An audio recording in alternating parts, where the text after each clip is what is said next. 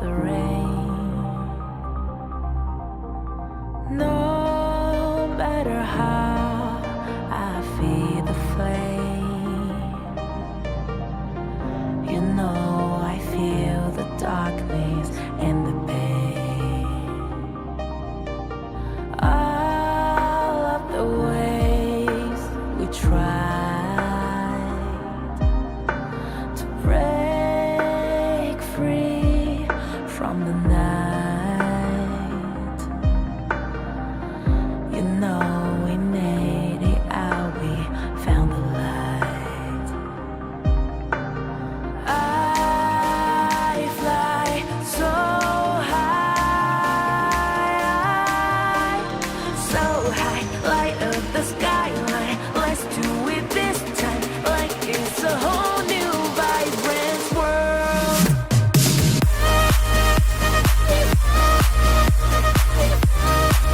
Like we're the only ones in this world. Like we're the only ones in this world. Now I see that I got everything I need. It's alright, I'm on fire, I'm alive, 'cause now I fly so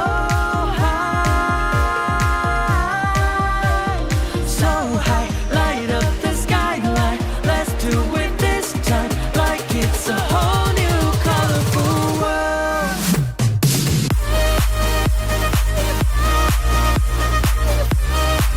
Like we're the only ones in this world.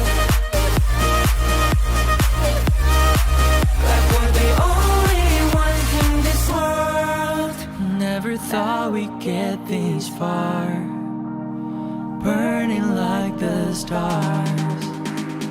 How we get this far, like we're the only ones in this world.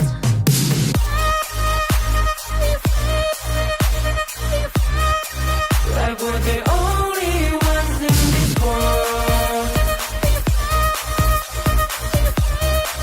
Like we're the only ones in this world.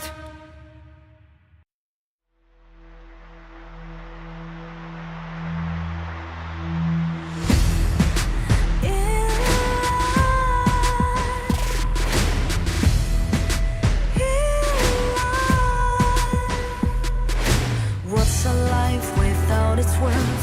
Compromising with what hurts inside. When you let fear decide your fate, you don't choose which path to take in life. In life, I'm finally letting go of everything that still holds me. I'm against all odds, but I won't give up, 'cause it's my time to shine. Standing in the spotlight, can't no one let me down. Destiny is calling high.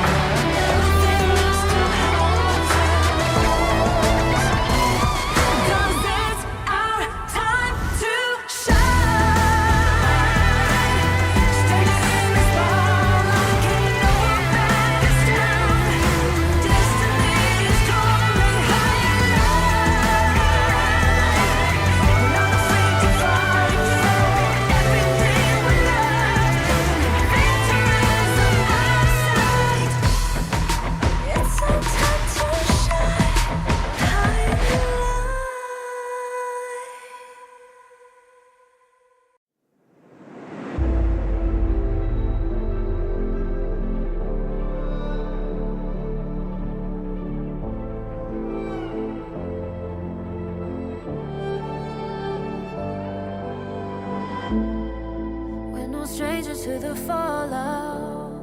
It's what got us here. Ever changing, some chameleon. Blood, sweat, and tears. We'll never make it if we fall to everything that brings us down. With a comeback is now. Blood, sweat, and tears. Fight for what we want. Doesn't matter the cost. Every day, put in work. Blood, sweat, and tears. Nothing comes overnight. Strength in numbers start to line. We don't bow to fear. Blood, sweat, and tears.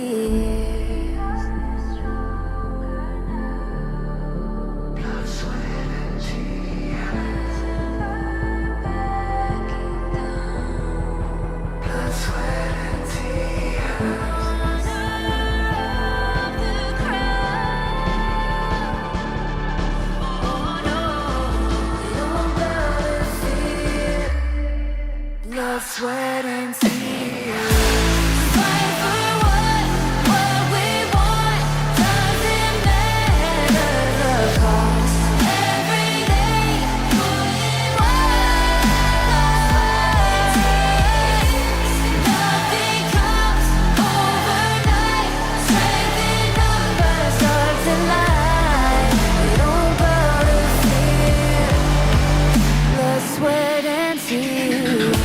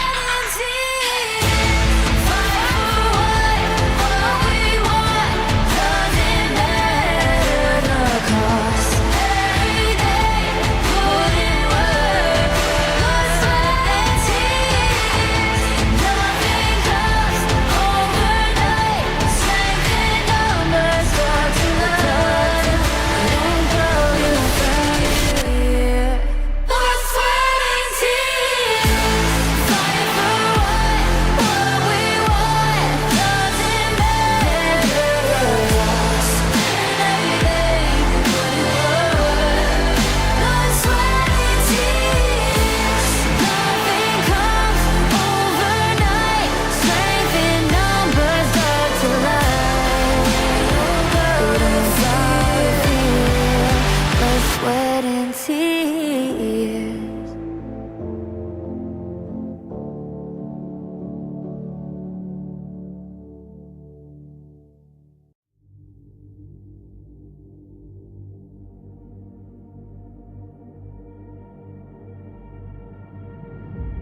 I feel it deep, flowing through my blood. Rising up to become someone. And taking it all on my own. What a sweet victory.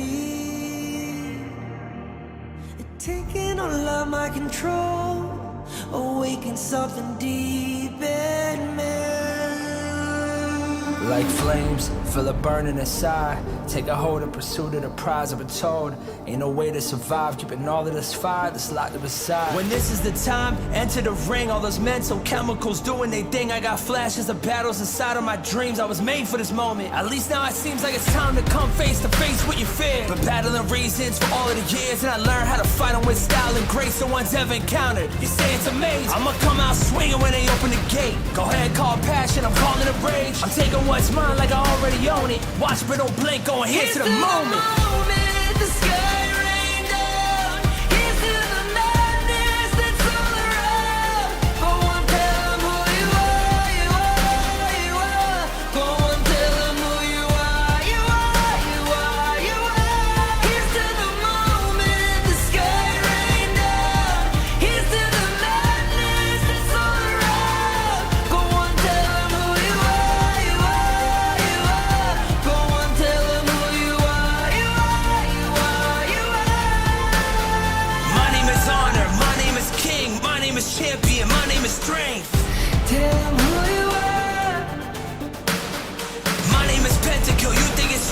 my name keep ringing inside of your brain.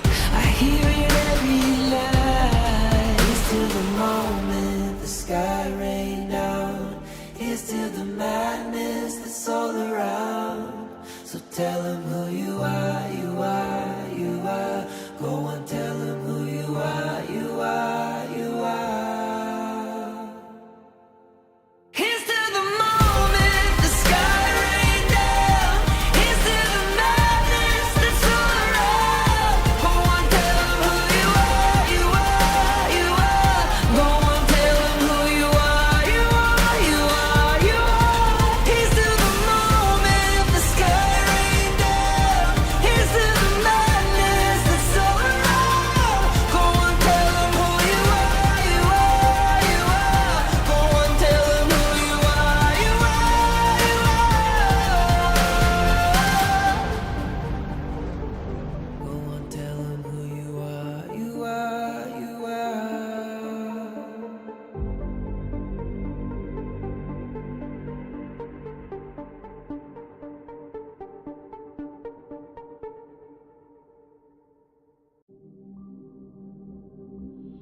In this world,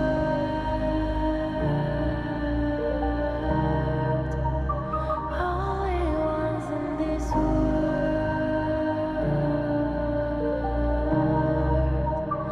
only ones in this call out my name, cut through the sound of the rain. No matter how I feed the flame,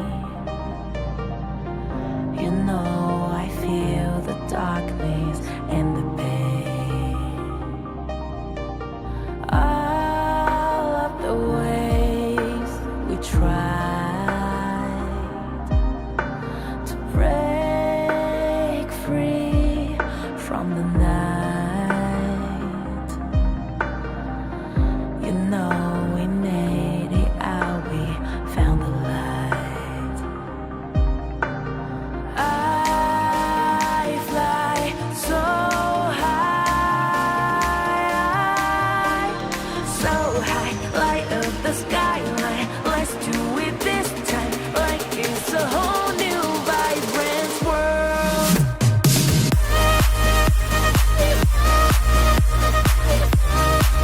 Like we're the only ones in this world. Like we're the only ones in this world. Now I see that I got everything I need. It's alright, I'm on fire, I'm alive, 'cause now I fly so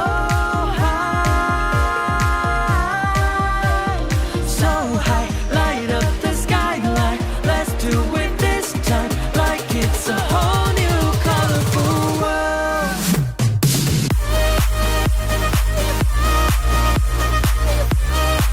Like we're the only ones in this world. Like we're the only ones in this world. Never thought we'd get this far. It's going higher. We're not afraid to fight for everything we love. Victory is on our side. It's our time to shine. Higher.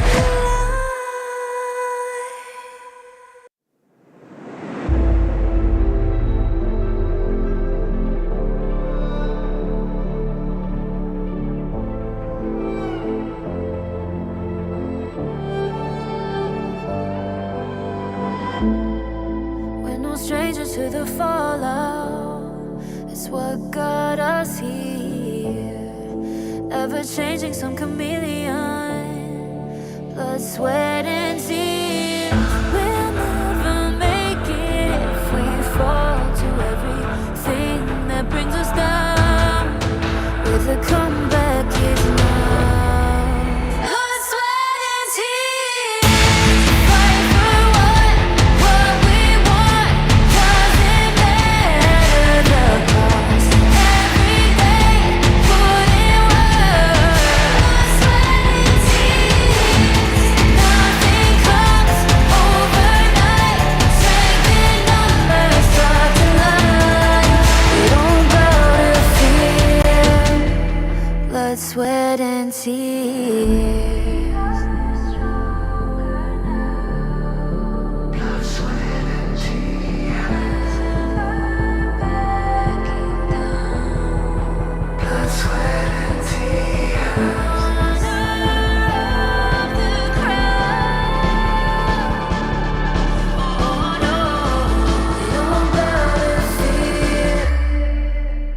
sweat and tears.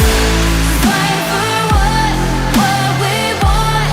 Doesn't matter the cost. Every day put in work. Nothing comes overnight. Strength in numbers starts in life. We don't go to fear. Blood, sweat, and tears.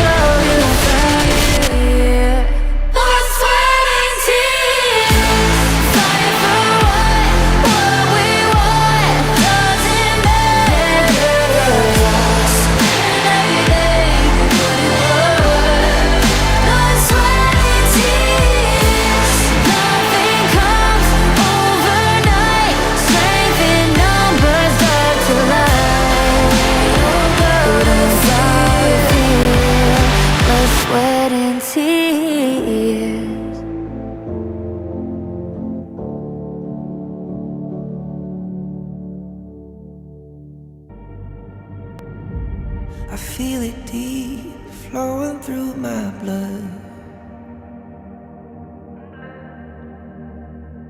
Rising up to become someone, and taking it all on my own. What a sweet victory. And taking all of my control, awaken something deep in me. Like flames, feel it burning inside. Take a hold of pursuit of the prize. I've been told ain't no way to survive, keeping all of this fire that's locked up inside. When this is the time, enter the ring. All those mental chemicals doing they thing. I got flashes of battles inside of my dreams. I was made for this moment. At least now it seems like it's time to come face to face with your fear. Been battling reasons for all of the years, and I learned how to fight them with style and grace no one's ever encountered. You say it's amazing, I'ma come out swinging when they open the gate. Go ahead, call passion, I'm calling it rage. I'm taking what's mine like I already own it. Watch but don't blink, going here to the moment. The sky rain down. Here's to the madness that's all around. Go on, tell 'em who you are, you are, you are. Go on, tell 'em who you are, you are, you are, you are. Here's to the moment, the sky rain down.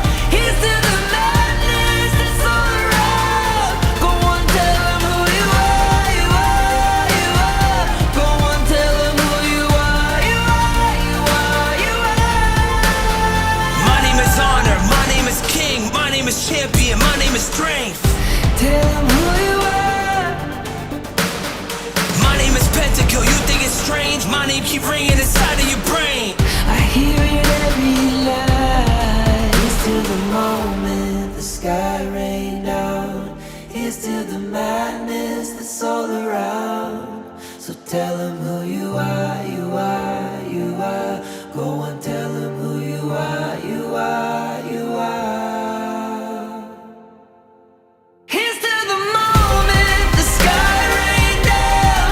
Here's to the madness that's all around. Go on, tell 'em who you are, you are, you are. Go on, tell 'em who you are, you are, you are, you are. Here's to the moment the sky rain down. Here's to the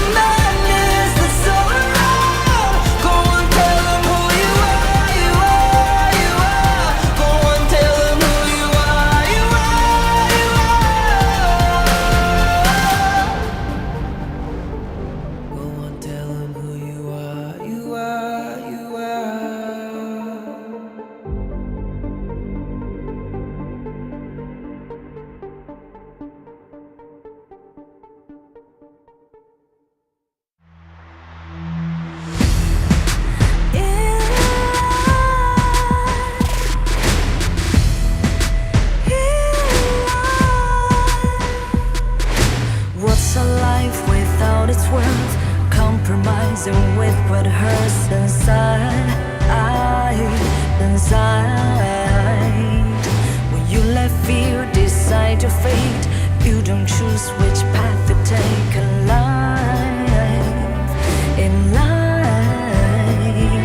I'm finally letting go of everything that still holds me. I'm against all odds, but I won't give up, 'cause it's my time to shine. Standing in the spotlight, can no one let me down. Destiny is calling highlight. I'm not afraid to fight for everything I love. Victory's on my side.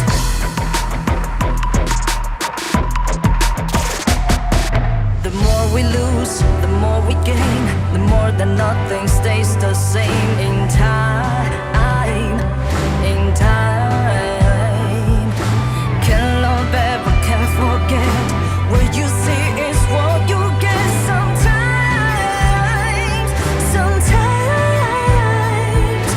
gonna show the world tonight, the light that shines inside us. We're against the odds, but we won't give up, 'cause it's our time to shine.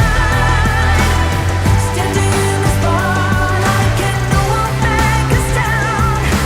Destiny is calling highlight. We're not afraid to fight for everything we love. Victory's on our side. Takiki takiki takitao. Takiki takiki takitao. Takiki takiki takitao. Takiki takiki takitao. Letting go. Everything lost to hold you. 'Cause it's our time to shine. Standing in the spotlight, can no one back us down. Destiny is calling highlight. We're not afraid to fight for everything we love. Victory's on our side. It's our time to shine. Highlight.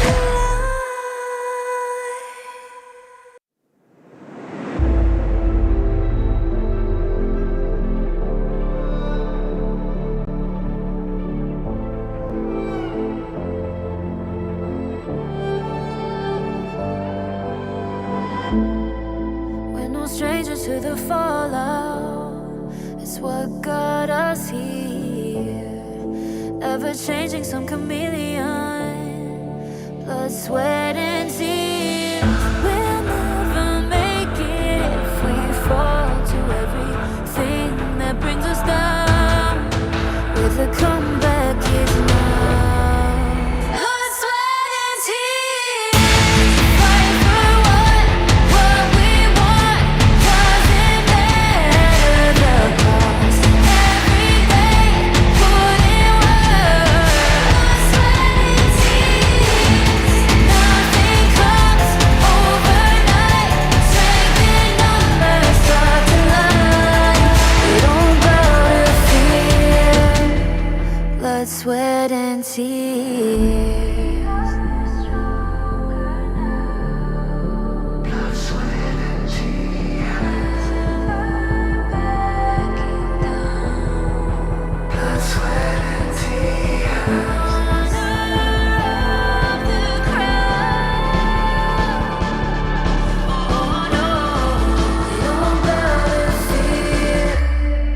Blood, sweat, and tears. Fight for what we want. Doesn't matter the cost.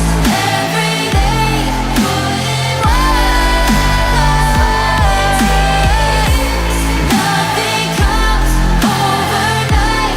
Strength in numbers starts to line. We don't bow to fear. Blood, sweat, and tears. Fight for what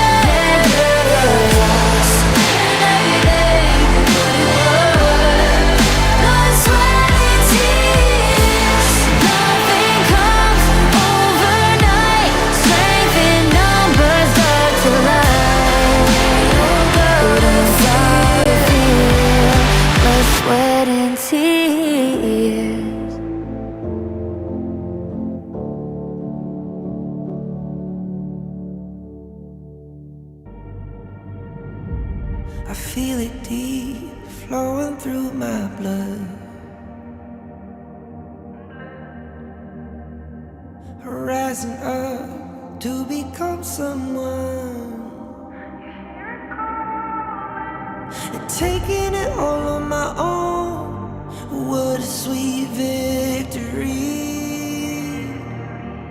And taking all of my control, awaken something deep in me.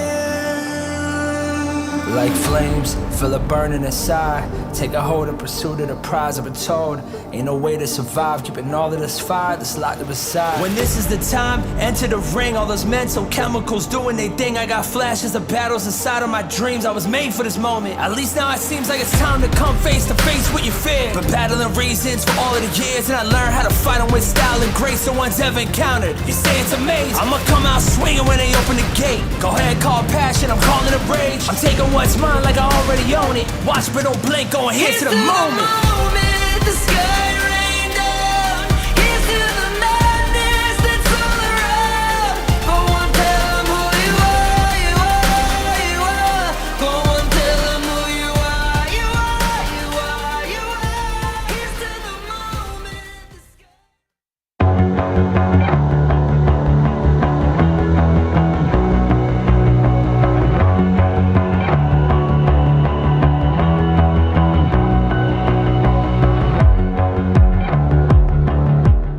Welcome to the 2024 Honor of Kings Championship, the pinnacle esports event of the year, where 16 best teams from all of the world clash on the stage for the ultimate glory.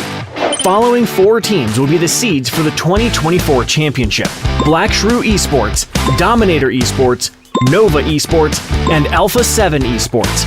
The other 12 teams are Kagandra and Mahadiwa from the host country Indonesia, Boom Esports and Blacklist International from the Philippines, Team Secret from Malaysia, Influence Rage from Brazil, Team Vitality from France, Fearless Esports from Hong Kong, China, Impunity Esports from Myanmar, Team Falcons from Saudi Arabia, Revenant Esports from Singapore, and Foot Esports from Turkey.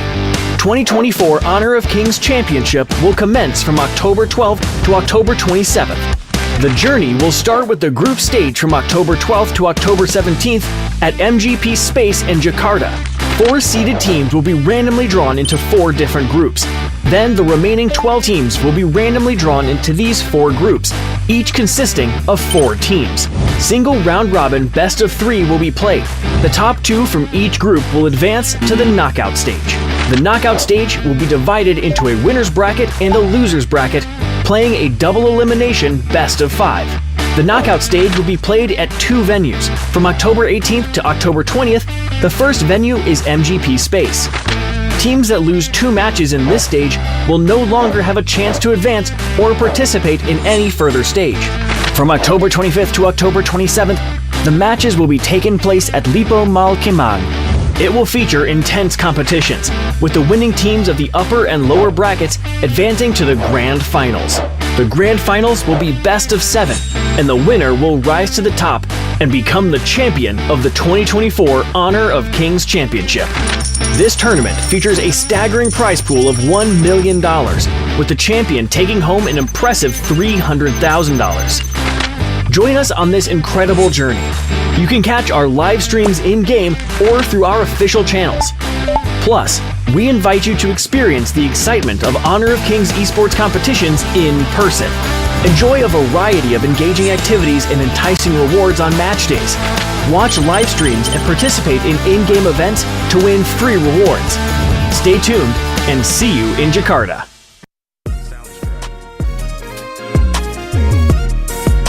We're gonna play some fun game which related to Indonesia's thing, which is like usually children that do. The first one is chap chip chup. Can you say it? 잡지비죠. 잡지죠. The rule is one player open his palm of the hand, and the other one put his point finger, and then the one with the open palm says like chap chip chup kambang kuncup. Chap chip chup kambang bub chup. I don't know. So one of you have to like move faster. Whoever catch the finger wins the game. So can we play? Can we play? Yeah. Which one going first? Okay, Linghua. Yeah. Okay, ready? Chap, chip, chup. No, wait. Chap, chip, chup. No, wait. Cap, cip, cup, kembang, kuncup. Okay, that's fast. Oke. So it's 1 point for Oil. Cap, cip, cup, kembang, kuncup. Chap, chip, chup, kembang kuncup. No! Okay, she's faster than me. Okay, switch. Okay. Winter with the open palms. Ready? Chap, chip, chup, kembang kuncup. Oh, my shoulder. Wait, did I do it faster or did I get him? You catch him. Chap, chip, chup, kembang kuncup. Oh, you catch it. They catch you. Chap, chip, chup, kembang kun. Ibu. Cap, cip, cup, kembang, kuncup. Curang, cup. So Chipeng wins the first game. Yay! So we move to the next thing. This one is like one of the dish, like a drink, special drink in Indonesia. Can you guess what it is? So next one is you have to guess. Kalian akan mencoba sajian dari salah satu daerah di Indonesia. Do you have idea what is this? It's a blanket. It's a blanket. It's a blanket. We're playing hide and seek. Oh, are we meant to like? Oh, okay. We're meant to come for some kind of wrestle. If you know what I mean. You have to wrestle. We have to hop. Right? Okay, so it's called gorengan. Gorengan means like frying. Like it's a side dish, but it's all fried. So it's called es kuwut. Oh, it's kiwi. No, es kuwut. Askut. Es pisang hijau. Oh iya. Yep, es pisang hijau. Boleh silakan sambil dicoba. Es pisang hijau, a traditional dish from name a city. Name a city. Start with M. M. Manado. No. Malang. Makassar. asal. It called sarung. It's a large tube of or length of fabric, often wrapped around the waist. Do you have the idea how to wear it? But just like No, I got it first. Okay, he's copying me. this one, you know? No. Put it on like all of to your left or something. Oh, Okay. Yeah. And then Again, and then you. Oh, this? Yeah, Like this? that. I know. Yep. Winter is right. Bruh. got it first. I mean, it's not that bad, but What if I ask you to rate this from scale 1 to 10? I mean 5. 5? Yeah. Bobby? 9 分。 9? Nine. Oh, you like it? Okay. 9. Satisfaction 9? 10. Oh, someone's like it. 8. Okay, Megumi scores 8 and Limpa? 7. 7. Oh, okay. So yeah, well done. Okay, like this. Okay, thank you guys. Bye-bye. Bye-bye.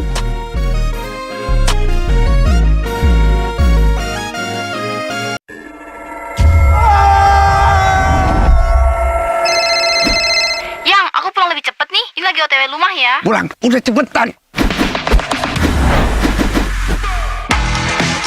Teknologi fast cooling dan iFeel membuat ruangan dingin di setiap sudut. Dinginnya nyebar, langsung chill, auto nyaman.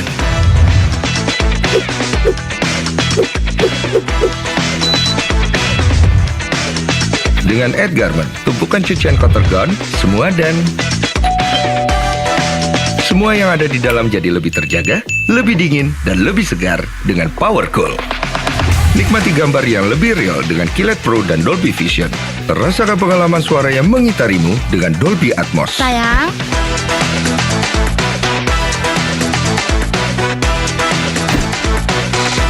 TCL, semua jadi mudah.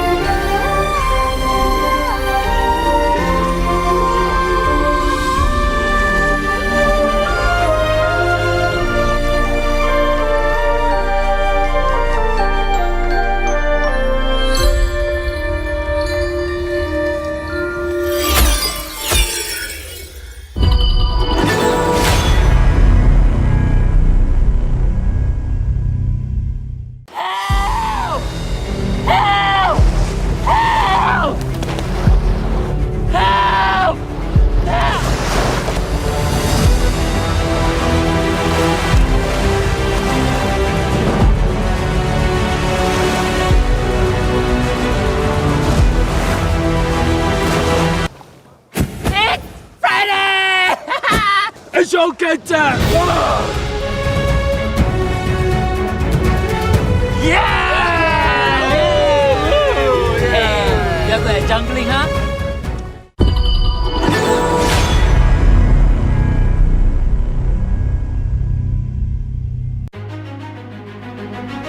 Hi everyone, I'm Yuhan, and I'm the official 2024 HOK Championship Observer. The tournament highlight of the day is here. 3, 2, 1, showtime!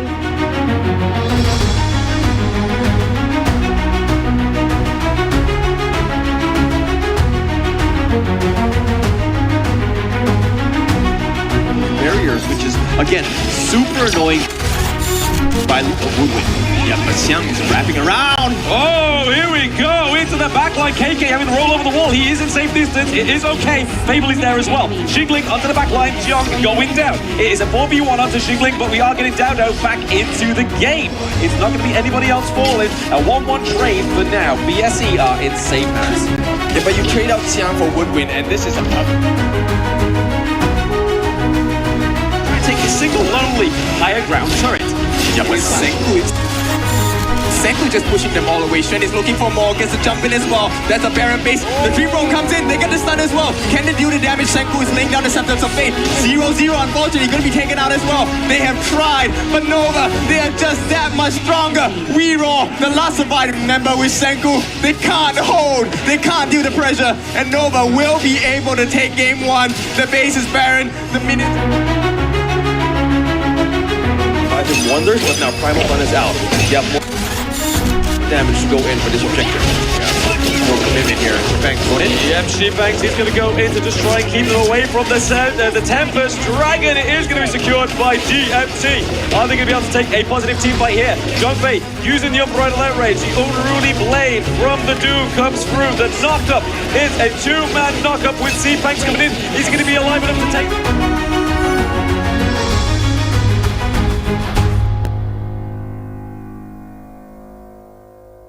我常常在想，如果我不执着于梦想，我的人生将会如何？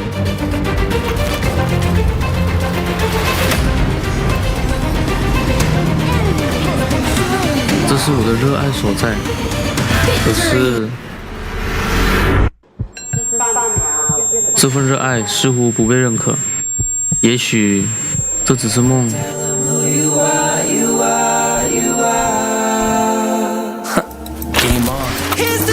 就让热爱、勇气成为我追梦的燃料。要实现这梦想，就必须马上行动，做就对了。HOK 或许就是我实现梦想的地方。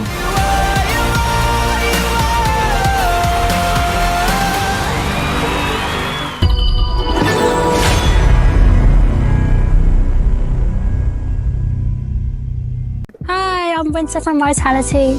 Hi, I'm Yao Yao from Vitality.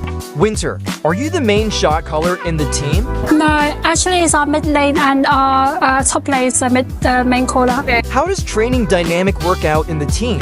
Are you able to keep up with the boys? Yeah, from the start it's a bit tiring because we have to play in full focus for maybe like 4 to 5 BO3s a day, but then now I'm coping well with it.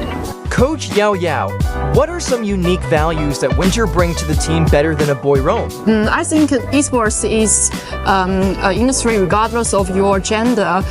So the reason why I choose Winter to be our starter is because she is capable of it. She is patient and is willing to communicate with all the players. That is really good. Do you think we are going to see more female players on highest professional esports stage in the future? Yeah, I feel like it's an honor to be the first, and I feel like obviously there will be more in the future. I think it's very exciting for us to see more and more ladies would be interested in this game, and as long as they can see both of us get on stage and have the courage to have a try, I think it's worthwhile. ကျွန်တော်ရဲ့အပိတ်တံမှာအခွင့်အရေးကိုအမြဲရှာဖွေနေပါတယ်ကျွန်တော်လက်ရှိဘဝကိုပြောင်းလဲနိုင်မဲ့အခွင့်အရေးပေါ့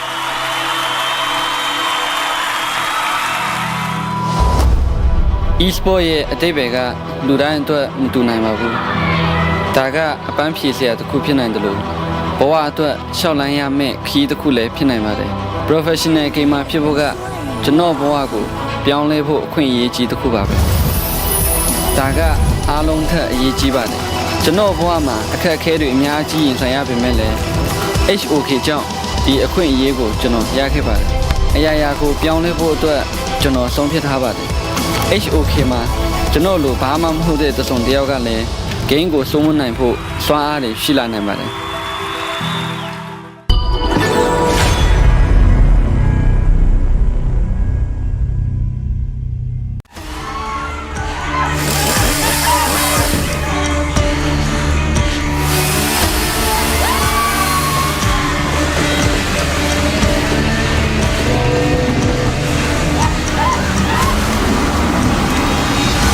It's Friday! FLCK Day!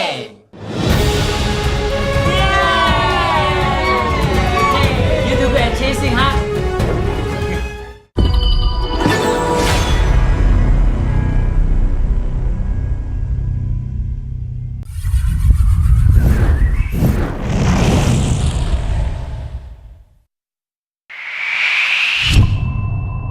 A gente pode agora, dá pra fightar. Eu acho que a gente tenta procurar joga double smite, não, joga double smite. Eu posso engajar em cima do aqui, o golzinho aqui. Calma. Ó o Gong. Ó o Byron, o T em cima. Vai, smite. Bank mesmo. Cuidado, Byron. Fui no Gong. Tô nela. Shieldei. Tô na Gong. Cuidado da vai entrando, e o Byron. Nice. Ó a área. Precisa ver, tá? 先去带下，兄弟们。不对。先带下，怎么说？我绕好啊！来，兄弟们过来呗。有手法。张飞差点。我后啊。打前面到，看关注。我跟那个。你妈逼了！这个马可满血的。还没有闪啊！来，这个死。我上波来！来，大家没有闪，跟不了，这个跟不了。没事一波。对面要有红啊！你们两个。可以去跟攻吧，等下路口哈，跟着马可打前面。好。可以。算了。跟着马可打前面。可以。打伤吧，等下。挂到2，小心。先放红吧，哪条红先？可以啊，刚好等龙哎。我刚好要进化。让你们自己打。不要急。他们自己打。先打这个，把军事要过。跟着 B 罗。来吧，开。跟着 B 罗来，上路来。看我二，来。2了3个。很急对面很急，我点他先。别急，我这边解救，我来。双大压连，双大，先杀压连。没到。前面打。赢到。上死。那边。靠。我到4手，告。攻门锁。我点住好。攻门。带了。别急，快点。我操，开始。点打下，我操！我去找红贝，没问题，红贝没人，直接打，就打到这边打，我看到这边要连了，安琪拉跟我，秒龙，安琪拉过来跟我，这边卡住，安琪拉过来跟我卡，叮当，这边卡住，打他状态，对面2个大残，你们小心，梦奇残血了，来还能打状态，别急，回来，梦奇大残，把龙秒了，跟着上路有超级龙去护线，好，把龙先秒了，我们来了。一波了，我分狼气量，我先。我找他，过来，我找他。哎，快点抢我，快点打 ！OK， 一波了。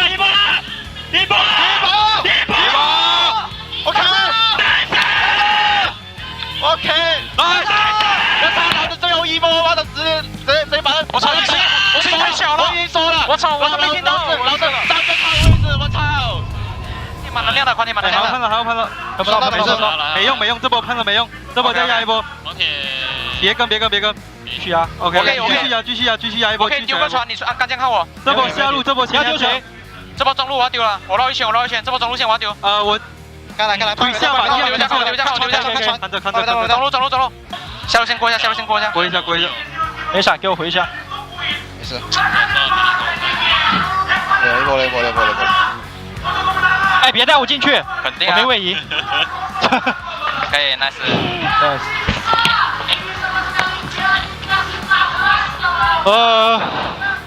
就这么结束。Ken, you want die. Nice. No purify. Nice, care Marco. Ken mid. Sabar. Ken mid. Ayo agro. Look this. Just kill. Nice. No purify. Ayo agro. Marco, no purify. No purify. Okay. Low, Monch. Ken, tower. Nice. Play up.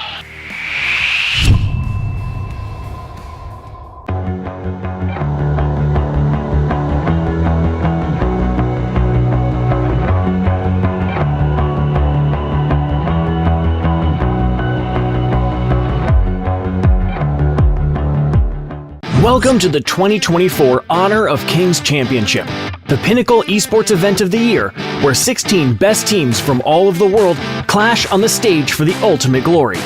Following 4 teams will be the seeds for the 2024 championship: Black Shrew Esports, Dominator Esports, Nova Esports, and FLCN Esports.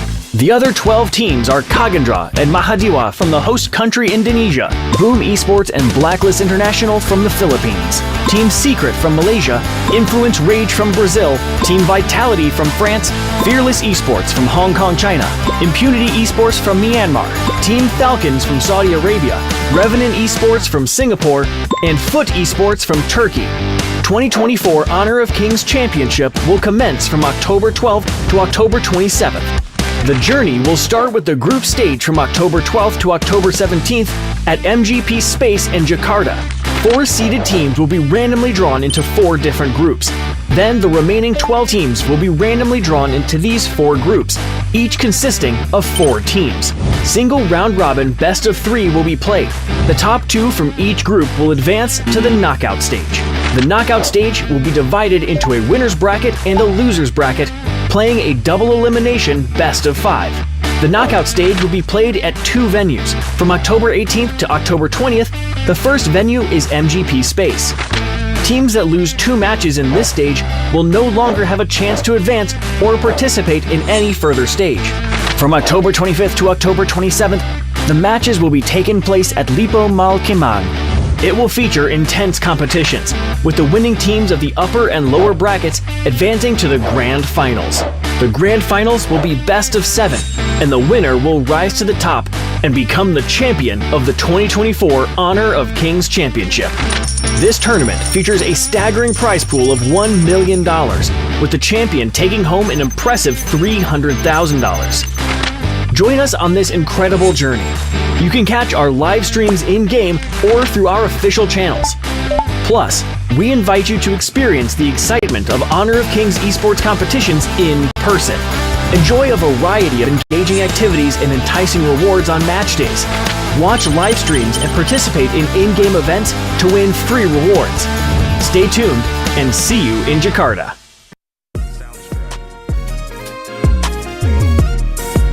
We're gonna play some fun game which related to Indonesia's thing, which is like usually children that do. The first one is chap chip chup.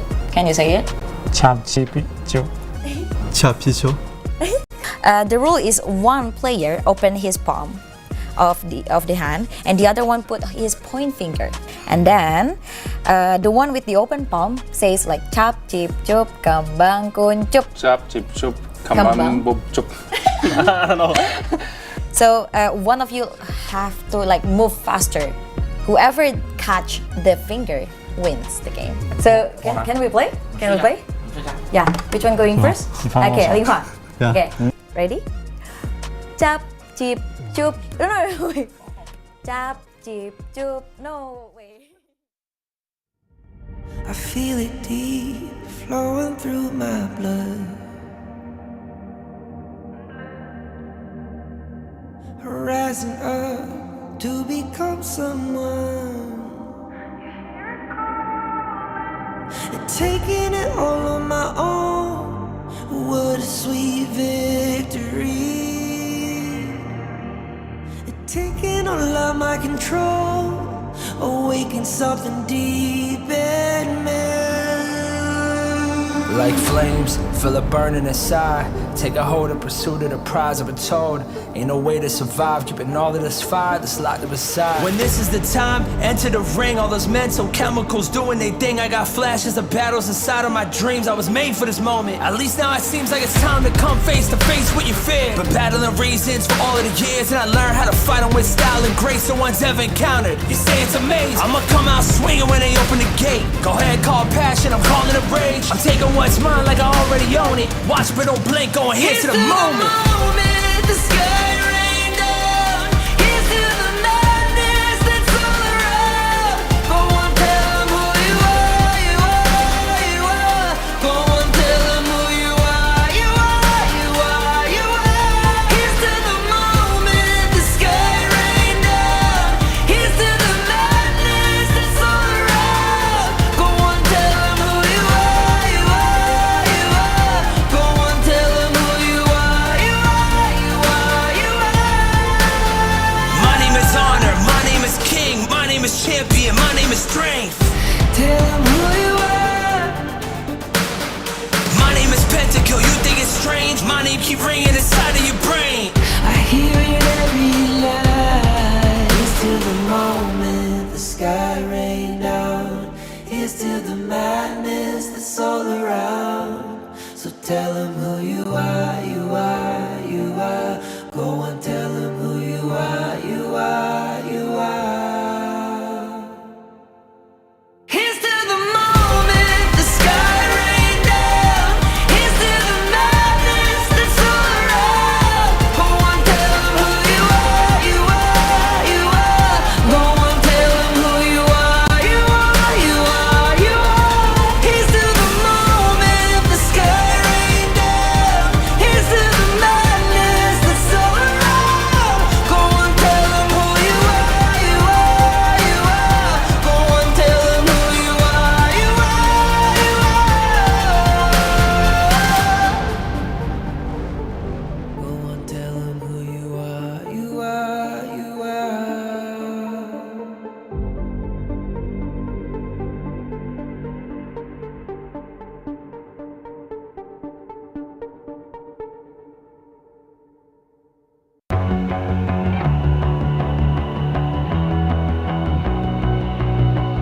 You've walked through the darkest night. You've heard the crowd, felt the blinding light. You were standing there when your heart comes alive. It's a dream of a hat, and it never dies. Right here, right now, give it all, get it out. Never a surrender. I fight and never fail. I am a contender. A challenge I can feel. The smallest lies become the brightest enemies. Relentlessly. And even if you fall, you gave it everything to be a king.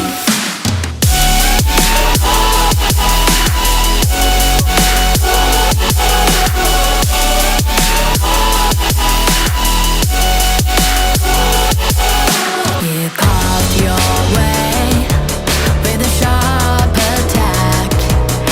You watched it all burn, and you never looked back. There will come a day when your fears will rise.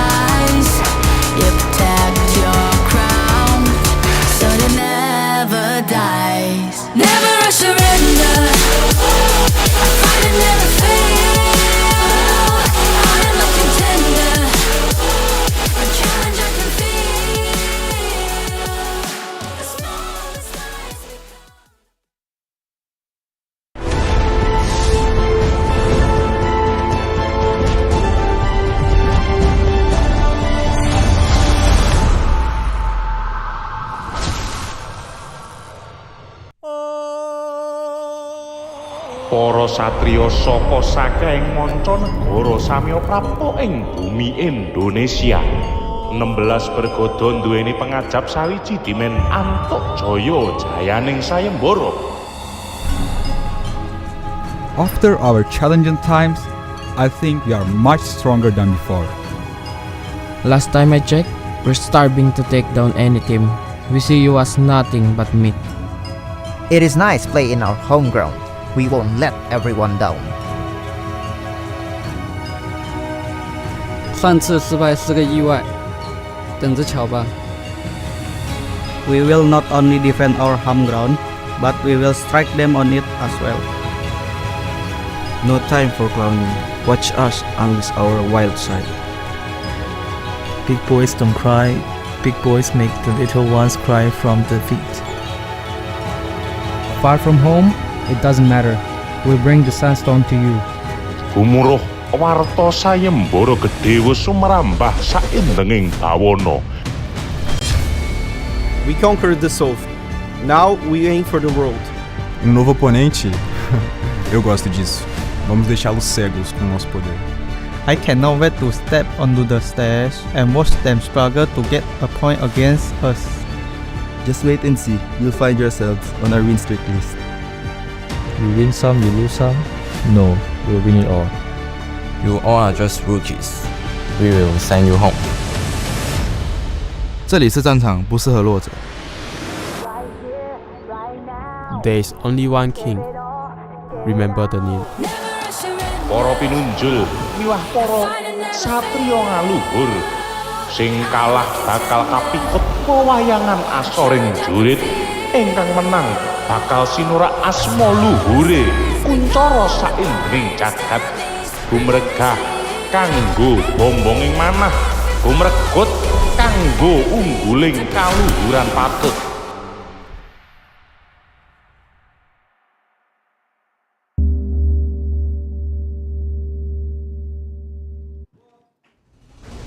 After 6 days of grueling group stage, we have entered the next phase of the competition. So welcome to 2024 Honor of Kings Championship, the knockout stage. My name is Sabila Aprilia and I'm with. I'm Darius Lin and we're so happy to be back here with all of the supporters because right now we have the best of the best as the stakes have increased and the road to the grand final has come to closer and closer. So supporters of the Honor of Kings, are you ready? Woo! Alright. Pastinya mereka semua udah siap, mereka semua udah ready karena kalau misalnya kita ngelihat kemarin pada saat perjalanan seluruh tim yang ada di group stage benar-benar membuat kita happy banget dan kaget banget karena banyak sekali kejutan-kejutan yang diberikan oleh masing-masing tim. Nah maka itu sebelum kita melanjutkan acara dan juga pertandingan hari ini Sabila, let's now look back at the group stage that brought out our final 8 teams. Hi everyone, I'm Yuhan, and I'm the official 2024 HOK Championship Observer. Catch today's most exciting moments. Come and watch your favorite players in action.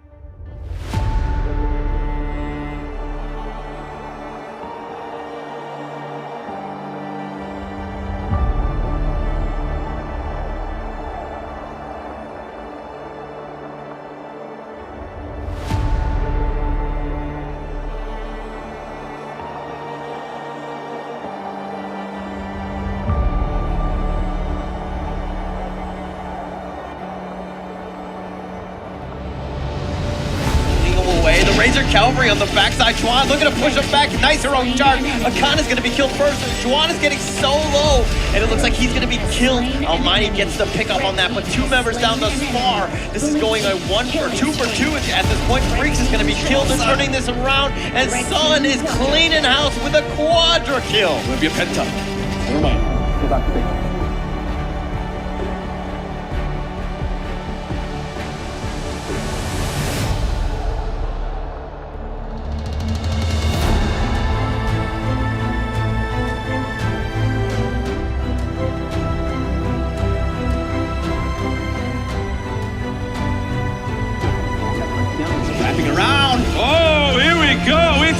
backline. KK having to roll over the wall. He is in safe distance. It is okay. Fable is there as well. Jiggling onto the backline. Jiong going down. It is a 4v1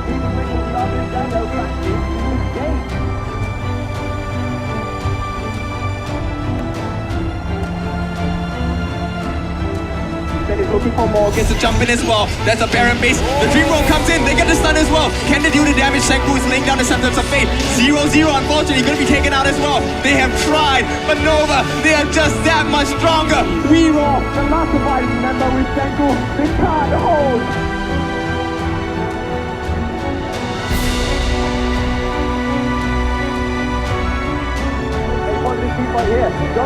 Using the upright alert rage, the unruly blade from the Doom comes through. The knockup is a two-man knockup with C-Fangs coming in. He's going to be alive enough to take the damage. He's going to be the block.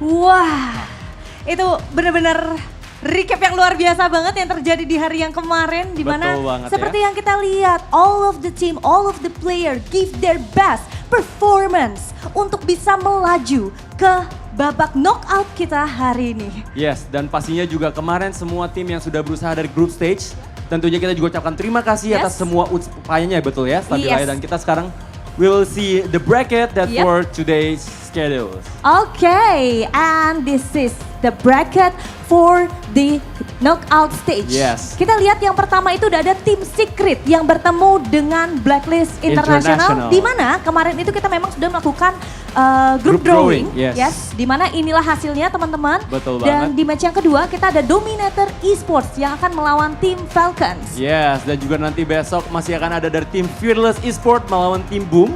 Dan juga dilakukan oleh tim Nova melawan Blacklist Esports. Stabila. Yes, betul sekali. Nantinya untuk sistem kita kali ini kita akan ada double elimination di mana buat teman-teman nih yang akan bermain mungkin akan kalah gitu. Jadi yang kalah intinya mereka masih punya satu nyawa lagi. Satu kesempatan ya, betul banget ya. Dan kita ada hari ini adalah acara yang ada permainan luar biasa dari tim Secret dimulai dari jam 3 dan juga dari melawan Blacklist International. Yes, dan di match kita yang kedua kita akan melihat adanya tim Indonesia. Dominator Esports akan bertemu dengan tim Falcons. Di mana Darius, mereka nantinya akan bermain best of 5 series. So cukup berbeda dengan permainan mereka ataupun dengan sistem pada saat group stage.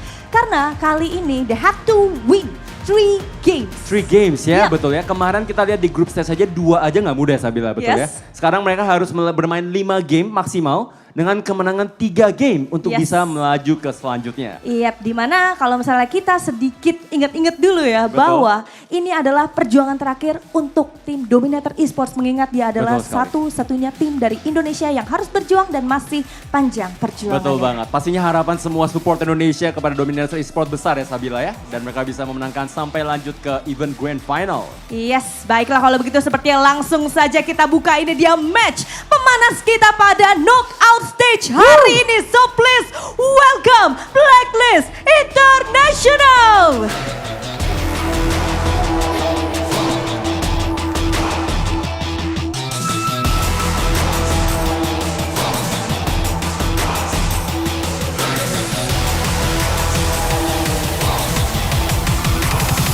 And the challenger, Team Secret!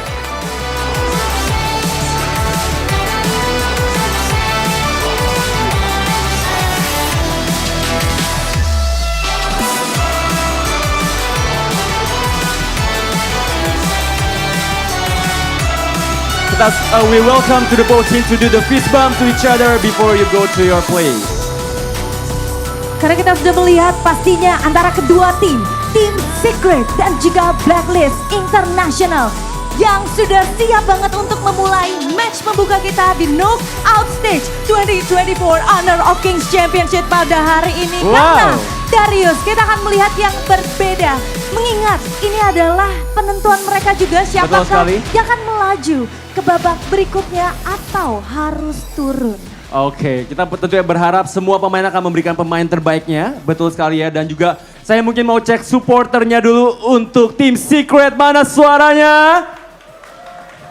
Okay, and now supporter of Blacklist International. Yeah, Alright. right then. So we can wait to see our first match today. So without any further ado, let's give it to the casters. So casters, Take it away. Thank you very much, hosts, and it is everybody at home. Welcome to the knockout stages of the 2024 Honor of Kings Championship. I am Blam, and with me today I have Ola and OSX. We're going to be covering the two best of fives today, and man, when that draw was coming through, I don't think any of the teams could have wished for a better outcome. I mean, there's probably one team that could, but these two teams today were very happy with these results. Yeah, and it's going to be Team Secret and, of course, Blacklist International. Both of these squads, I mean, Team Secret was almost undefeated. They lost one game against Alpha 70 Sports. High expectations going in as the #1 seed. Yeah, making everything work is brought to you by Realme, the official gaming phone. The Realme 13 Plus 5G, 120 FPS performance at max, featuring Dimensity 7300E processor with VC cooling technology and 80-watt super fast charging. Yeah, that's the phones right there being used by our players. Yes, so this is the phone that has been powering the tournament, but let's have a look at the powers behind the teams today. Team Secret, take it away, OSX. Yeah, we've seen Team Secret perform yesterday, and they had really a loss, just in a game, but not in the series. But they have performed still on how they want to bounce back. It's Yuan, Shisan, Sun, TNX, and Suwon. Similarities on playstyle on both. Something tells me that farm lane heroes today should really be tested. Yes, and if you could just run me through Blacklist International, please, Paula. Yeah, it's going to be Chaz, Golden Kite, Juicy, Aaron, Chemi, One, and this is a squad that, you know, I mean, they did lose to Dominator Esports, but they did beat Mahadewa and Food Esports. That secured them a spot into the second slot here. Really big ups to Blacklist International because they really showed up here. Yeah, I mean, this is one of the two of the Philippine teams that we have in the knockout stage, right? So the other one unfortunately got matched with Fearless Esports, but I'm pretty sure Boom will do their best in that next, the other best of three tomorrow, best of five tomorrow, sorry, between those two teams. But right now, it is going to be Blacklist against Team Secret. A matchup that has never happened before yet within the global esports scene. Yeah, it's a good thing that we are trying to see how the teams really wanted to reap, how they wanted to do sacrifice on the group stages. But right now, for you guys who's watching on your TVs, TCL X955 QTV LED HR 5000 nits is just the best way to go in making that 240 Hz display. And going back to our thought there, Team Secret and Blacklist International, they have ways to climb up their groups, but today they're meeting for the first time. They are meeting for the first time, and it's going to be interesting, right? Because Blacklist, obviously, they were the second seed of their respective group, and then Team Secret were the first seed of theirs. So we can kind of say that Team Secret had a little bit more of a stronger footing into this, but hey, they were second place in the Season 2 Invitational. They got quite far within EWC as well. I believe it was the quarterfinals they got to. So this is not a team to take lightly, and because they've never played Blacklist before, I think they can't take them lightly either. Yeah, and I mean, it's one thing to kind of to talk about the teams here, but also you can get an opportunity to win the ZOU, the Purple Thunder Blaze. All you need to do is log in from now until, you know, Halloween, and then all you need to do is kind of just check out the app, check out the in-game app to kind of see exactly how you get that app. But, you know, it's just a matter of watching here. But, okay, Team Secret and Blacklist International, you talked about the fact that during the draw, these teams kind of seemed happy that they got set up with one another. Yeah. Your thoughts on that one? I mean, we were speaking to TG beforehand, right? And we was wondering what team would he like to be drawn against? And it was Team Secret, so hey, that is it. But I mean, the knockout stages have just started right now, but obviously the second phase of it will be switching venue to Lippon Mall Himang between October 25th to October 27th, which is where we'll be seeing those semi-finals and grand finals take place in a much bigger venue, so bigger capacity for everybody to be watching the best of the best. Yeah, and also to add note to that, yesterday we've seen also how they did the draw as well, but I think Blacklist is just getting more confident in facing Malaysia this time around. And then when they asked them who would you want to face, yeah, this is the day that they need to overcome. It's against Team Secret. As we head on to the draft, both of them has very similar patterns in terms of their farming priorities, and it turns out like Lady Sun and Lady Jean is one of the favorites here by these two. Yeah, this is what I expected though, right, on the side of TS. They ban out the Orgren because Juicy, that's his best performing jungler to date. So with it being the knockout stages, he has to formulate, or at least Coach TG has to formulate a new pick. But it is going to be Chami picking up the Dharma, which again was a quite contested pick that I found out between these two teams when I was looking through the data towards the beginning of today. And it looks like Blacklist are going to get it. They had to either ban out the Dharma or the Orgren, but they decided to go for the Orgren. Yeah, and one of the top 3 choices as well, HOKC, Dharma is ranking 3 from the 2 ladies that we just mentioned, and it gives so much power in terms of clash lane pushes, and this is what Blacklist International wants to play with. Having control in the clash lane, probably in the first minute or so, that could give also tempo for their team too. But for Team Secret, the idea, it has been like kind of like a situational power pick option for Team Secret to use, but in the right hands, the idea is just really stubborn to control. Yeah, I mean, Yuhan has actually been playing the more of the Enchantress kind of supports that we see compared to the tanky side that we see on Blacklist, as you now know that Chaz locks in the Zhong Fei. So going for the Zhong Fei, one of his probably biggest win rate heroes for himself, Chaz, but I'm very excited to see the difference between these two support playing styles, right? So you've got the Enchantress like the Diadea, you've got the Zhong Fei with the great counter engage that you can kind of try and use that Unbridled Outrage to stop that Unruly Blades coming through. But it is going to be Shishan picking up the Ganamo, which we saw yesterday, a fantastic performance. Yeah, and also a great peel too, and a lot of teams demonstrated that what could be the possible great way of amount of damage that you can dish against a Zhong Fei or anybody in the front line is just Gun and Mo. Whether in the front, whether in the back, you just need to be protected most of the time, because the moment you got spotted by the Gun and Mo in the hands of Team Secret, they know how to use this properly and make everything work in their favor in frontline peels. Yeah, I mean, I believe this happened between the two Indonesia teams yesterday, right? They took the Zhong Fei, the opposite team took the Gan and Mo. Didn't quite work out the way they wanted it to, because they was trying to just take that one moment, that one opportunity, that one shot to use the Unbridled Outrage to catch out the Gan and Mo, and it only worked once or twice. But we see the Angela and the Lady Shen being banned out. One thing on Gan and Mo is that I actually, going into this tournament, I was actually kind of laughing at Kin, because he's been preaching Gan and Mo so much. He's just been saying how good it is. Yeah. But the thing is that it's been picked 10 times already in the group stage. It has a 70% win rate, so I got to give props where props are due, and Kin is actually kind of right on this one. Hey, I mean, we all do learning that sometimes, right? And Kin, I mean, we said this yesterday, right? A broken clock is right at least 2 times a day. And Kin, I'll give it to him. It can be right sometimes more than 2 times, but that time he was right on the Gan and Mo pick. But we see the Charlotte being picked here for the side of TS. Again, another prominent pick that we've seen through the group stages up into the clash lane. So it's going to be Chami going against Shu Wan's Charlotte. Yeah, also Blacklist banning out the Renji, even the Luong. They have no farm lane just yet for Team Secret. And this is like the average kind of counter for the ladies to be reached from the back line. Ooh. And most of the cards that they have done is complete protection for this hero alone. Their win condition, the Han Shin and the Princess Frost, we've seen the wonders of these 2 heroes alone to dominate like 0.5% of the map. And it will work. Depending on how Team Secret would like to address this, even hold it through in the early game. Yeah, I mean, this Han Shin pick, right? It is Friday, friends.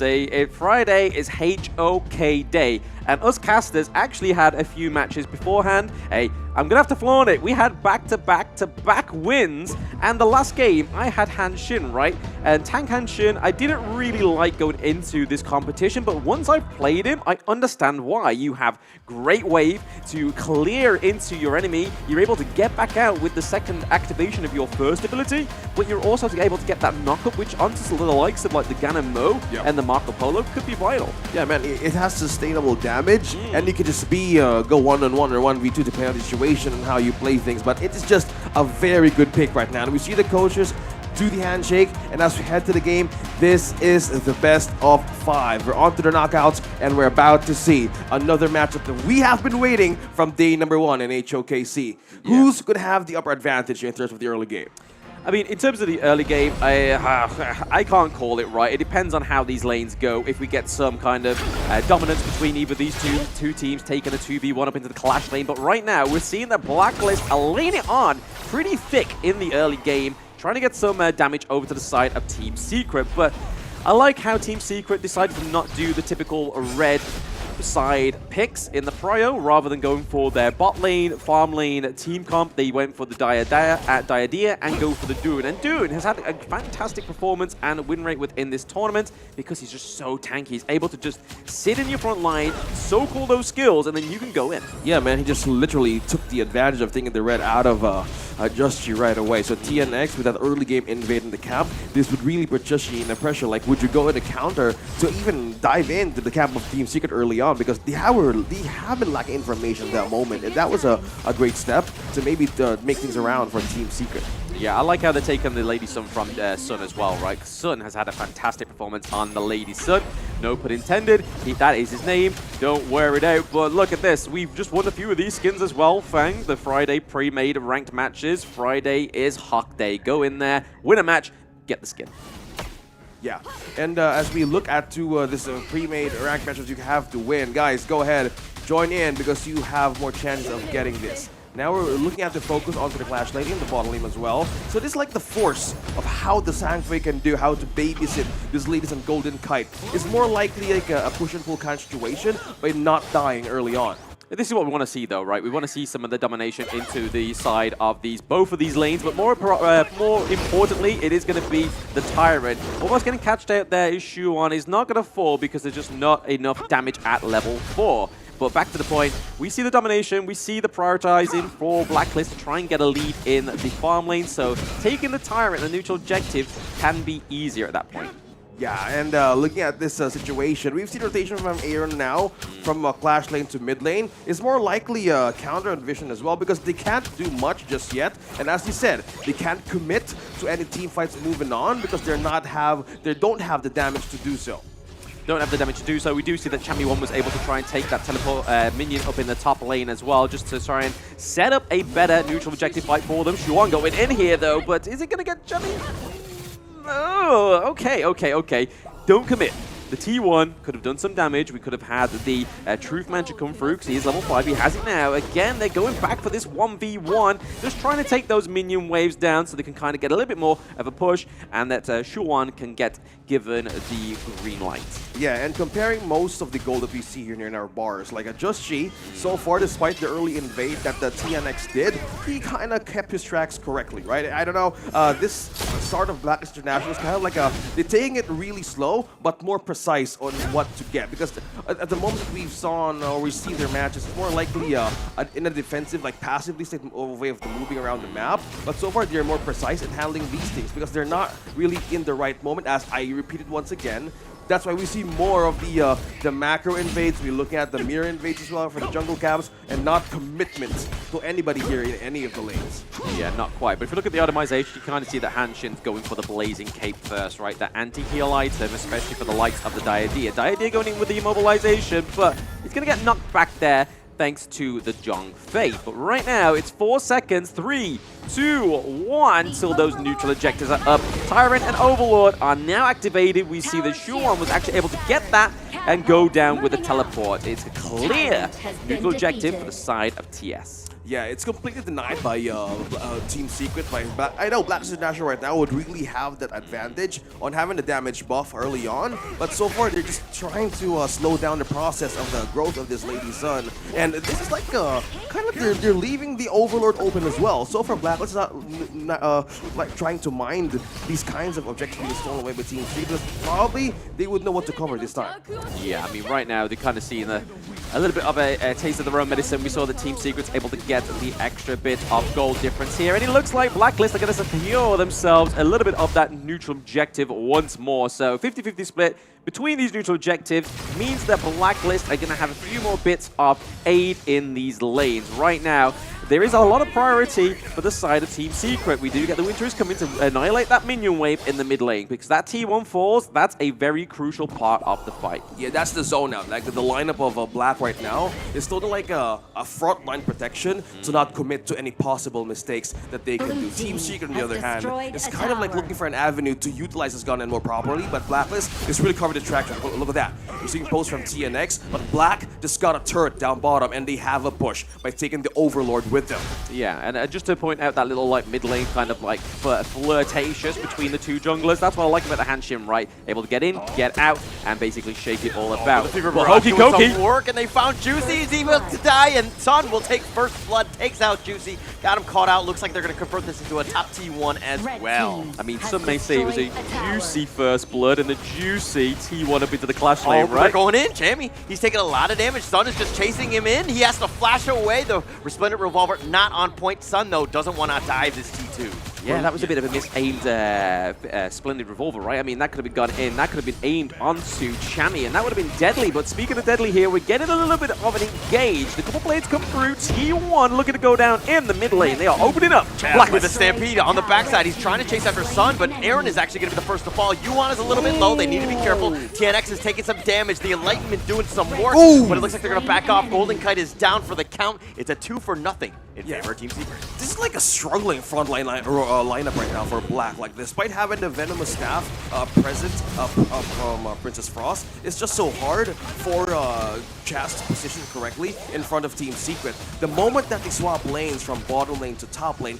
it was like a clear call that they have the enough efficient items, and they have been so good in rotating and forcing out a lot of resources out of Chaz. So that's why it's so hard. It was so hard for them to be in the front line most of the time. Yeah, starting from the bottom, now they're here. But we now see that TS is able to build up the Doomsday, but also the attack speed boots. And then TNX was able to get that Eye of the Phoenix, right? So we saw in the itemization in the early part of the game, that was looking at those the second tier items. But here we go. Replay. They found Aaron. They caught him out. Juan is continuing to run. Chami, Formless is back. Now, Team Secret is really good at taking one kill, converting it into other towers. It looks like this is going to be a free mid T2 here. They know how to crash in, though, right? I mean, they had the minion wave coming through. It was only 1 or 2 minions, but that was all they need. They need a few minions and a dream, and they can make things happen.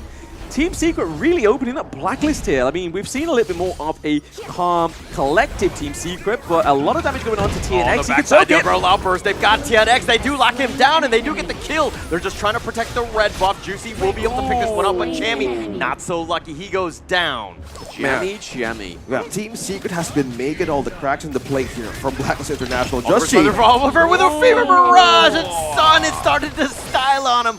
Finding Juicy and being able to pick him off twice, that's got to be a disaster and a real feel-bad moment for Juicy. It's like a slow and painful death. Right? Going in for this one. They dives over the wall. Golden Kite is going to be killed. Juan continue to chase, throwing out those tri-slashes like they're going out of style, and Aaron's going to back off. Okay, we see the lineup of Black right now completely struggle. Chami can't find avenues to use that ultimate out of Team Secret, but even for Revolver, Yuan, they're going to get out of the way. Chami thought about going for this, but the winner is here is going to zone them away. Team Secret, not able to get to the bottom T2 at the moment. Yeah, I mean, Aaron on the Princess Frost, it's not doing as well as we thought it would, right? The zoning mechanics cannot come through because they are playing on the back foot. They are behind around about 5k gold, and the turrets are just falling left, right, and center. The T2 up into the Clash lane looking pretty low as well, but if you look at the itemization, you see the Eye of the Phoenix, the Blazing Cape, the Scepter Reverberation, the Sparkforged Dagger. That attack speed's already activated on the Marco Polo, and he has the Doomsday. Those abilities and basic attack are going to hurt. Yeah, not yet for the Shadow Ripper though for Golden Kite. They're leaning towards like a more of a defensive passive play now because they don't have the damage to do so. So we see the lineup struggle once again and the lead slowly building up on 6k. Chami looking to go. He gets a nice truth, connecting out of 3 with the Unbridled Upper, and they start to smash it down. They've got 3 thus far. Make it 4. What a play by Chami 1. Wow, what a setup, right? 5-7. That's exactly what Blacklist need going back into this. They got to make sure that that Clash lane doesn't get taken out there. We see that Chami is rotating around, but this is a little bit of a lifeline, right? This doesn't happen 2 times in a match. If it does, it's on the backs of Team Secret. Finally, an opening for Blacklist International. They have been waiting for that ultimate to show from Chami 1. Again, it wasn't even a perfect early game for these two.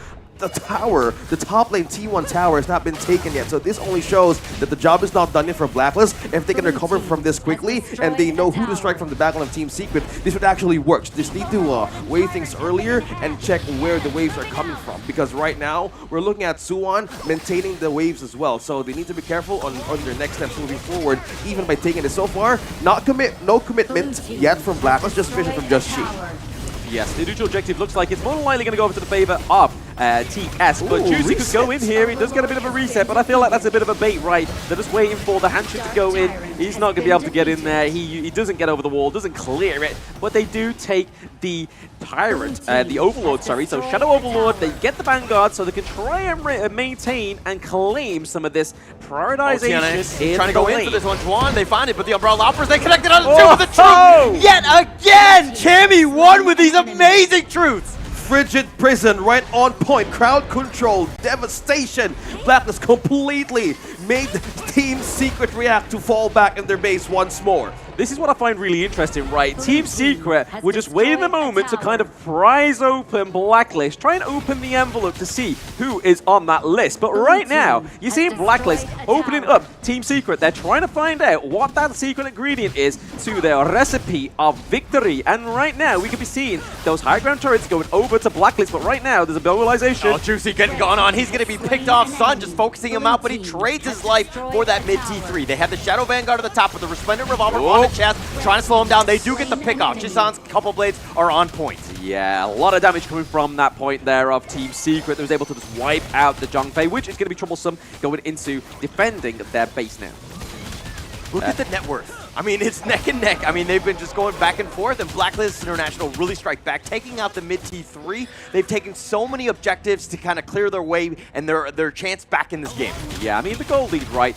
It's something that we saw earlier, that Team Secret was leading with about 5k gold. It's crazy, but now Blacklist, the Jammy Chammy himself, getting those two fantastic truth mantras. The crowd control is crazy. Yeah, completely crazy, man. Like the Vision Sprite. This is the new thing on the battlefield. It's a new mechanic. It is now available from October 17th, 31st. Now, going back on how Blacklist International was lacking that lead. Now, slowly, they're closing it in for almost 1k against Team Secret. And if they keep on doing this, they would have a chance to do this. So, more likely on the same situation from the early game that they were losing. But 3-man here is going to walk hiding. into them. They find all 5. The Unbridled Outburst pushing him back, and they have it on the backside. Chisan getting a little bit low. Needs to be careful. The winner is here. Is not enough. Aaron is going to take out Chisan, and they want more. TNX is on the run, but on the backside, Juicy muddying on too deep. He's trying to get away with the resistance assault. He dashes. Chaz goes right in for the stampede, but Suns, Fever Barrage, not doing enough damage. Jamie still continuing to fight. Juan wants it. He gets Golden Kite. He gets the pick off. They get Jamie as well, and take out Aaron. That's a 3 for 1. Yes. Wow, what a team fight. I thought that Zhongfei was actually going to be able to turn that to the side of Blacklist, but it wasn't. It was literally Team Secret. They just had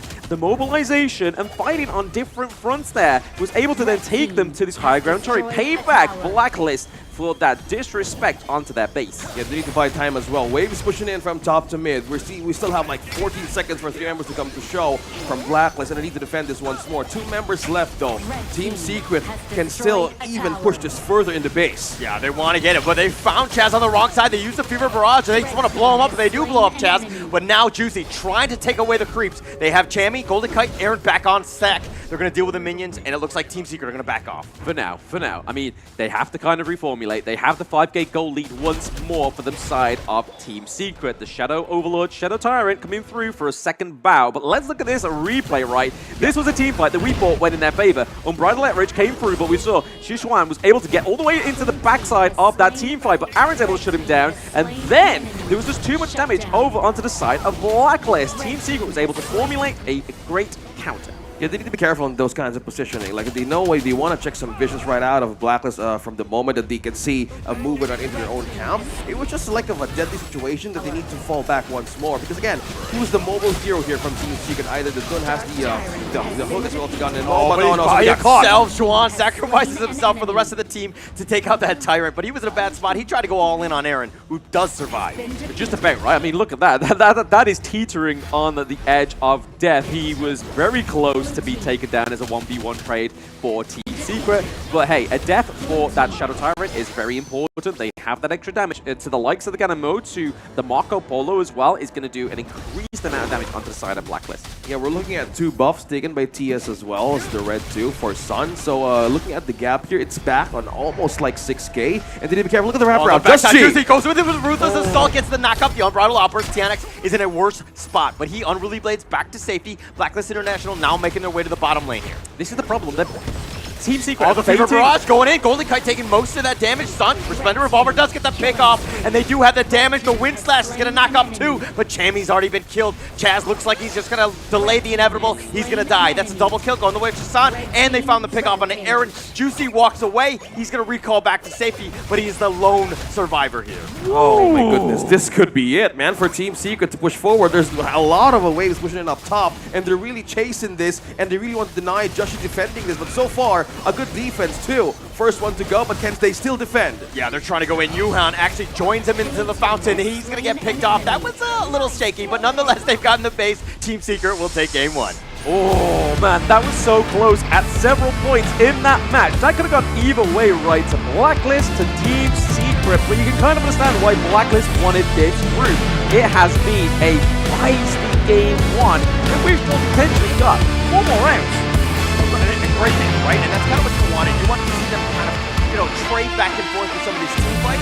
In the end, Team Secret were able to find that one good team fight that just took them over the edge. Yeah, and we've seen that moment before, but it was like the Lady Sun doing the work and clearing off the base. They know how to divide. Like Team Secret, from the most of the games that we saw and how they performed, they know how to divide, they know how to conquer, they know the strength, right? That moment when the outburst was released too early and they got picked off like 4, it was like a go signal right away for Team Secret to go into the base, because that wave coming from up top was the perfect scenario to end the game quicker.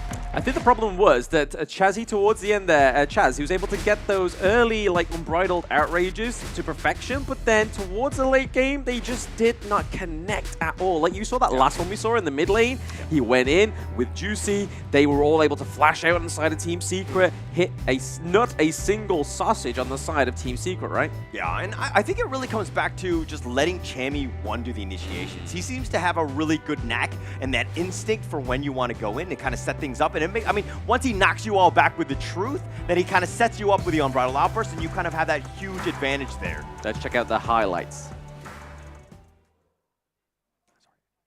Hi everyone, I'm Yuhan, and I'm the official 2024 HOK Championship Observer. The tournament highlight of the day is here. 3, 2, 1, showtime! We're back to where everything started for Team Secret. Blacklist would really want to patch things up with their broken blade, but it was just complete destruction from top to bottom. This came when they switched places from the bottom lane, head to the platform. Yeah, this was a game one of just trying to make sure, or trying to even limit test what was going on in this game one, right? So we saw many times, especially the first team to do so was Team Secret. So they were able to open up Blacklist, and then towards the end, we saw that 4-man rare control from Chammy 1. So you can guarantee, right, that Dharma is more likely going to get taken off in the Prio Bans of Game 2, right? It kind of felt like Chammy 1 would need to do something like a play. Like, he has been doing it at the perfect angle. The layering of that outburst was totally perfect. But when Team Secret knew on how Blacklist layers this kind of initiations or team fighting prowess, they read through it. Like, there were some scenarios they were really baiting out that outburst. Despite having the Tyrant with them, being out position as well, this gave them so much time. This gave them so much comeback too. But this specific moment when Chaz let go of the outburst earlier, this was it's like a clean scenario to push things forward, and Blacklist completely was defenseless, and the base was so slowly becoming more open to Team Secret. Yeah, some of the trick shots from Aaron were perfection, right? But in the early part of the game, he was definitely sort of the weakest link within that team comp, right? So they know on the side of Team Secret, hey, this is how we open up Blacklist. Aaron doesn't look as confident as the rest of the team, so we'll go and take him down. We'll take that team fight in the mid lane. We'll take the T1 as well, maybe even the T2, and we'll just open it that way. But then after that, it's kind of like Blacklist was like, right, okay, so you want to jump on Aaron? We are going to jump on you, and that's when Chammy started to activate. But unfortunately, for the side of Blacklist, it wasn't enough to take game 1, but they may take game 2. Do you think Juicy on the Hanshin was 100% comfortable on that hero? No. No. I didn't think so either. And I think the pressure of the Diadea as well, the immobilization, was just like hard to kind of dumb around, because the only CC immunity you have is on his ultimate. But speaking of MVPs, it is going to be Sun. I didn't expect anybody else, because with the Splendid Revolvers, the Fever Barrage from this guy was literally on point. 31% damage, 17% damage taken, and then 7 kills, 1 death, 6 assists. Yeah, we've been waiting for this Marco Polo here to be picked up by these teams, right? And for the last days of the group stage, we've seen it push through, but Team Secret here had more ways to have utilization over the counters farm lane of Blacklist International, mainly because of how slippery and how invulnerable or vulnerable the teams are once he dives in with the Fevered Barrage. It's just that the mechanic of this guy alone completely deals so much pressure in the side of Blacklist. Going back on this draft, what went wrong here? Like, look at 136 on Just G being on defensive. As you guys mentioned, Diadea was becoming one of the problems on the front line, and Zhangfei and even Dharma can only do a little bit much, and they need to sacrifice more of their life to make a play out of it. Yeah, I mean, this is the problem, right? The Hanshin, you can see, and the Zhangfei here, this was all to try and take down the Gan and Mo. But we see that Xishan only died twice, so this actual function of these two heroes didn't make sense. So I feel like going into the BP next time, Blacklist either need to pick up the Orgrim, because we know Juicy's had one of his best performances on that hero, or go back to the drawing board, maybe take the Dune for themselves. Yeah, I think probably going with the Dune. I mean, the Ogren was banned, and they were in the Yuan as well, both juicy heroes, so they were really trying to focus on him, make him play something that he's not as comfortable on, and I kind of felt that in this game. Unfortunately for him, I felt like, you know, if he was on something, if he was on the Ogren, I think Blacklist International actually wins that game. Yeah, I mean, with the Ogren, with the Dune or the Ogren, right, you then have Chami on his signature pick on the Dharma, which made the most out of this one, 9% of the team fight rate. He was the guy that started everything, but you can kind of see down here as well, what they were going for on Team Secret between the Diadea and the Marco Polo is the fact that immobilization on the Diadea really sets up the Marco Polo to go in with the Fever Barrage, or even just pick him up with a Splendid Revolver.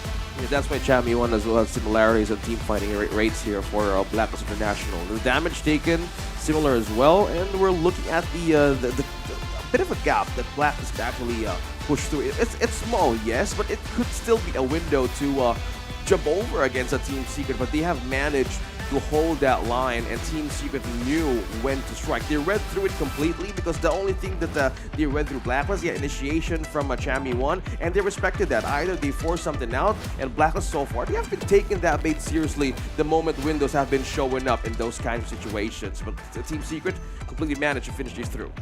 Yeah, I mean, Team Secret, you can kind of see there on that gold graph, right? There was 2 peaks in that game, and then you can kind of see the little glimmer of the peak of Blacklist. It was just kind of like poking out the water like a little iceberg, you know? But then you've got to uncover all the rest of that iceberg on the side of Blacklist, and I think that's where the BP makes sense, right? They need to go back to the drawing board. The Hanshin, like we've caught up there, we saw in that gameplay that maybe not the most confident we've seen Juicy on a hero in the jungle, so maybe a little bit more for formulation, maybe bring out a little bit of a surprise. But nonetheless, I'm pretty sure that a Blacklist will come swinging in Game 2. And again, like I said, we could still get another 4 games right.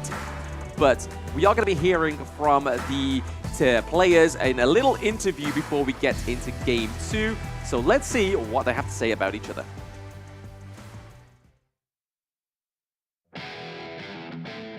Hi everyone, I'm Yuhan, and I'm the official 2024 HOK Championship Observer. Now let's invite the players to share their feelings from the tournament. 这是教练给我们的任务。马可要先发育到3件套，然后再带领队友去打团战。Actually, we have already have a chemistry because Aaron, Chami, Just G, and me, our team already in the past game. That's why we build chemistry easily. 就像平时一样打训练赛这样子打就好了。我们还是会用全力去跟他们打的，因为我觉得我们不比他们差。Because this is our first tourney in HOK, and this makes us pretty solid as a team. 如果你们遇到我们的话，准备被我们3比0吧。There we go. We hear Sunsei ready to be played by us with a 3-0. I mean, they're already a third of the way there. Team Secret Sun thinking very confidently and speaking very highly of that Marco Polo pick.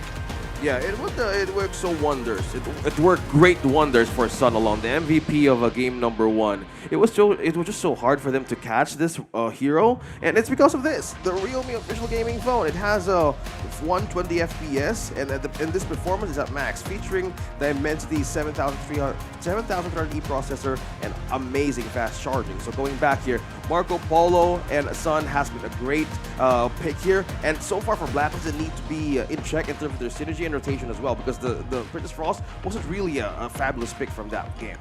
Yeah, but I mean, here you can kind of rate and support your players, right? On Hot Camp, rate your favorite players in the championship and stand a chance to win exciting in-game rewards. So make sure you go onto the website and leave a little bit of a feedback for your team, for your favorite teams. They may even read it, but don't put anything too harsh. Yeah, and I kind of want to talk about the fact that, you know, Blacklist International, when they had that small advantage, I mean, they did a great job because of the fact that, of course, they were playing with Friday Frenzy with one another, right? And they were kind of being able to play and just kind of, doesn't matter what rank they are, they're able to play together. But all jokes aside, if we're going to talk a little bit about, you know, Team Secret here, there was a moment where Shisan got picked off. They were fighting 4 versus 5, but Sun was just like, hey, I got this. I got the damage. We're able to turn this. That takes an extreme amount of confidence and just understanding the limits of Marco Polo, because they were able to turn that fight and they ended up winning because of that. Yes, and HOK Day means that you get to have a chance at winning these skins, right? So when winning the first 3 pre-made rank matches, you are guaranteed 1 free skin, and this is running from the 18th to the 25th of this month. For details, go into game and check out the event overview. But I have to think here about this BP, right? It's a little bit interesting. I've put a little X down to Hanshin. I mean, he's got an X in his name, but that's not where I've put the X. I put an X right at the end because I feel like that is probably one of the weaker parts of that BP. But if you go and follow over to our channels for a chance to win the Realme 13 Plus, so from today till Halloween, you get to go over to our channels, our social medias, follow, put into a comment your championship teams, who you think is going to win, and you may get a chance at winning the Realme 13 Plus. But almost getting into those BPs, I feel like we can kind of see maybe a Diadea Prio ban on the side of Blacklist, where they are banning out the Organ once more on the side of Team Secret. So it is no secret they don't want the Death Precipice or any kind of Path of Passing on the Gorge in Game 2 once more. They're respecting Just Chi right now. Team Secret banning out the Ogren and the Musashi. Looking back on their games from Dominator and from MD, it was like either the Ogren and the Dune that has been a very great pick for Just Chi, mainly for Blacklist International, to pair it with the Liu Bang. So far, I'm kind of leaning towards like, what if they go back to where they're comfortable with? Again, chemistry and synergy was completely working in that interview, and maybe it's just maybe a bad pick on how that kind of composition was addressed against Team Secret. So Dharma right now, with the priority pick that they have, they would really secure it, but still, the Ogren is not open. So I think Dune here could be a great option for Just Chi to be taken, since they have the advantage for this one. Yeah, I mean, Team Secret going over to the blue side makes a little bit of sense here, but it's going to be more likely the fact that Blacklist wanted to take those farm lane duos on their priority picks, and they do. They go for the Long, they go for the Zhang Fei once more, but it does mean that TS can actually pair in the Dune with this Dharma, and that could spell disaster.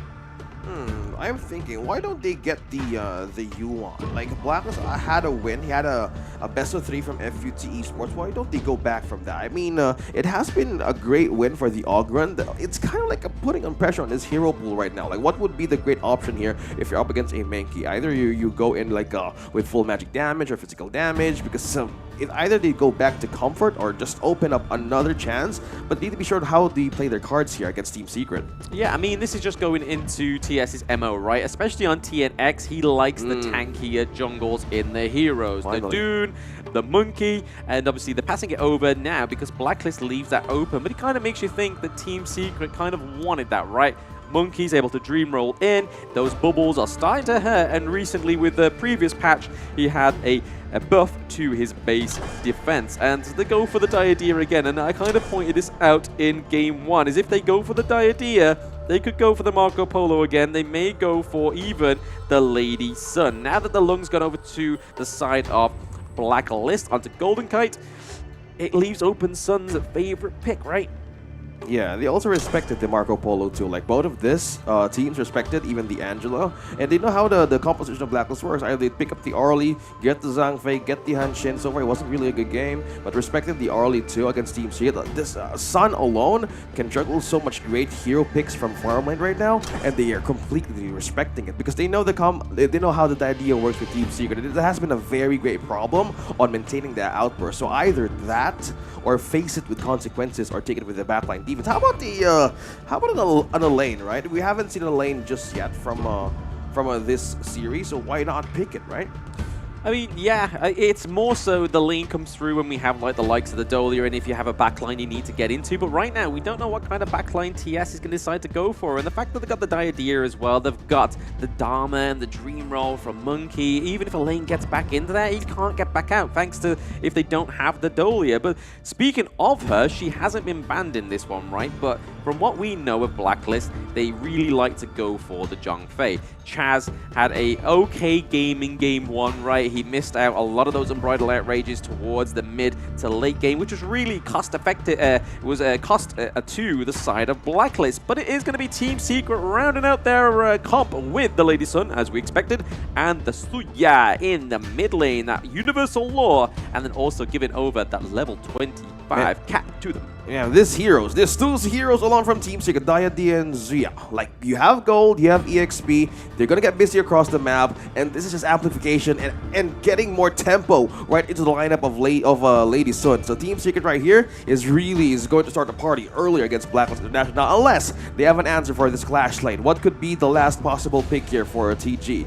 And it's gonna be the Byron, okay. Not for the lane, but a better option to either burst run now, because they know two of these heroes will be mobile, but not very invulnerable for damage. Yeah, I like the Byron pick. Recently buffed as well, so he can be built a little bit more tanky, right? So he has a little bit more sustainability when he gets into those team fights. And from what we've seen within the group stages already, Byron is there to kind of just gank at the back line, try and get into the brush, try and not get phase checked by the Dharma, and then go in there, use the force field suppression, able to gain that massive amounts of shield, and then obviously get those knockups as well, because he lays the smackdown in the early game. So most times out of 10, Clash 1v1, Byron takes it. Yeah, they need to really slow down this Sia. With Sia and also the Diadea, the Team Secret knows how to play the map here, and they know how to put the pressure right onto their opponent. So if Blacklist would see opportunity for one person missing on where to target either one of them, they need to slow them down, because once they hit level 15, if you're Suya, that's one of the best ways you can give the blessing to and just wrap up your late game. Yeah, I mean, that is one way you could look at it as well, right? We do see the Diadea going in for a little bit of mobilization, just a little bit of poke, a little bit of cheeky sort of banter between Chaz and Yuhan here with the Diadea onto the Zhongfei. But right now, it is pretty early game, right? I don't think we're going to see any aggressive invades, as you can kind of see. Dune, Juicy there, just trying to get up those gold acquisitions for himself, trying to get those items, because he really needs those to soak that damage, especially when it's being paired against a monkey, right? You have the toughness, you have more rotation, you have frontline defense, like full sustainability, right? For those of you using this, you have advantages in terms of great defense, as well as proc for your passive with the Z. No wonder right now they're using it as much as possible, because this is like the early game EXP tempo booster that they can do as Team Secret. No wonder this time around we were seeing Aaron and Justy rotating together as one, because in the first game, it has been a very difficult start for Blacklist. Many of the invades, but they need to keep their tracks covered here. I mean, the Lung's going to be good into this one, right? The Ride the Wind, the Flaming Palms as it gets on. I feel like if they have the same problem with this game 2, like they did in game 1, that Blacklist can kind of just play to their own timer, which is the Lung, right? Get the items off, but at the same time, they've got to...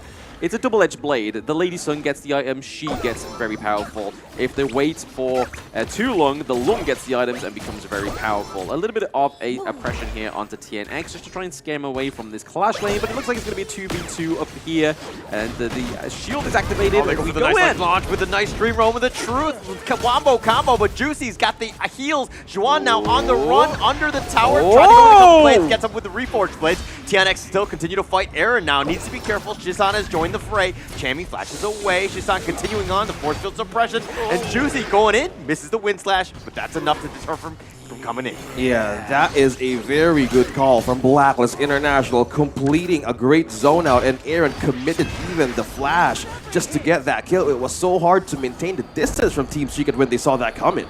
Yeah, I mean, that dive there, that 2v2 was kind of like a waiting, pending aim activation of the mid lanes rotating up. But we saw there, the gold blades did come through for Aaron, was able to actually deal a lot of damage, but it's still early game. those couple blades are going to start to hurt as they go into the mid to late game. When the itemization start to come through, when the likes of the Void Staff as well come through, the armor penetration and whatnot, that's going to be a pain game for the likes of the Monkey on the side of TS. Yeah, speaking of penetration, I think Blacklist right now has more build-up on this lineup. Yeah, you have the Gunmo, you have a Champion on the Byron, and even for long. You mentioned about the situation of Sun being on the later stage of the game that could be deadly as the Lady Sun, but if Blacklist has enough peel to hold it through the mid-game start, this could be a problem for Team Secret, because I will really put in check on who's going to be the front line here. Will it be the Diadea or will it be the Zia? Because we're looking at Shishan right now, double timing the XP as much as possible to get to level 15. Yeah, I mean, the Diadea, right, it's always good for a counter engage onto the likes of the Dune. If Dune goes in with the Unruly Blade, you can kind of immobilize him so he doesn't get off the immediate wind slash, so you don't get the knock-up as well, because that can be crucial. That 1 second means a lot within Honor of Kings, but it is going to be a Team Secret who take the Overlord this time around rather than the Tyrant. Okay, I think Blacklist wants damage. You really want to chase this down. 2 members spotted right onto the Clash lane and backing away safely. It looked like they was trying to go for a little bit of a rematch of the Clash lane, right? They was like, hey, we weren't happy with that first result. Nice umbrella offers the Stampede, and Sun is going to be killed. Yuan getting whittled down. He tries to flash away. He's going to be chased. Chaz is chasing after him, but doesn't actually want to go under the tower. But the flash from Golden Kite gets him with a Flaming Palm, and he infinite fastness on out of there. Pop, pop. Like a cherry, right? He was popped open in the farm lane, as well as the Clash lane T1 for the side of Team Secret. Blacklist with a really aggressive early game comp here, right? The Byron, the Dune working perfectly together, but then also Chaz working those unbridled outrages to perfection. Yeah, and that call to take the Tyrant with them is just the damage that they needed, because they don't have the items to do so just yet. But having that kind of way to read through the map, it was just perfect. And we see the Axe of Torment build up as well for the Luong, and the Scepter of Liberation for the Gunmo. So with this, amping up something now with this kind of buff, they could really push forward and put things uncomfortable for Team Secret to respond in tight defenses. Yes, very much so, right? I mean, right now it is going into the 5 minutes and 30-second mark. We see that Blacklist actually have the lead this time around in Game 2. A little bit of a dive onto Huan here. The Universal Law does get laid down onto Zhang Fei, but he is going to escape jail time this time around. But right now, it could be anybody's game, right? Team Secret, we know from Game 1, they are just waiting for a moment of clarity to dive in onto Blacklist, but Blacklist we know can come around if they do actually admit victim to that moment of clarity right now. We see the TNX is taking a lot of damage from them. Oh, they found Sun in the bot lane though, so a little bit of a miss fight there, but okay, some more. Yeah, Yuan continuing to just get jumped on here, and Blacklist International starting to snowball. They've got that 5th kill, and they've actually focused in the bottom lane. Sun has had a bad game because of that. I love how they're addressing this game right now. Like Golden Kite really knew the lesson. We were putting this assignment for Blacklist. How will they slow down this composition from Team Secret? Having the presence of the Suya and the Lady Sun, giving that so much power. Juicy chasing after him, takes out the old man, and the rest of Blacklist International here, they're looking to take this mid T1 as well. Yeah, you can kind of see that Shuan is just trying to get some macro play, right? Just trying to get some of those little minor victories within this game. Team right now, Blacklist is sitting at 6 kills and Team Secret at nil point. And that could be troublesome, but I don't think that Team Secret aren't able to come back from this, right? They have still plenty of momentum going into Game 2, but I feel like if they don't do something soon to kind of get rid of that hype of Blacklist, that Game 2 could be going over to the side of the red team. Yeah, this is what we want, right? Like to see these teams fight through the first days of the knockout stage, proving everybody wrong. The Blacklist take out of the chunk of the playstyle of Team Secret from game number 1. So far, 2 build-up items, mainly of the Golden Kites kill getting onto Lady Sun. We have the Axe of Torment as well as the Doomsday, Turn to Bait rather. So we have critical damage as well as anti-squishy. So he has more ways to sustain the team fights as well. Look at the visits here, wow. Yeah, Shuan was like, hey guys, I've got him, I found him, I'm bringing him to me, And then it was kind of like, it was just TNX nearby. I was like, yo, don't get too excited. We'll try and think of something around this mid to Clash lane fight here, but it's not going to quite go in favor of the side of Team Secret. They do have Diadea, they do have Lady Sun come through, but they do lose a T2 into the Clash lane right now, which could be very troublesome for Team Secret. they're just leveling things in the field right now. Like a Team Secret's not going out. They're trying to be careful. We have 3 XPs left for Shishan to use the blessing right onto the members of Team Secret. Maybe they're just waiting for that power spike to happen, but so far Blacklist, they're really preventing the damage here of Sun to pull through. And Golden Kite is ahead by 1 XP. I think it's good from the start that they have done here. It's always about getting this Tyrant. You have the damage buff, you have items brewing with you as well, and the combination and how Blacklist woken up from this game is slowly doing wonders for them. Yes, I mean, it's no Shadow Tyrant, right? It's just going to be another wave of just Tyrants, the level pre-10 minutes Tyrant right now. But Team Secret, again, still sitting on those 0 kills. They are yet to break the seal on the kill. But like you were saying there, OSX, maybe it's just they've got a bit of an egg timer on stage, waiting for the Suya to activate to level 15 and start passing over that break limit for the level. TNX kind of trying to guide them away, trying to bring them into the team fight, trying to collapse Team Secret onto Blacklist. But right now, it's not quite working. The Universal Law just got laid down, doing a lot of damage onto Aram, but he is very safe distance right now. Oh, so Dream Roam, he's going to go in. TNX is going to take some damage on his way out. The Universal Law just barely missing everybody. But Blacklist International, like, how do you actually initiate onto this lineup? They're all very tanky. They're all able to kind of just survive in that one. I mean, it's just a tough situation. Juicy getting gone on, but he's going to get blown up. That's one way, but oh, they're taking so much damage. Now they're on the run. Chammy decided to chase in. Juwan's going to be killed. 4 members still alive from Blacklist International. They pushed them away, and now they're going to do some T3 damage. Classic Chammy Whammy, right? That was a traditional kill. Oh, Aaron gets blown up, but he trades his life for Sun, so I guess that was kind of even, but you definitely don't want that. As Sun, they're continuing on Yuhan, doing some damage with the Flaming Palm. He's going to eat that. The Universal Law looking to slow things down. Golden Kite's still up in front. He's trying to chip away. They go for the Dream Roam, the Infinite Vastness. He's going to back off, and finally Blacklist International decides the takedown of the high ground turret as well was really good, right? They was able to get that, but also take down Sun. So I think it would have got a lot more horrible for the side of Blacklist, where we could kind of see a Team Secret comeback like we saw from Blacklist in Game 1 if they were able to catch Golden Kite. But like the Kite he is, he took to the sky with the Infinite Fastness. Yeah, you were questioning me earlier, like, Holler, how would this kind of lineup from Team Secret penetrate to the front line of Blacklist right now? They're very tough. We see the 3rd item pickup of the Lady Sun on the Starbreaker, the anti-tuck item for the Marksman. Look at this replay. A perfect outburst by Chaz once more. Yeah, forced a lot of flashes, right? You can see all the common skills on the side of TS were exhausted, apart from Shuang, because he was dead. I mean, that's the only time you can kind of get away with that one, right? No, only being the only person in your team to not flash out is get caught. Yeah, and to look back on the EXP of Shisha now on level 16, Blessing has been given, and to add more to Lady Sun's damage right now, you have the Dooms in the Eternity Blade, but the Starbreaker being the 3rd item, that's an extra physical pierce. So Blacklist needs to be careful on how to place their front lines correctly, because Lady Sun, I know he didn't have a great early game, but in the later stages, this hero could actually have a bounce back, but they need to have a tight defense for this one to go up against Blacklist.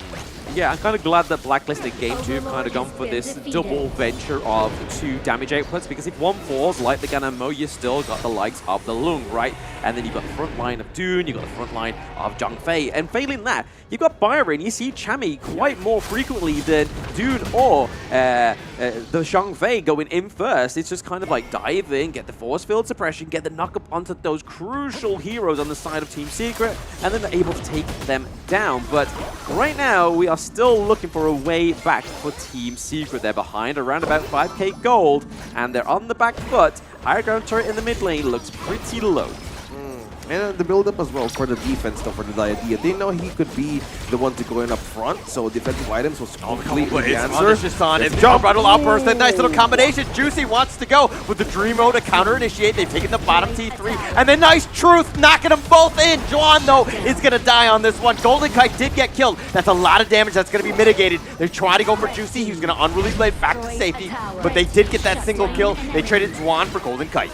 Yeah, that's tricky, right? I mean, you can kind of see that they were gunning for the Gan and Mo as well, because as soon as you take that one out, like I've said previously, it's kind of hard for Team Secret, or a Blacklist, sorry, to defend themselves. But speaking of defending themselves, they have to descend the Crystal right now on the side of Team Secret. There is a Vanguard approaching down into that farm lane, so backs against the wall, Team Secret, it's not like we've not seen it before, right, where teams have been pushed all the way to the crystal and they aren't able to come back. We saw it plenty of times in the group stages. I have full faith in Team Secret that they can do this too. Yeah, we're seeing like 3 minions, like 3 wave of elite minions is pushing through the base, and this will put Team Secret in a very tight spot. In a tight corner such as this. Go. Chaz still up in front. Tianix is all on the side. Juicy tried to Unruly Blade, not able to catch anything on this one. Infinite Vastness, even aggressive, but not able to connect on anything. The Universal Law will zone them away. A lot of ults were expended just now. Yes, and I mean that very important minion wave down into the farm lane, right? That is going to be putting pressure onto Team Secret. Nobody's going to sort of answer that call because they can't really expend it to. They need to try and take some positive things out of a team fight against Blacklist for now, or even stop this mid wave so there's not 2 waves crashing down. You do see that Xuan is able to go down there with the Dharma, trying to clean it out pretty fast. TNX, Sun, Huan are just all going back to base because the best offense sometimes is a good defense. Yeah, another great pickup as well for Shishan. A softer still spot for this Suya for the later stage of the game. You have the Splendor pickup too, so you have temporary invincibility here for another team fight that Blacklist can do against you. So this kind of try that you want to do for this late game situation, they need to be careful also for the damage that can come through the Gun and Mo.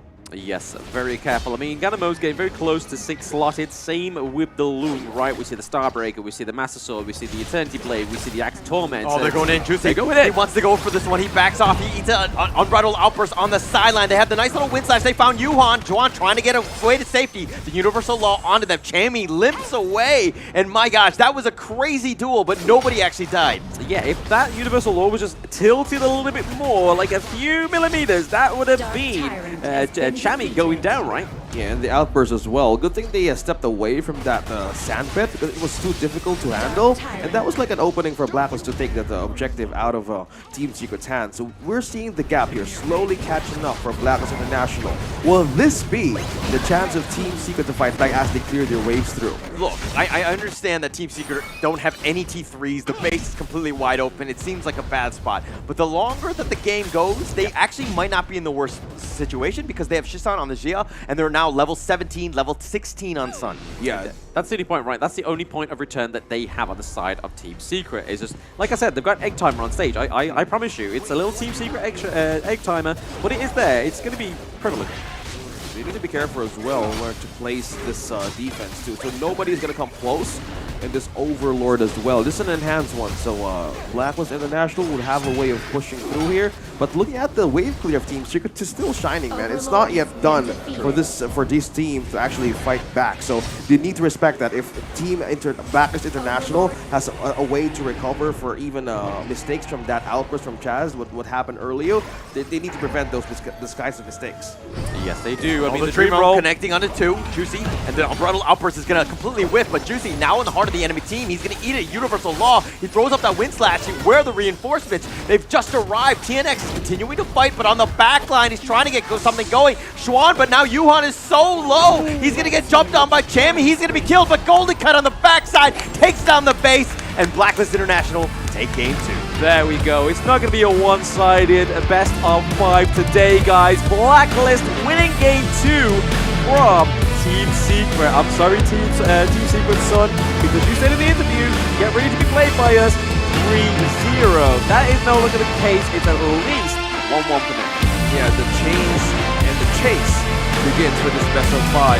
Great adjustment too, and Blacklist needed to learn from game number 1 what was missing. And so far, it was completely denied by the lineup of Blacklist International alone. Like from that, Team Secret, they were really struggling to aid that EXP advantage for the Suya and the Lady Sun. It was too a bit of a problem. I don't know, in the last minutes that they were trying to do the outburst, nothing was hit, right? But one thing also that's so beneficial to them that people also observed was the space that Chaz was creating. Yeah, I mean, Chaz was creating quite a few spaces, but towards there, like you said, Hauler, a lot of them whiffed, right? Towards the end of that game, there was a lot of pressure on Chaz to set up that team fight, that great engage, and it was just only off a little bit or timed a little bit badly in terms of trying to wait for the common skills to kind of bait them out of the flashes and then go in. But I feel like that formulation and that kind of correction in the draft really gave Blacklist the lead to take that 1-1 from Team Secret. But we're going to look at the highlights of Game 2, and it's going to be a lot better onto the side of Blacklist in this one. So, Hyun, take it away. Hi everyone, I'm Yuhan, and I'm the official 2024 HOK Championship Observer. The tournament highlight of the day is here. 3, 2, 1, showtime! Rightio, into the highlights now, and you can kind of see that it all fell apart in this clash lane, right? So Blacklist took a really great fight here, the 3v2, seeing Aaron come through with the first blood, thanks to those couple blades, really set up this game 2 for Blacklist. Yeah, going back on these highlights as well though, Blacklist know how to start their game quicker. Like Golden Kite really had a great time in the farm lane. 3 kills as early as possible in less than like 6 minutes. And this was the jump, right? It was a calculated aggression coming in from Blacklist, and they just want to continue it against a Team Secret moving forward from the clash lane and even to the farm lane too. Yeah, Golden Kite's play down into that farm lane kind of looked like my 1v1 against one of the staffs, right? They weren't expecting me to dash in with my my TP and then use my flaming bombs, but it happened, and it was one of the cleanest plays I've probably ever done in my life and will ever do. But that's less about me, more about Blacklist in this game 2. They were able to come back very strong. They took the defeat on the chin in that game 1 from TS. But TS not looking as strong as they were in game 1, right? They were just kind of waiting. They were prying open the side of Blacklist, but we still do think that egg timer, right, was the issue. Yeah, there were 2 big things that stuck out to me. Juicy had an amazing game on the duel. He was always in the heart of the enemy team, attracting so much attention and just being able to survive and constantly do the damage. The second thing that Blacklist International did well was just to kind of, you focused on Sun, made sure that he had a rough early game. Because once he gets that farm, and he was starting to towards the end of this game, but he kind of, you limit his prowess to do that damage in that early to mid game. Yes, I mean, the good thing about this, right, is the fact that there was a lot of engage on the side of Blacklist. We saw that Dharma was the Dune was able to go in with the Zhongfei, and I was about to say the Byron Chami won. I mean, he had a fantastic game 1, right? Just wasn't quite the precipice he needed to get through. But this game 2 was able to take 3 kills and no deaths, even though he was always in the thick of it. Yeah, they really got through with the damage here. Chami won, he had ban out the Dharma, banned the best possible scenario for my hero, but into the back line and combining with the damage that Zhongfei has, it was a complete moment of change with a wind of damage that they can dish out against Team Secret. We noticed how the last game went from them. It was too hard to defend, and from the moment that they saw openings, they just keep on cracking the plate right onto their faces. Speaking of cracking the plate open, I mean, the damage taken was 22% damage taken, so doing a lot more damage taken than actually damage dealt, right, on the Byron. But looking at this team comp, it made a lot more sense on Blacklist. There was a lot more going on in terms of the engage, and then you had the 2 factors of damage, the Lung and the Ganem. I mean, there was so much damage, and this is kind of what we were questioning going in. Like, how is Team Secret supposed to initiate a fight against this very tanky lineup? You have the Lung and the Ganemo, who are just kind of picking people off from afar, just making it difficult. But then you have Zhongfei, Dune, Byron, this meat shield, these bouncers, and they're not letting anyone get to the back. Yeah, a little bit like a horror film, right? This is coming out of nowhere, like, ah! Yeah, no real side, yeah, Lady Sun obviously taking a lot of the kills and hits in the team fight, so 3 deaths. Same with the Diadea as well, because only 3 deaths as well. But looking at these stats here, you can kind of see that Black were able to have a lot of damage, but it was more likely coming from Aaron, right? So when that Void Staff started to come through, it was hitting that pain town on the side of Ganondorf. Yeah, and Shisan, I mean, okay, look, Shisan is great on the Zia, did a whole bunch of damage, 82,000, that's no small feat. But a lot of it was just kind of like, you know, collateral damage, trying to just clear the wave, and then, you know, he just happens to clip some people. It's one of those things where I think the Team Secret's lineup was really lacking some serious damage. Sun obviously can do some major damage on the Lady Sun, but he needs some help, and he needs some focused, you know, potential damage other than just the Zia here. Yeah, I mean, the Suya was kind of like the key into it, right? To give the extra attack speed over, give some more damage over, especially with that passive and breaking the limit of level 15. But you can see here, there was no way back for Team Secret in terms of gold. Once it started to get to that kind of like maybe 3-minute mark, it just kind of went a little bit more higher. The peak was around pre-10 minutes, right? And then there was a little bit of a comeback, but then after that, it was kind of just like, hey, the 60-minute mark, that if they didn't come back after that or was able to drag it out to the Tempest Dragon, I feel like that Team Secrets could have been a little bit more of a comeback. Yeah. Okay, so this is like the problem, right? So this is the Blacklist kind of momentum that they wanted to keep going against Team Secret. It's a lineup that keeps on growing with a lot of damage and power. So if you're up against a team who has so much potential face guard wise, they have more ways to dish out defenses, but the problem is for Suya and the Layson to amplify later stage of the game, it was too late to even handle, right? The positioning was also being questioned. It was so hard. And the problem keeps on going, even the waves as well. Taking out the 3 high ground turrets was a big of a problem too. So yeah, it adds like a 1, 2, 3, never mind, it's like 5 problems just brewing up against Team Secret. They have no choice but even accept that game, heading over to Blacklist. Yeah, and you were talking about that, OSX, in terms of just like the wave clear on Team Secret was actually quite good. And they were kind of just able to, even without the T3s and the super minions pushing, they had a lot of skills to kind of just deal with those waves. But unfortunately, with some of those waves, when all 3 are being, you know, pushed at the same time, Blacklist International was able to go in and just kind of get the win in the end. But and that's kind of where that gold graph kind of dips a little bit in favor of Team Secret. But nonetheless, Blacklist International were able to close that game out. They were, and I mean, I think they're very thankful for that, right? Because we saw that TS, someone was like, hey, we're going to 3-0 you. And Blacklist was like, man, I don't really want that to happen. It's the first day of the knockout. So I feel like when you sort of start to have that momentum as a team going into these knockouts, right, it's a lot more fruitful for you. You feel better going into game 3. Obviously, this would normally be the last part of the series, but hey, we could still see another 3 games coming from these teams. What's our feelings going into this one? Is it going to be a 2-1? Is it going to be to TS, to Blacklist? Man, I just want to enjoy this ride right now. Like, if we're in a best of 5, if these teams keep on chasing, heading to game number 5, this only shows that they were really excited or just prepared to open pages of their hero pool right now that can't be completely denied by Team Secret. And this is going to be a tough game. This is the first time meeting for the first time in the knockout stage. I love the fact that, you know, both of these teams very prepared going into this one, right? I mean, there's going to be no easy games from here on out. Yes, it's double elimination, but it's a best of 5. This is pretty much how deep is your playbook? Are your drafts ready? Are you able to counter drafts? It's a whole chess game that we're seeing, and it's going to go into game 3, and it's going to be very interesting here. Yeah, I feel like it's kind of like a difference of, do we, like we saw it a lot in the group stages, right? Do we keep the same draft? Do we just execute it a little bit better? Or do we actually change? And I'm glad they kind of changed around the Hanshim, right? Because if they decided to do that in game 2, I don't think it would have been as fruitful, even though the Byron and the Zhongfei were actually a lot more on point in that one. Chami obviously being the MVP of game 2, those great in gauges, those knockups, the force field suppression. Yeah, this is the excitement part, right? The excited one is the draft, right? How will this turn out to be in favor? But Team Secret really chose to be in the first pick so far, and they're still respecting the Musashi and the Ogren of Blacklist International to show up in this game. Yeah, I think the Dune is going to come through prio for Team Secret again, because even though TNX had a good performance on the Monkey, it didn't quite open or cut open or pry the Blacklist envelope open in game 2. But right now we see the Mai Shiranui, the Huan, the Ogren, and the Musashi. But no, they're going to go for the Dharma again. So Chami's like, hey bro, I've already shown you once. I don't need the Dharma. Give me the Byron, and I will give you the bag.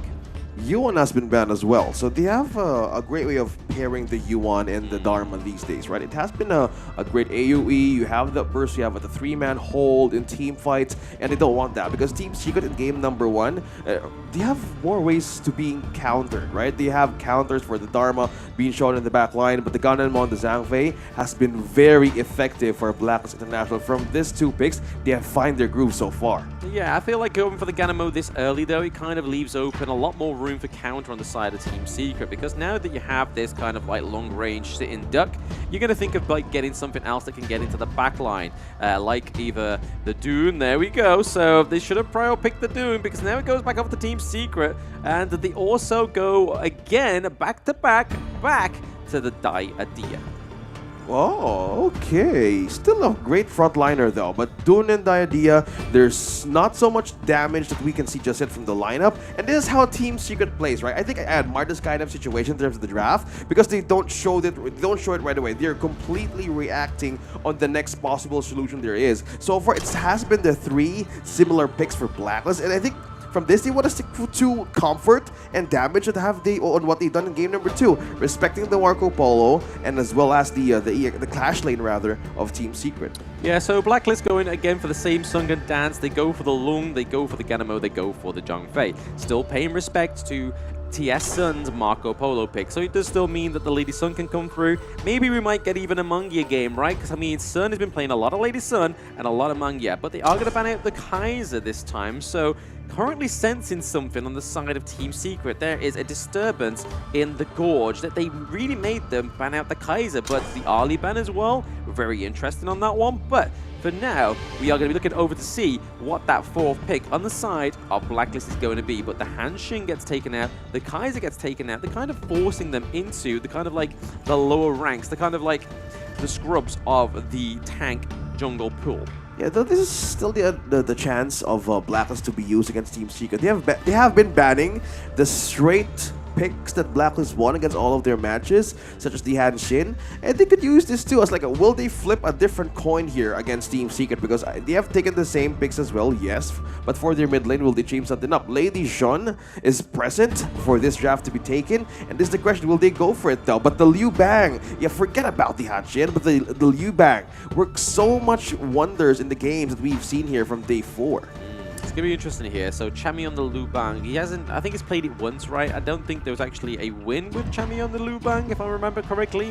But we do see that TS go for pretty much the same draft in game 2, but switch out the Monkey for the Dune. Are we going to be seeing kind of like a Prio Dune pick in this series, and it's going to be the determiner on who wins what and where? But right now, I like it. I like it with the Nazar. Ooh. Wow, a debut pick as well. But I have to say, this is like scraping the bottom of the barrel. Like, it's good. It's got the kind of same effect as Liu Bang, but it's kind of like more of an aggressive kind of like fly across the map. It's got a lot of true damage potential as well. So let's see how the Battleground command comes through from the Liu Bang, and then also the ultimate from Nazar. But this reach from Neza alone, the ultimate that Lady Sun could be vulnerable for, it could work as a great initiation setup, because we've seen games from HOK that has been like a tempo dictator depending on how the clashing revolves around the map. So with that kind of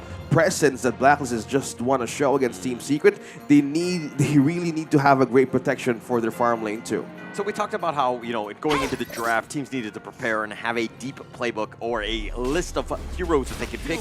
Neza here, first pick in the Honor of Teams Championship 2024 just now. Yeah, debuted on the Gorge in the knockout stage. And I didn't expect anything less for the knockout stage, right? Because if we're just going to go for the same meta that we've seen in the group stages, it's going to get a little stale, right? Things are only going to start to sort of like, okay, they're going for the Lung, they're going for the Ali, they're going for the Mungia, and they're going for the Dune, stuff like that. So this is where the teams really need to spice up these meta picks, right? And start to sort of like, that's how they're going to get the one-overs, right? Oh, but the Flaming Palm doing some damage on the Sun. The couple blades of flash forward, and he doesn't get the pick off. He gets first blood. Aaron with a great rotation. That's back-to-back first bloods in 2 games in a row as well. So great rotation from Aaron, but still, it's going to be interesting to see how the Nazar actually does play into this draft, right? Because it kind of takes the function of the Dune. Okay, one thing though is that they can get to the backline with the Starfall from Neza, right? Yeah. And just going in, plus you have the battlefield command. So you have a little bit of, you know, tankability. That's the one thing that Neza kind of struggles with. Yeah, she flies in, but then she kind of gets blown up. So you have that backup, so to speak. It's actually a nice combination. It is a very nice combination when you put it that way, but it's very spicy. What we want in the knockout stages, right? We want a bit of spice. We're on Indonesia as well. I don't handle spice well because I'm British, but hey. Oh, but TNX getting gone on 1 versus 4. He gets knocked up, continuing to fight, but Aaron is the first to fall. TNX with a nice 3-man win slash. He does finally get picked off. Juicy's going to be killed, but now Chami dashes over the wall. He's going to be chased by Xuan. He tries to formless onto it. The flash away. He's going to take a bit of a tower damage. No, he's going to just skirt that one away. Sun trying to slow him down. Dash away one more time. The Enlightenment, not enough, and they finally get the pick off with a rolling ray from Sun. To answer your question, if Dune will be the priority pick in the draft, in the knockout stage? I think yes, because it only took one man to pull everybody out from Blacklist to be in that dangerous pit there is. Look at that. Look at the sustain on how Suwon complemented the dive too. And it was a worthy kind of start, and it amplified a kill. I gave a kill to Sun right away, and Chami won up top. Yeah, I mean, there's not many heroes within the Gorge that can kind of say they can do that, right? I mean, Dune is definitely one of a kind when it comes to being a tanky tank boy in the jungle. But again, Blacklist almost got a really good foot in the door for Game 3, but it was just because of that Dune, and now it's kind of like TS is like, hey, we've cracked her open, we can kind of make some like heads or tails of these invades into the jungle. Lupang is around here as well. It's going to connect all the infinite fastness aggressively trying to be used, but the nice three-man stun with the wind slash. Zuan is going to be the first of all. Yuhan is running for his life. Sun has joined, but TNX, both of them, and Zuan, both of them down. Yeah, beautiful couple blades, right? That was like leaning them all up against the wall and just lining them up in that firing line. It's like pap, pap. The swords cutting like they were guns, but nicely done for Blacklist. It's a 4-4 in the kills. Yeah, we've seen some kills, right, from Blacklist just to pulling through in the early game. But one thing also that Team Secret is not losing is the goal lead. Like, this is like a way that they need to cope up with. They can't trade just yet with the kills. They can't do anything much with the Lady Sun. They got one kill, yes, but they need to do more than that. So that's why they're kind of shaken up on where they could take Justchi or even Chami 1 to be in a tight spot. Because you said, there's pros and cons here with these two heroes. But if you do get in a tight spot, that these two tanky heroes be melted away by Team Secret, so they can use it all over again against Blacklist from the moment they saw that coming. Yeah, Nazar was actually knocked up there from the Tsuya, which was a really good knock-up for the side of Team Secret, just to try and counter-engage the Nazar onto the backline of Team Secret. Now that they are able to keep them away from the Tyrant, they're able to secure it, but we can kind of see a little bit of proxy farming going on into the top lane there. So we see that Chami is just trying to cut off the lifeline into this T1, into the Clash lane. So it looks like they go in, the Umbrella Outburst is going to miss, but they're going to continue on. They did fight TNX, they do have the damage in the burst, but it took all 5 members of Blacklist International. Okay, that was a good cut lane as well by Chami 1 up top, because they know that they would really need the advantage of the waves as well. So they have the damage, yes, but they're not letting go of just yet of the wave. So they were looking a similar pattern here on how Chami 1 or the Liu Bang is being utilized in most of the games. Gain control of the Clash lane, and that's where the rotations goes by, because Blacklist didn't have any chance to take out of a turret of Team Secret just this moment. Yeah, it's a bit unfortunate for the side of Blacklist. They didn't get able to trade the T1s across the map, so you're kind of looking at Golden Kite right now, looking to try and push this minion wave down there as well. I mean, the Flaming Palms are going to make a quicker heads or tails of this T1 into the farm lane, and they are able to get it as well. So there is a trade of turrets a little later on than expected for Blacklist, but now we can kind of see that gold is slowly going in the favor of Blacklist. They've got to do something on the side of Team Secret to get ahead. Team Secret are now picking up as well on the first item. Hold that thought. Chami going in for this one. He's going to flash away. He's going to shield up. He's going to be fine. Juicy backs up as well. But man, the Skyfall, they can come in at a moment's notice. Yeah. I mean, that was the kind of spice that we was expected to see, but we need to see expected and executed successfully before I can get excited about it, because right now, it's happened once, it's not kind of coming to fruition of getting any kills onto Sun, on the Lady Sun, but right now we see that Shuan's able to try and push and stop those minion waves into the Clash lane advancing anymore. It's like a psychological threat like that Blacklist International has right now with his Neza, that Starfall. Since you mentioned they can come in mid, let's look at this. Bottom lane. Oh, in the bottom lane, the Umbrella Outburst locking him in. Yuhan trying to keep him alive, but he's able to get away. No! Sun is going to be killed. Now they're on the run. Chaz just stampeding back to safety. The Universal Law is just going to whiff. That was a better combo, right? I mean, the Starfall onto the Unbridled Outrage worked a lot better than the Battlefield Command, yet they still need to execute it perfectly, a little bit more successful. I still think the Blacklist have it in them to do that, but they need to start working on this T1 into the Clash lane. It looks like it's going to fall from the minions as well, so well played. That is 2 turrets to 1 on the side of Team Secret. But for right now, the gold difference is literally heads or tails. Yeah, open objective as well. Like the Overlord can be taken by Blacklist from this moment, but the waves that Chami 1 has been pushing, it could be a beneficial way to just keep on putting pressure on Team Secret's base. But nobody's committing just yet. They're waiting for Shishan to level up as well for this EXP blessing to be passed on. So far, we're looking at the Starfall here. Oh, they found him. They found Shisan, and that's not going to help his level progression. But Xuan actually backing off. Shisan down for about 20 seconds. Nice pickup by Blacklist.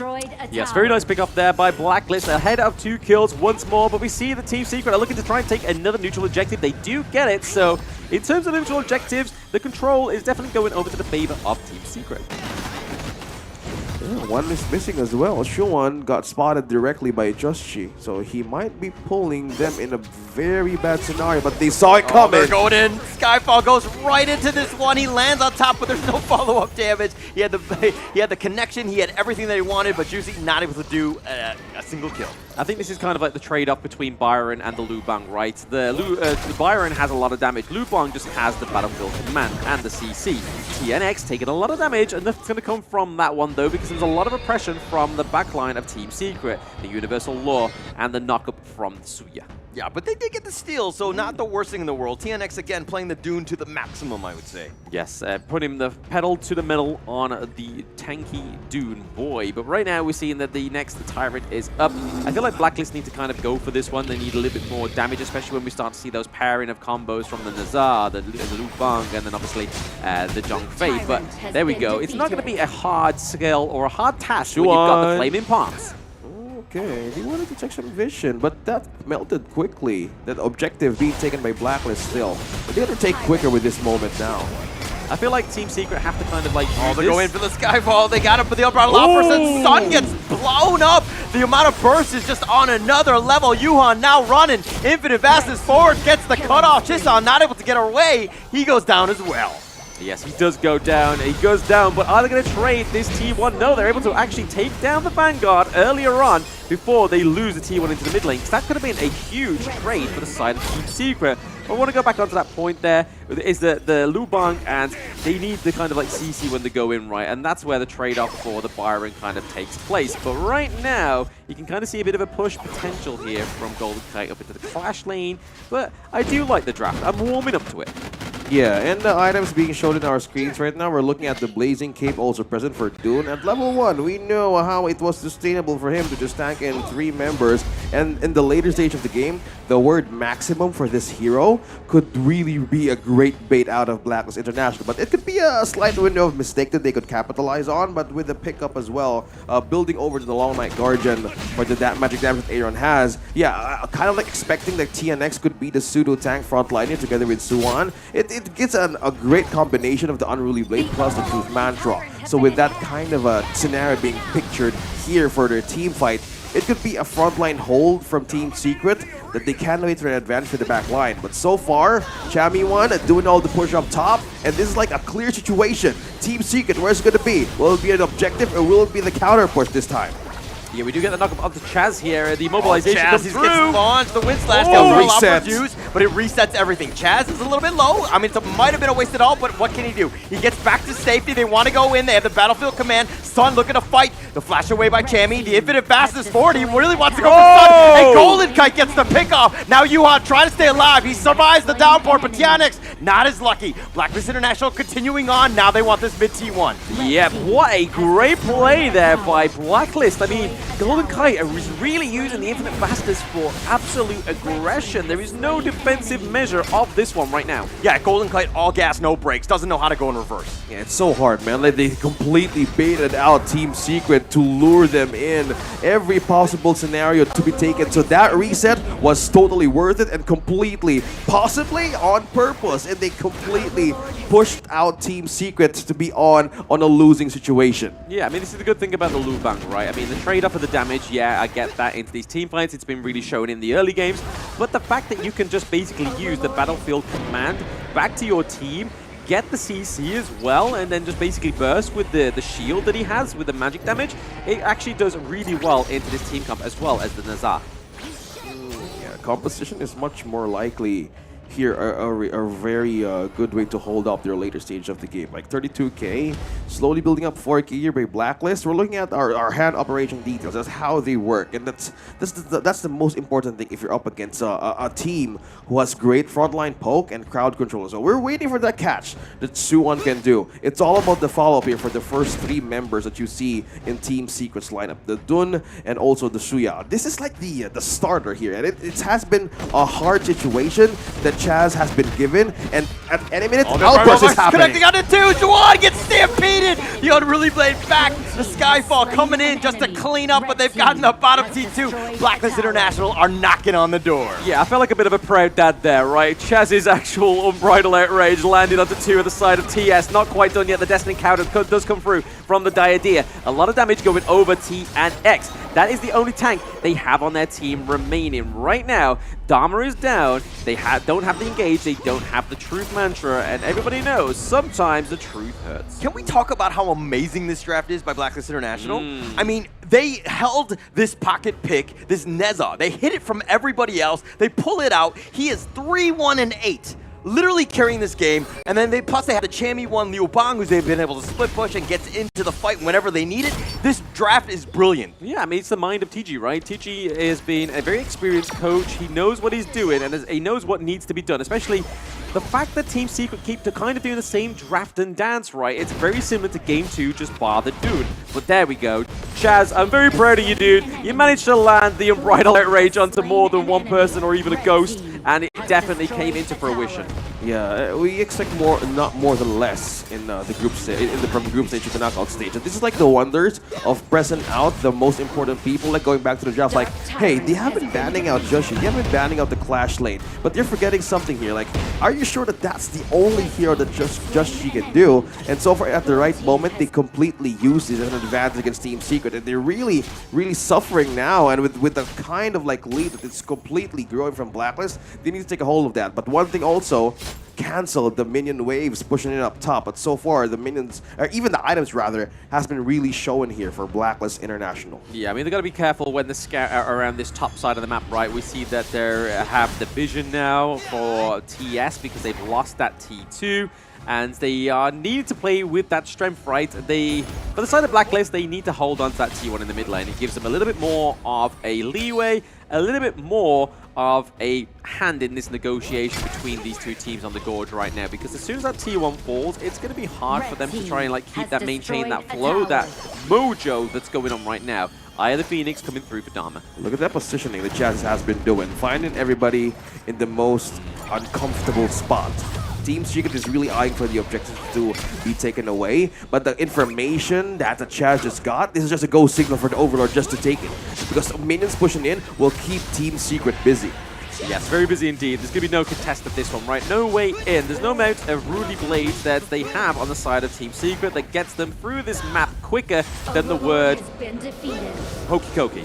So, now we see that 12-6 in the kills right now for these both teams on the Gorge, and it's kind of looking like 5k gold difference as well. So a lot's going in the favor of Blacklist. They have the Shadow Vanguard, they placed it down as well. So you can kind of see that they are maybe going to go for a little bit of a pop-off moment, try and get that calm before the storm. Yeah, speaking of which, they called in the Enhanced Shadow Overlord down bottom, and they want to split everything in half here from Team Secret. Coming in from Chammy, one clearing waves up top.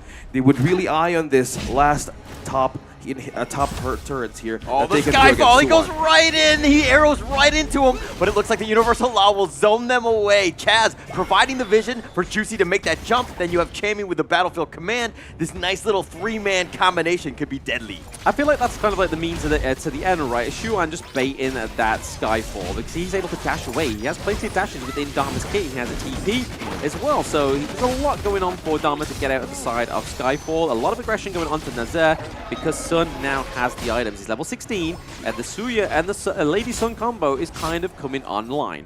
Okay, Splendor as well, present for Shisan. No matter he could be taken at any point in time, he has temporary invisibility.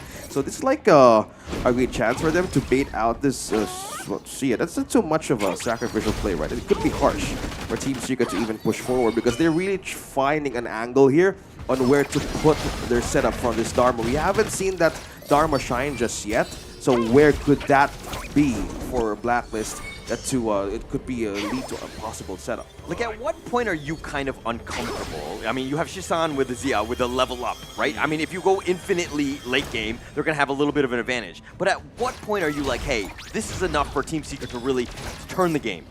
I think it's all about baiting the Nazar, right? So bait the Nazar onto the Shuan, then let the Lady Sun just kind of like try and run down the Nazar from a distance, keep her safe, get the knockups from the Suya, as well as laying down the Universal Lure. If Suya gets taken out, he has the Splendor as well. He can go invincible for a few seconds. But right now, you can kind of see a little bit of a dominance up into the Clash lane here. They want to try and make ways with this weaker lane. One thing to spot though, like Chaz hasn't been leaving that position minutes ago. He has been waiting for data. He has been waiting for the right moment because he knows that the waves will be pushing from mid to bottom lane and they will force out the top lane to be the bait here for Team Secret. So far they have caged them really, really good. Received some folks as well, and they have been maintaining that reconnaissance from Team Secret's camp and has been working ways for them. And Team Secret is just struggling to get this objective right into their hands. Yeah, the Daybreaker comes on through to Lady Sun as well, so Sun is just going to be packing even more of a punch with the rolling raids, the ultimate shells. They are going to be hurting a lot more as he gets to that level 25. He's 8 levels away from it as well, so they're really doing well to hold this off to the Tempest Dragon, right? This is closer than last game to get into that Tempest Dragon. We're at the 18-minute mark. 6 kills, 12 kills on the side of Blacklist, and still that 6k gold difference. Yeah, that will dictate the team fight, right? That would really tell on who is going to get this game. We still have high ground turrets, but the knockback though. Skyfire with the Battlefield Command, but oh, the nice little stun. Chaz now is on the run. He's going to be killed. Sun is starting to do some serious work. Juicy goes down as well. They've turned this around. They've baited him out. TNX is still up in front. He needs to be careful, but the Flaming Palm from Golden Kite does way too much damage, but he backs off here. Yeah, Stephen and Bastards coming through very clutch there. Most of the game, Golden Kite has been using that as a aggressive means, but right now, Lady Sun is using a lot of damage, takes down the T1 now, so that is taking a lot of leverage off the table for Blacklist. They've been setting up that mousetrap for so long, letting Swan be in the front, and they're going in. Oh, Golden Kite, Shisan has been killed. Golden Kite on the backside, Yuan is killed as well. Golden Kite is starting to rack him up, but Aaron did die. Well, here's Sage's Sanctuary. Swan, what's he going to do? He's got the Enlightenment, but not enough damage. Oh, he's continuing on. Swan goes for the formula assist, but he's been kited away, and Golden Kite with yet another, and that's a team ace. A team ace indeed. I mean, man, that whole team fight in the beginning part of it was looking like it was going in the favor of Team Secret. The win/knockup really disrupted the flow of Blacklist, and then from there out, Lady Sun rolling in with the raids, with the ultimate shells, doing a lot of damage onto Chaz, but that Battlefield Command came through pretty clutch. It's looking like Blacklist may win this one. Yeah, it looks like they've got the minions. TNX wall by himself. What can he do? He's trying to clear the minions. TNX 1 versus the world. That's the Sage's Sanctuary, but they decide to go for the face. They do have the damage of Blacklist International. Oh, the nice 3-man stun from the win/TNX. Oh, here's the Battlefield Command. Chammy limping away. He's going to be killed. TNX, that is. They decide to go back in. Chammy continuing to fight. He's got the Sage's Sanctuary. Infinite fastness. Golden Kite's doing some work. Shisan has been picked off, and Blacklist International, they're continuing to fight. Juicy wants to go in. Golden Kite's been killed, and Chammy going in. Yuhan, oh, he gets the stun. Chammy goes down. It's one last hurrah. Juicy's going in. They get the double kill, and Blacklist International survive off an ace. They will take game 3. Whoa, what a way that was. That could have gone either way for Team Secret. Oh, Blacklist, man. That last little bit of fight was everything that Team Secret had in him. They had the Sage's Sanctuary come through. They had the Splendors. That team fight went way longer than it needed to. I honestly thought when Suya came off activation of the Death Squad, that the Universal Law was going to come through, clear the waves, and they were going to get a team fight that was going to go completely in their favor. That was very close. Close enough for Blacklist to be defeated in the base of Team Secret. They had great defenses as well. But good thing, Gon and Mo was completely chasing the time there, just in case things might go wrong. But good thing, that kind of sustain that they had built through from early game to mid, it showed great sustainability as well in the later stages. It could have been Team Secret backing, or not backing down for a great comeback, but Blacklist really secured their cards right this time. Yeah, Team Secret are playing this draft. I mean, they played it 2 times in a row, right? Apart from the Dune and the Monkey switching out, right? But it kind of works. When you get to that point at level 20 minutes and the Tempest Dragon comes through, that's when it kind of comes online. And that was the whole point of Team Secret's MO in that Game 3. But it didn't work for the side of Team Secret. Blacklist just had that little bit more of a flavor. That Lubong and that Nazaire was just a spice that we needed. But let's look at the spice in the highlights. Hi everyone, I'm Yuhan, and I'm the official 2024 HOK Championship Observer. The tournament highlight of the day is here. 3, 2, 1, showtime!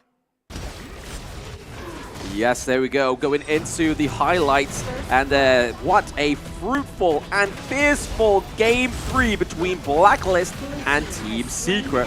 Right now, we can kind of see that this is where the trouble started to stem right from, was that Azure Golem, which looked like it was going to go in favor of Blacklist, but then Team Secret, that dude just soaking all that damage. He loves to be a bit of a sponge in the early game, and it went into the favor of Team Secret with a hurrah of a second win. But man, this is what this whole theme of Game 3 was about. It's all about the hurrahs, the comebacks of both of these teams.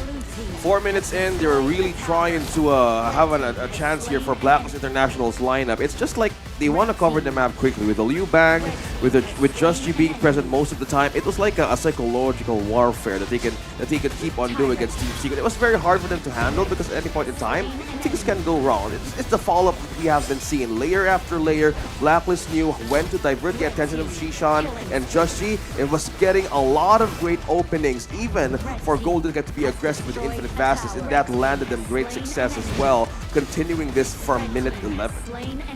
Yes, that was a great way to finish the game, right? I mean, we saw some very good unbridled outrages from Chaz, right? He was able to land onto 2 of the heroes, and then sometimes not as good, kind of whipping out on all the side of Team Secret. But right here, this is where we thought Team Secret was going to come back, right? Like, there was so much going on with this team fight. Like, TNX starts the fight in the brush, takes it with the unbridled outrage going through to the backline again onto Golden Kite. But then, this is where it starts to shine for Blacklist. TNX as well goes down there. We saw that Xuan was trying to get those truth mantras going on, and it was just a 2v1 between Chami, Golden Kite, and Xuan, and it just wasn't enough. It was just like, bro, what was going on here? And then this was the, oh man, like honestly, I think this game in this series has probably been one of my favorite games overall in this tournament so far.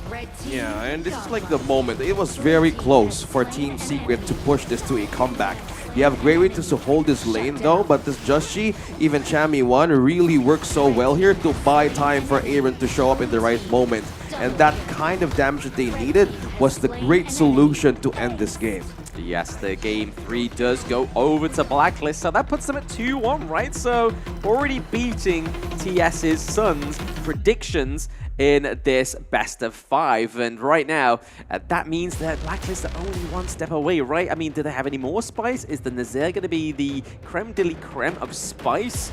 I mean, I don't think I like the idea of spicy cream, right? But what I like the idea of is MVP Chaz. I mean, like I said, I was a proud father in that one. Chaz landing some of those fantastic unbridled outrages, 2 kills, 2 deaths, 11 assists, taking a lot of the damage, 27% of the damage, and only dealing 9% of the damage as well. A true support. Yeah, and Chaz, right, this moment that they have completely showed a lot of great outburst plays. It was a great angle to note that Zhang Fei, Blacklist, second time around in this game, game number 3, it was a very good situation that the Zhang Fei to be in. You have follow-up as well from Liu Bang. I can ask for more, like the crowd control, the initiation really works so well. The damage taken, yeah, 27%, a bit of an amount, but it was a great comeback potential. And as we go back into this draft, it works so well. Team Secret, we have the Lady Sun, we have the Diadia, we're seeing the build-up here for the Sakuku's Cloak as well. It wasn't like a great start for them, having that 3 kills, or even 6, 4, 6, and 2. It was very hard for them, but so far, they bought some time. Yeah, I just want to comment on Chaz. One thing that wasn't really tracked, I mean, yeah, the KDA, the net worth, all the damage, all these things are great, but he provided so much vision for Blacklist International. When to take a fight, who was isolated, when to go in. Basically, he would give the green light for Juicy to just skyfall in. Yeah, I mean, it was great, right? The Battlefield command really started to work there. I mean, there's a little bit of a shaky part in that first part of the game when you start to, everybody gets to level 4, try and start using that really good combo that kind of started to build up support towards the end of the game and really become a non-stoppable force. But you can see here, the 139k damage from Aaron. Golden Kite, 100k damage. So a lot of damage coming from the side of Blacklist. But to be honest, in terms of the team comp, it was very similar once more from Blacklist. The first 3 picks, Aaron, Golden Kite, and Chaz, the same. It's just the changeability, the interchangeability of Chami and Juicy right now that's really kind of making the Blacklist a lot more of a flavorful team, right? Yeah, and it turned out really so well. Suwon, we've seen the plays that he wanted to pull off for a Team Secret. TNX as well, great early start, but this is like a decline. Like they were starting to build that water, but this looked like an island, right? There's a beach and there's water, but so far the land continues to dominate, and Blacklist really showed, like from getting the second Shadow Overlord. It works so well, and it's an advantage that they could keep on going, because Team Secret, they've been wanting to pull off the Sia one more time, but so far it was a difficult start for them. Yeah, tough start. I mean, it comes back to the draft. I mean, Blacklist International was the aggressors from the beginning. I mean, controlling it out. Team Secret were not able to kind of, get into their flow where they had that map control and they kind of slowly choke you out. This is a situation where Blacklist International are taking the fight to you. You have to counter what they're doing. I mean, there was a spicy pick, right? And generally, when you have spice that you can't handle, you choke. You're right. Okay, sure. Amongst other things that would happen. Okay, we won't talk about that on Twitter. Yes. But that was it for Game 3 between Blacklist and TS. But hey, if you like the gameplay and how it plays and how smooth it's been as you've been watching this tournament, the Realme 13 Plus is the real MVP behind this one. You can see it here. You can see the beautiful box with Ying on the front there on the sleeve. I mean, hey, if you want a HOK-themed phone, this is the one you want to go for. But hey, this could be potentially the last game in this best of 5 if Blacklist keeps bringing this flavor. Yeah, completely. A reverse sweep in this best of 5. And Team Secrets, looking at their adjustment from game number 3, it wasn't an easy step, right? It was the same thing. They went for the similar draft. We've seen teams do the same thing all over again, and they want to do another perfect execution once more. But if you do have a chance to take this Fang skin with you, it's Friday Frenzy. Even on pre-made rank matches, you can win this amazing skins guarantee skin every time. And yeah, don't forget, there's rank protection too. So go ahead, take the advantage into the battlefield and play Friday Frenzy. Oh yes, we've already done it as a 4-man with a random, but you can do it with all your friends. And right now we're kind of seeing that these two teams are going live in the Gorge very soon. But the in-game mode championship kicks off on Saturday evening at 8 AM from October the 12th to November the 2nd. So always with this one, it's quite a fun one, right? So you get your team together, you play against other teams, and you try and win that championship of that weekend. And sometimes you'll get a chance at winning the championship skin. At the moment, I believe it's still the Huyan skill in the Clash lane, I think it is, because it was Masashi before, and now it's the Wuyan at the moment. So hey, a chance at free skin. Get a bit of competitiveness in game as well. Let's see how you can do in the championship mode in game when it activates on the 18th. But the knockout stage part 2 is going to actually move venue, and it's going to be in the Lippo Mall Kemang, which will be between the 25th to the 27th as well. So we switch the venue. It's going to be greater capacity. Please come on by to cheer on your favorite teams as they try and get through to the grand finals. But hey, these two teams could still have a chance into these grand finals, right? But if they are one of your favorite teams and you want a chance to win a Real Me, follow our channels and comment their team names below in any of the chats, in any of the social media channels to be a chance to win one of these Real Me 13 pluses. But less about all that. That is a lot of information for you to be offloaded for, but here is some more information to digest. It's the BP of Game 4, Blacklist against Team Secret. This momentum, Blacklist International, a much-needed game win too for this best of 5. Team Secret has been focusing this ban onto the Ogren and the Musashi. Later did they know, they didn't expect the Nazha to show up. Neza and the Liu Bang. Combining those forces plus the Zhang Fei, you really need to think on who is the playmaker now in Blacklist. They pick up the Zhang Fei first on a first pick. The Team Secret has priority, but this opens up power picks as well for Blacklist to be taken away, such as the Arlie. We've seen them use the Shangguan too, even the Dahlia. The question is, will they go for it? No, not changing a bit from how their games went. Gun and Mo, Luong spotted as well, so not changing at all. They gave the Zhangfei away, but I think Blacklist will really need to find here. But for this first pick alone from Ganmo, really is a solution for the frontline toughness of Zhangfei. Yes, I mean, the Zhangfei does switch hands to Huhan. I mean, throughout the entire of the group stages, we've been basically seeing him on the Enchantress supports like the Diadea, the Dolia, the Dachao. But this time around, we're actually going to get a bit of a tank going into the support of Team Secret. Maybe this is the secret that they need. This is their secret weapon of Yuhan, but they do pair it up with the Monkey and the Ali. But we look over to the side of Blacklist, the Ganamo once more, the Lung once more, but they're pairing it up with the Lee and Bo. That could either be into the support role or even the clash lane.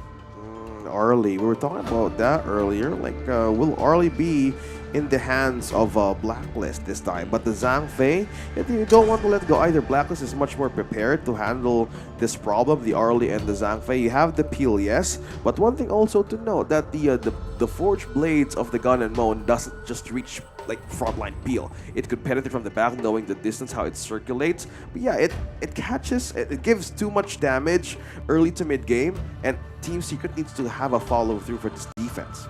Yeah, follow through for the defense is needed, but you kind of see here that Blacklist have banned out the Angela, maybe preempting it because of the Liam Po, right? It's a great counter for the Liam Po anti-tank mage. If they decide to go for anything more tanky, it kind of becomes quite troublesome, quite over-incumbent, especially when you're going against an Ali that is quite slippery in these team fights. But really interested to see how Sun adapts onto the Ali. We've seen him on the Marco Polo, we saw him on Lady Sun twice, and now we get to see him on this more agile sort of like playmaking hero. But speaking of playmaking, for Chami, he gets the Dharma. Ooh, okay, Dharma. So, for those of you who are watching and still practicing the Arlie right onto your games, the only thing that the Arlie can stand is one quick crowd control. And Dharma on the hands of Blacklist International has been a great pacifier. Despite how the Shawan being picked up in the Guan Yu, I think Blacklist is eyeing on how to penetrate the backline of Team Secret moving forward, because this could be their best game that they could give for the last possible match. Again, in the best of 5, this is where you put your momentum in, and for the Dharma, and they go back for the Hanshin. Going back to the drawing board and where it all started from the group stages. Don't fix what's broken, but for this, they have more ways to answer to slow down this Arlie and probably slow down the Shangwon as well. Yeah, I'm not too sure about the Hanshin this time around. I mean, there's more CC on the side of Blacklist in this one.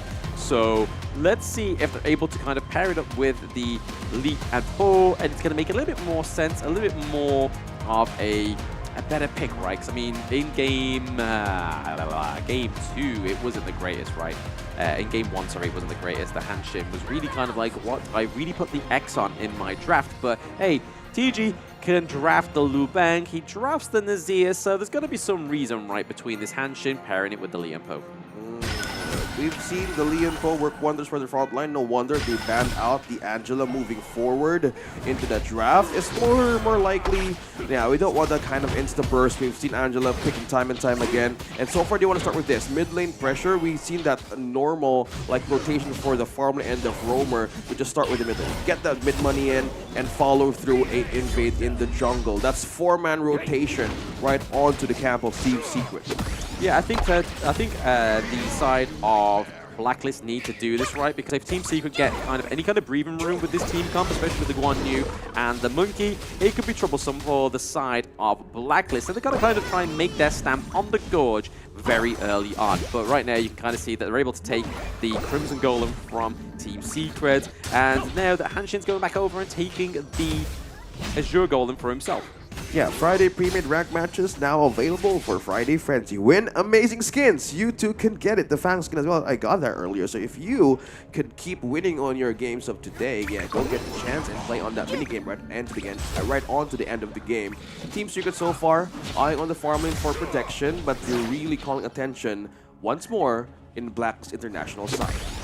Yes, looking to try and gain that. Okay, the Dream Ball does land in the mid lane. A 2v1 between TNX, Suzanne, Juicy, and Aaron. A lot of blows being traded there. We do see Hanshin actually dives in a little bit too close, but you can kind of see just from that interaction that TNX is actually ahead of the levels in the jungle. I think the level XP gap here is the much awaited contention from between these two. Because if you are Luong, if you are Arlie, one thing that you can race for is the EXP. Like, the Arlie right now is just too soft and squishy, and there's no item that could come forward, not unless you got the Tyrant early. But it's still not 4 minutes just yet, and there's no green signal from these two teams to show. But not unless the Luong can have an early game way to dominate this kind of situation. But Chaz, one thing also that I noticed is he's not losing that vision from the camp that Blacklist International can be invaded with. So I think they're just more likely equalizing that there's no fight coming on from the few moments from now situation and just capitalize on it.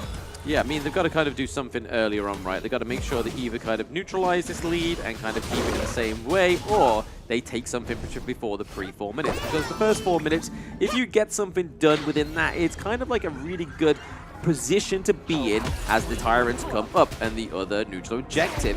Already baiting out some of the blows there. It is going to be Arlie with the Paracel, just trying to kind of like, hey, you can hit me Golden Kite, but I can get away from this. Okay, looking at the vision check as well. Yuan and Chaz not letting go of these corners right onto the farm lane. These are deadly corners that I experienced in my games. It's just so hard to handle. Not unless you have a very tanky frontliner. So pick up on Hanshin, slowly building up with the Blazing Cape. Also magic damage for the Gun and Mow. We're looking at the staple, the usual items that you want to take in with the Gun and Mow earlier. So this is like the same situation that we're trying to see here, rather than committing to early game mistakes. But so far, Team Secret is slowly seeing a small lead happen, but yeah, but they just keep on invading and just going over the visions too. Yeah, I mean, Team Secret, you can kind of see what they're doing here, right? They're trying to get that goal lead before the 4 minutes, so that taking these team fights, taking these neutral objectives is going to be a little bit easier for them when it does happen. But right now, we see Juicy and Chami trying to get a little bit of a lead into the Clash lane, whereas the opposites are going on in the farm lane for Team Secret, trying to get that push so they can make this Tyrant change going over for themselves a lot easier, and they are able to swap both of those neutral objectives for each other. The Tyrant goes over to TS, and the Overlord goes over to Blacklist. I love the fact that both of these teams just know right away. They're like, hey, he's going for the Team Secret's going for Tyrants. We're going to take the Overlord ourselves, and it's just an instant trade. There's no second guessing. There's no, hey, should we maybe go for the steal, all that stuff. These teams playing at a very high level. Yeah, the only problem I think I have about that is the fact that the Overlord can kind of give over a lot of gold, especially with the Vanguards. And I mean, right now, Team Secret are kind of preying on that, right? So the Vanguards come down the lane, they make easy work, maybe funnel it all over into either Sun or Shishan to try and get a bit more gold in their pocket so they can get those itemizations. However, I think it was a little bit more successful for the side of a Team Secret, able to get that T1 into the farm lane. Yuan and also Shuan is here though, but just spotted him early. For this one. They go for the burst ram, not able to connect. It looks like I think Juicy got it. Juicy got it, yeah, he got it. He did a good job. Well done, Juicy. Pat on the back for you, my boy. But you can kind of see the Vanguard here up into the Clash lane, looking to try and get some damage onto that T1. They need to kind of replicate that. They don't want to give Team Secret any kind of priority in these lanes, because if you do give them an inch, they will take a mile. First item pickup as well. Doomsday and the Axial Stormant both for the Arlie and the Luong. So far, something's happening here. Infinite fastness, he goes forward. Golden Kite continuing on. Sun has been killed, and it looks like they want to go for Yuhan. They do have a lot of damage, and with a couple blades, Aaron will slice him down. We see a first blood for Aaron 3 games in a row. I mean, this is somebody that we didn't predict to have a great game, right? I mean, the Aaron on the Princess Frost is not the Aaron that's on the Ganon Mo. Yeah, great advantage for this hero being picked up like straight in a row. Like 2 kills already, 1 tower to be taken down by Black. Now second T2 could be potentially be taken by Black, but so far they're not moving forward here. They're respecting the fact that they're still Guan Yu, they're still Suwon, and they have spotted Sun just trying to get into the front line, but this is a delicate situation for the Arlie to be with low HP. very troublesome. Very, very troublesome. The fact that they've lost to T2 at 6 minutes on the side of Team Secret means that they have a dominant lane on the side of Blacklist. And for Sun, he has no safe space. He kind of has to kind of formulate around the Gorge now, stick with Huhan a lot more than he probably wanted to, because he wanted just an easy game, an easy 6 minutes. But like, hey, let me farm up, let me get my gold, and I'll be good. I'll be good. But right now, TNX and Juicy are the same level. Same for the mid lane, but it's where Golden Kite is just, he's been level 9 for a while, and TS Sun's only just gotten there. So that's where the real disparity is, as well as Chami is level 9, and Shuwan still sitting at level 8. Shishan and Sun, we are seeing two frenzies here, like being present in this lineup. So we're looking at the Insatiable Tone and also the Doomsday. So I think there's not yet an advantage or chance for these two heroes to shine this early on, mainly because of not having the two items right away. It requires a dependency in terms of magic and physical damage, but we will know for sure in the later stages of the game, because the goal is not too far just yet, leading only by almost like 1k. But one thing also to know, like Jushi's still doing the things that he just keeps on really love doing. Maintaining that pressure down bottom, how they started taking out that first T2 onto the farm lane is now making an advantage in terms of like the vision as well as the pressure. One thing about Team Secret is that they really kind of put all their eggs in this one basket, which is Sun, right? They try to funnel him, let him carry the game, but it seems like Blacklist International like, hey, we're gonna try to limit him, his farm as much as possible, make him uncomfortable. So that basically means some of the other cores like TNX or Shishan really need to step up. Yeah, I mean, they see the investment on the side of Blacklist, right? They're like, hey, that's where they're investing all their money into. Where all that crypto is going is onto Sun. But unfortunately, it's being cut off within some kind of black market hack from the side of Blacklist. They are looking for some fights. Yeah, I mean, it just sounds like you're speaking from experience with that one. How did you know? But Juicy now on the run. He's going to get caught off. Juan will get the pick off. Juicy got caught out in no man's land. Oh, that was a little bit filthy for the side of Team Secret. A little bit of a secret spice there that they need in this game 4, right? Because if they don't take this one, they are going into the lower brackets, and that's where you've got to kind of climb back up into the mountain to try and take face from the bigger teams. Yeah, there's still a chance to push forward, but if you want to get an upper hand for your momentum in the start of the knockout stage, then taking the Team Secret on the chance of probably getting a comeback, that would be a chance for you to just keep on moving forward. But this is becoming a problem here for Team Secret. How will they bounce back? All the Umbrella offers connecting out of 2. TNX with a nice dream roll on the infinite fastness. He's going to go forward. Golden Kite can only go forward. He goes to the heart of the enemy team, but he flashes, and he seems to continue a fight, but he gets pushed back with the heroic charge. Juan will pick him off. Golden Kite is down for the count, but now the dash away, the burst ram, the Magma Slam, just creating these zones, and now Blacklist International have a 1 for 2. The Magma Slam Whammer Jam, I think I'm going to call that combo, right? I mean, they were coming at from 3 different angles. The Zhong Fei, the TNX, and then they also had the Guan Yu. And like you said, Guan Yu can only go forward. He cannot go back on a horse. Yeah, unfortunately for him. But I mean, Golden Kite, every single infinite vastness, always hitting like 2 or 3 members. Yeah. He is not scared. No, he's a very aggressive marksman in this side of Blacklist, right? He can do a lot of damage. And this is the point of Lung, right? He has the infinite fastness, can use it for defensive, aggressive measures, and do a lot of damage with those flaming palms. And I like the fact that he uses Ride in the Wind onto Ali, because Ali tries to go in with the Parasol, tries to be this little sneaky, but she then gets whisked away by this whirlwind. We see the change of mindset of Team Secret right now, having the Blazing Cape. So this is like a tier protection that they can do for the front line of Blacklist, because the damage here would really come from Shishan and Sun. Not yet though. We still have 2 items C slowly picking up by TS, but not yet for a distance that they can commit for a longer stages of the game. We're looking at some traits. You're looking at the objective from the Titan Overlord. They need the damage. This is like completely answering the fact that why you're going for that Blazing Cape defense. The Team Secret is really lacking the damage as of this moment, and they don't really want to commit to any team fights. But one thing that Blacklist has been winning from the minute that they have started 5, this is just the lane pushing. The Shadow Tyrant, Shadow Overlord, they had half as well with the trait of this major objective as this game, but this will really push another rotation as well for Blacklist. Looking at the items here, Insatiable Tone, also the 3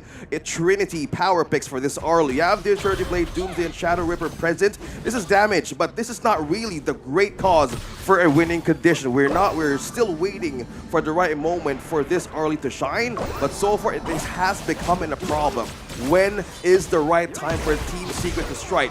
Because Blacklist, well, right now, if we compare the lead, Team Secret has eyes on coming back.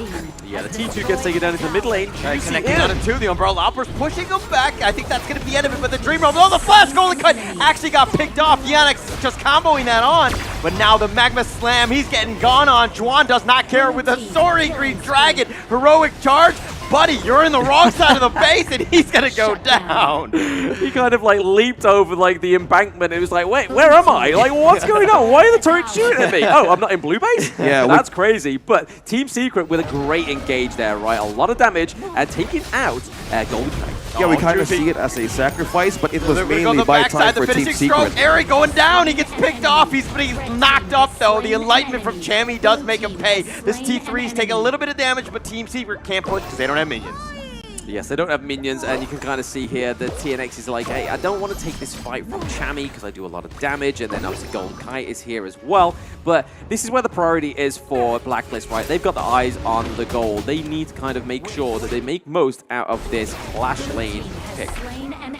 This was the moment of the instant replay. We were looking at the Suwon just diving in very aggressively. We might see it as a normal thing to do, but if we want to extend more of the situation on how we observed that kind of fight that Suwon did, it was mainly just putting Blacklist into their own base by not letting them through to defend their tier 2 turrets. And with that kind of pressure Team Secret committed, it was a worth it situation that the Suwon to be an I die, yes, but they have taken turrets left, and so far that slither of health that P3 has right onto the bottom lane will be an answer for the late game comeback.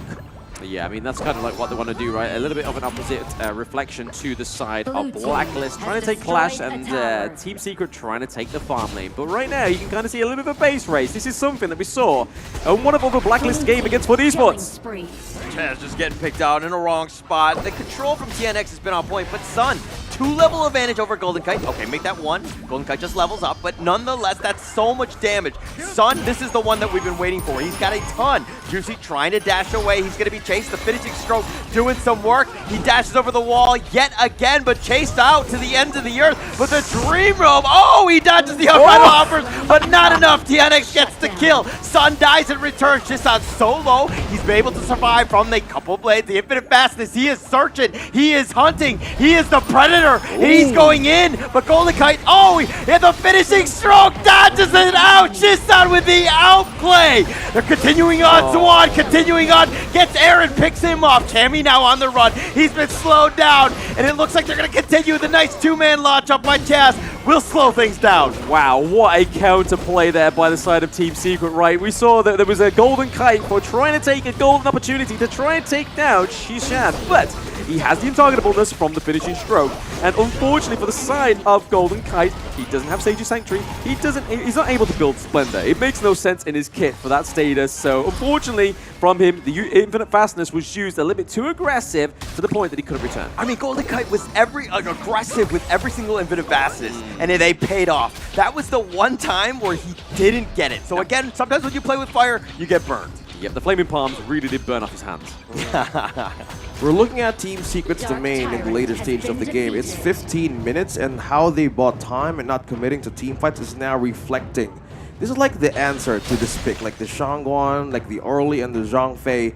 It has a great potential in forcing all resources out of Blacklist International right now. Chammy 1 has been struggling on how to put that perfect truth mantra with a flash combo. It has been difficult. The peel has been so much high. And one thing that can hold it down is TNX, the monkey here. Although damage and even soak up is just an important factor to give so much potential for the space of this early to work so well. Like Sun and Shisan, they're slowly closing into this game. That push that they give from the bottom lane is the thing that Blacklist wants to fight for. They have been into a situation in the earlier stage that they can dominate the fight, but this is already closing, and this is Team Secret's game right now. Yeah, I mean, they're able to take that high ground turret in the mid, in the farm lane as well. Hanshin has been a little bit away from his base. He's trying to make a little bit of a Hail Mary play in terms of the prio into the Clash lane, but this could be punished for him in his own jungle. They're all circulating around the Shadow Overlord and the Crimson Golem. Here we are, the vision's on the board. We see the Magma Slam. The first Ram going on the side. He's taking a lot of damage, but here come the reinforcements. Chaz not going to survive. He's going to be killed. Chammy looking to fight, but he finds Yuan, who's just too tanky. The three-man truce was nice, but Chammy's gonna be killed. Aaron is as well. They're chasing him down. Juan wants Golden Kite, takes off the pick. They want Juicy. One last kill. They are not scared. Yes, they are. The T3 is gonna slow them down, but they're gonna march down mid, and Team Secret will fight back, and they will take game 4 here. It took about 16 minutes, but that's it for Team Secret. Yes, a valiant effort for Team Secret there. They had to do that to fight back, right? Go all the way to a best of 5. So 5 games coming through for the first best of 5 within the knockouts. I mean, would we want to start this any other way? We expected really a tight situation from Team Secret and Blacklist International. Both had great adjustments from game number 1 and 2. So far, they're not letting go of the most possible scenario that they can have a comeback. They know what was their assignment in the early game. They had the window, they had an opportunity, but things that Team Secret has been doing, they have been silent. It was very calculated. It was a growing problem that they need to adjust, but it was so far for them to handle. Yeah, and so this is kind of where Team Secret were able to play to their strengths. They are very good with the lead. They were able to find pickoffs, and they were just able to control the map.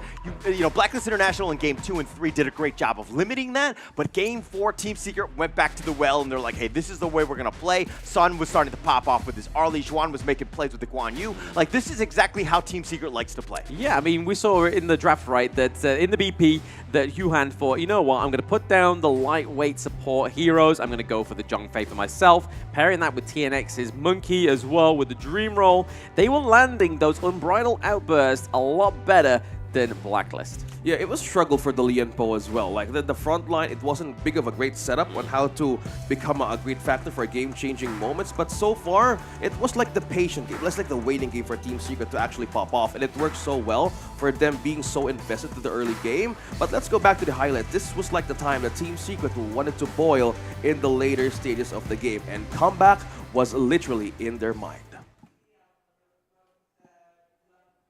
Hi everyone, I'm Yuhan, and I'm the official 2024 HOK Championship Observer. The tournament highlight of the day is here. 3, 2, 1, showtime! So yes, pinching into these highlights that were pretty fruitful in the entire of this game 4. We are seeing here that Blacklist and Team Secret were able to battle off on 2 fronts, right? They were able to get that first blood once more for Aaron. So that's 3 games back-to-back first blood on the Ganon Mo. Maybe they put the Ganon Mo down, maybe they take it in game 5. But right now, that Zhongfei is looking very fearful for Yuhan.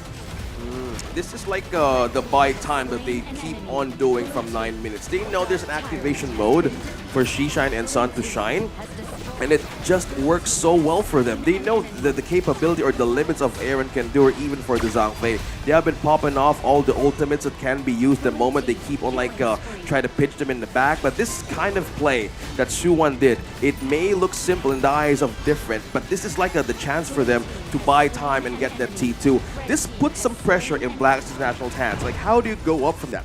Yeah, and I don't know, to be honest. I think that this is going to be amazing going into this game 5. But I think Team Secret, they put their, their best players with their best heroes. I think the Shangguan was great with Shishan. Let the man play. Let him just stand out. Let him just style on people, because he knows he plays this Shangguan at such a high level. Yeah, I mean, Zai with the Shangguan, right? I mean, Guan Yu from Shuan was fantastic as well. The pushes, the aggression, the finding himself into the enemy's crystal as well. He's like, he was that confident on this hero. He was like, I'm willing to go into the base, baby. I'm brilliant to do anything that it means to get another win on the board. And we can see it right here. He just keeps pushing, keeps going, laying it on thick to the side of Blacklist. And there we see the fall of the crystal.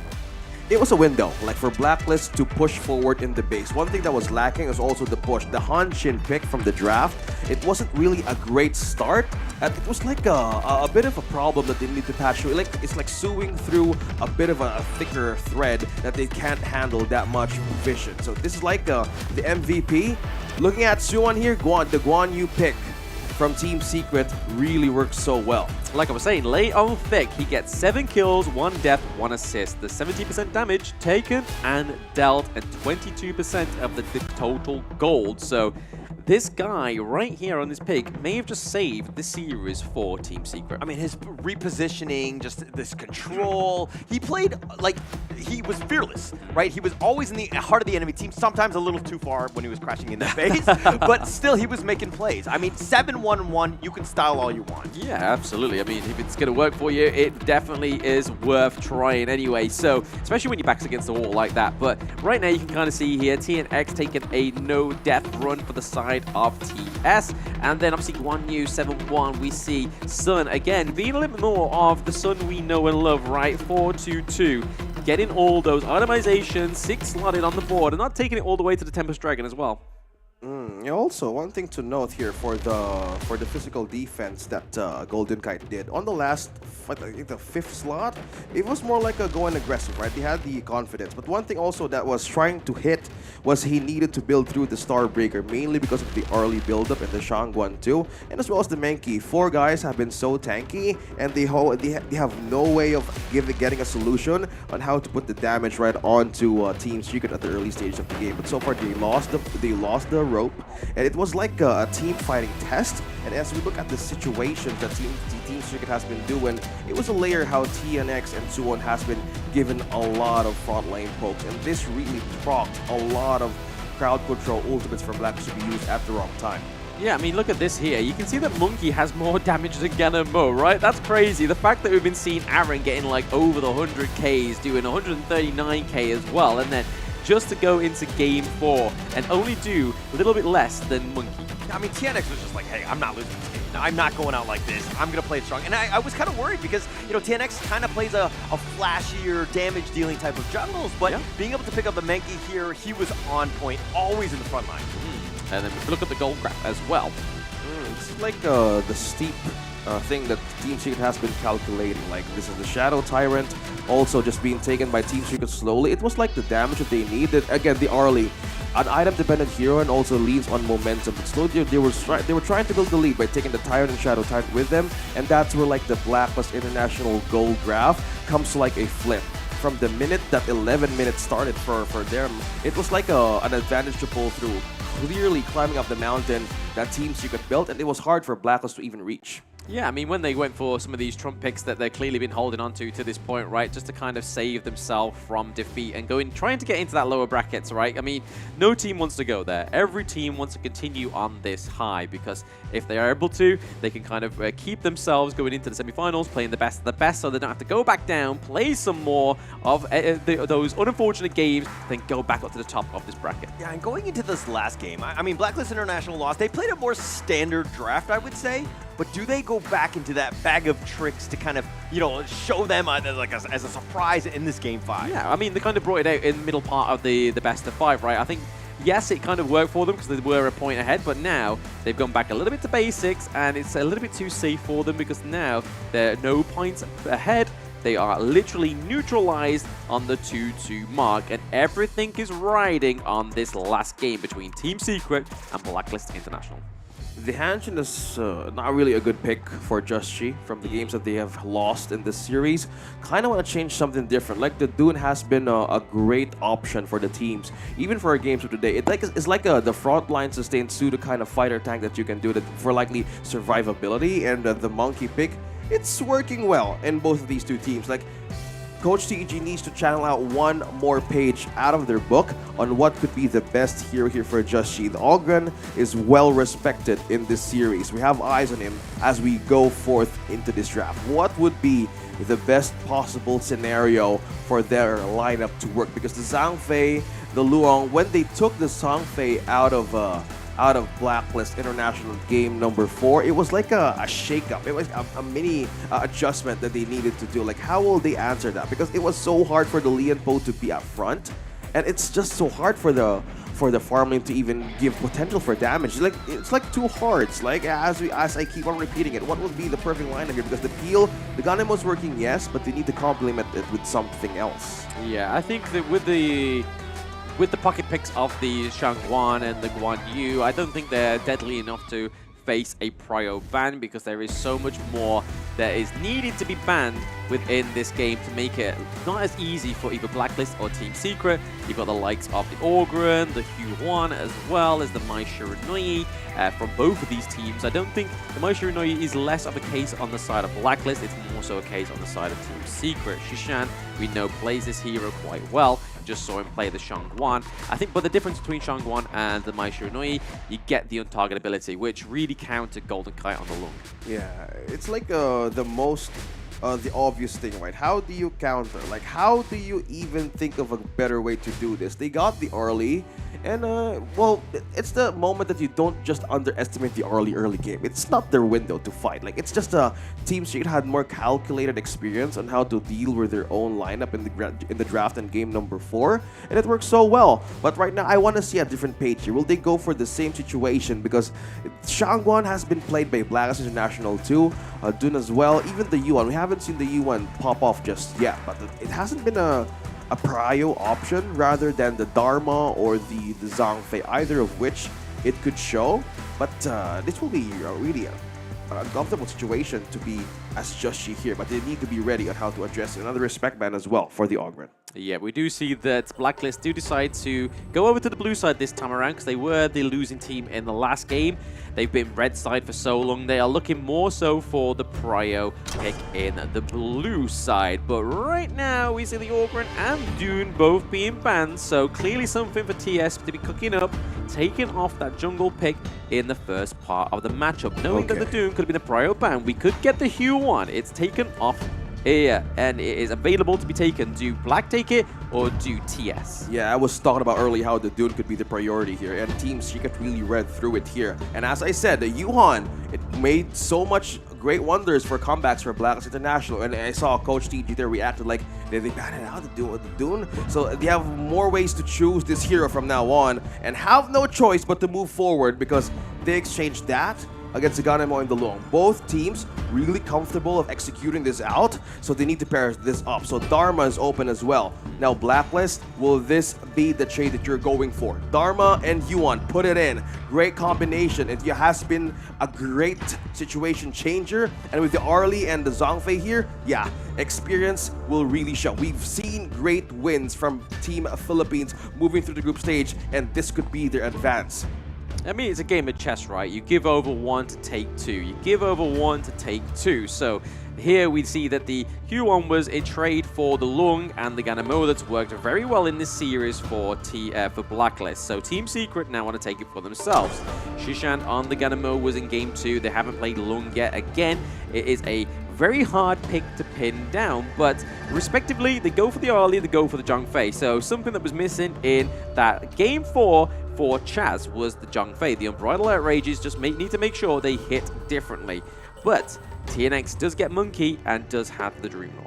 This was the winning formula for Blacklist. Like Chaz using the Zhangfei, landing the outburst, not in even, well, using it for zone out, using it for capturing members of Team Secret, but it bought so much time for their farm lane to move forward and get those kills. So with the peel, right, the peel has been circling around. This is just a great counter for Zhangfei nowadays. Like the Gun and Mo hold on from the Monkey, and with that, they respectively banned the Dharma and the Angela. They know that they could easily melt this Gun and Mo and Menki in the front line, and respecting the Guan Yu in return. So Blacklist and TS really have eyes on this series. How can they win this? They're really pushing this into the most situational way possible by forcing the last resort. Liu Bang for Team Secret. They move around the map. They know how to play the macro game. But how does Blacklist International respond?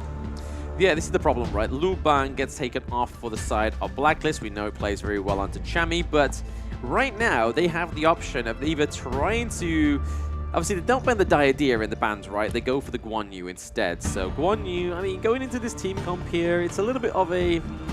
I think it's a bit more of a wild cannon, right, if you went for Guan Yu within this one, because if you have the risk of pushing away your enemies, out of range of the couple blades, out of range of the flaming palms, it could be trouble for you. But a little bit back to basics here for the same for Blacklist. They take some of their stable picks like the Zhongfei and the Huan, but take the Mei Yin for the backline and take the Lady Gen for the anti-engage. I love the pick off here. The last cards of Blacklist International, the Mei Yin and the Lady Jean. You have the Destructive Delusion, the Flowing Sight to go in with you. One thing that stands out for the lineup of Team Secret is the backline stronghold that they can have against Gun and Mo and the Menki. Luong as well. So both have vulnerable positions to be in, but considering how Mei Yin and Lady Jean could move in the hands of Blacklist International, this could be experience that would speak from mastery. A team who has been struggling into the group stage, managing to perfect moving forward into the first day of the knockout stage. This is a great way to seal their last pick against Diadea. You have Peel, you have Burst, you have Pick Off, and all leads to one. Early needs to pop off, but good thing the Zhongfei is here though.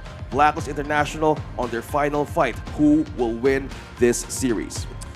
Did we ever like doubt that we were going to go to a Game 5 here? Like, this is going to be the first one. Of course, this is the day one of first match of the knockouts, getting into this situation. I mean, both of these teams really, really want it. Oh, they both do, right? I mean, it's the pride of the Philippines or the pride of Malaysia trying to get the first team through into that upper brackets. But these drafts are very clinical, right? They are looking for the backline with the Mei Yin. They're looking for the great engages from the Huan and sustainability in these fights, but is it going to be sustainable to outlast those couple blades from Gan and Mo? Execution will be in check. Sidestep as well. Chami1 has been great by using and executing that Dharma with the backline defense, backline initiation, so you need to be wary on where to position because blades can come in at you by Team Secret, and Shishan has been really good at this Ganmo as well. We're looking at teams slowly building up their caliber in this best of 5. As to go back to your question, did we expect this? I kind of say yes, because both these teams doesn't want to be in the lower bracket right now.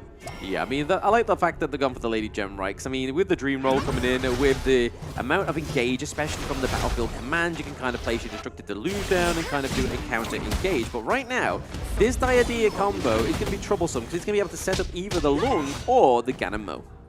Chami1 into the post of Suwon. So this is like a push and pull in the back in the Clash lane. It's like a pillow fight for the Clash laners. It's not yet their time to shine, but most likely here, I want to be in check on how the roamers are rotating. It's Chaz versus or the matchup of Suwon or Shisha. They have been really great in getting this information across the map for these two. That's why we see the pressure in the mid lane. Good thing that the Lady Jean, Aaron, and as well as Just She here being present as well by not letting them cross this lane because they know leave the fight to the farm lane, let them farm on their own, let them have their momentum. But so far for the folks, I'm leaning towards for the long this time. But Aaron being here, this could be a great start for a gang. Oh, this is a great attempt. Ocean of Tears is actually going to miss, but TNX is going to join as well, and Blacklist International decide to retreat.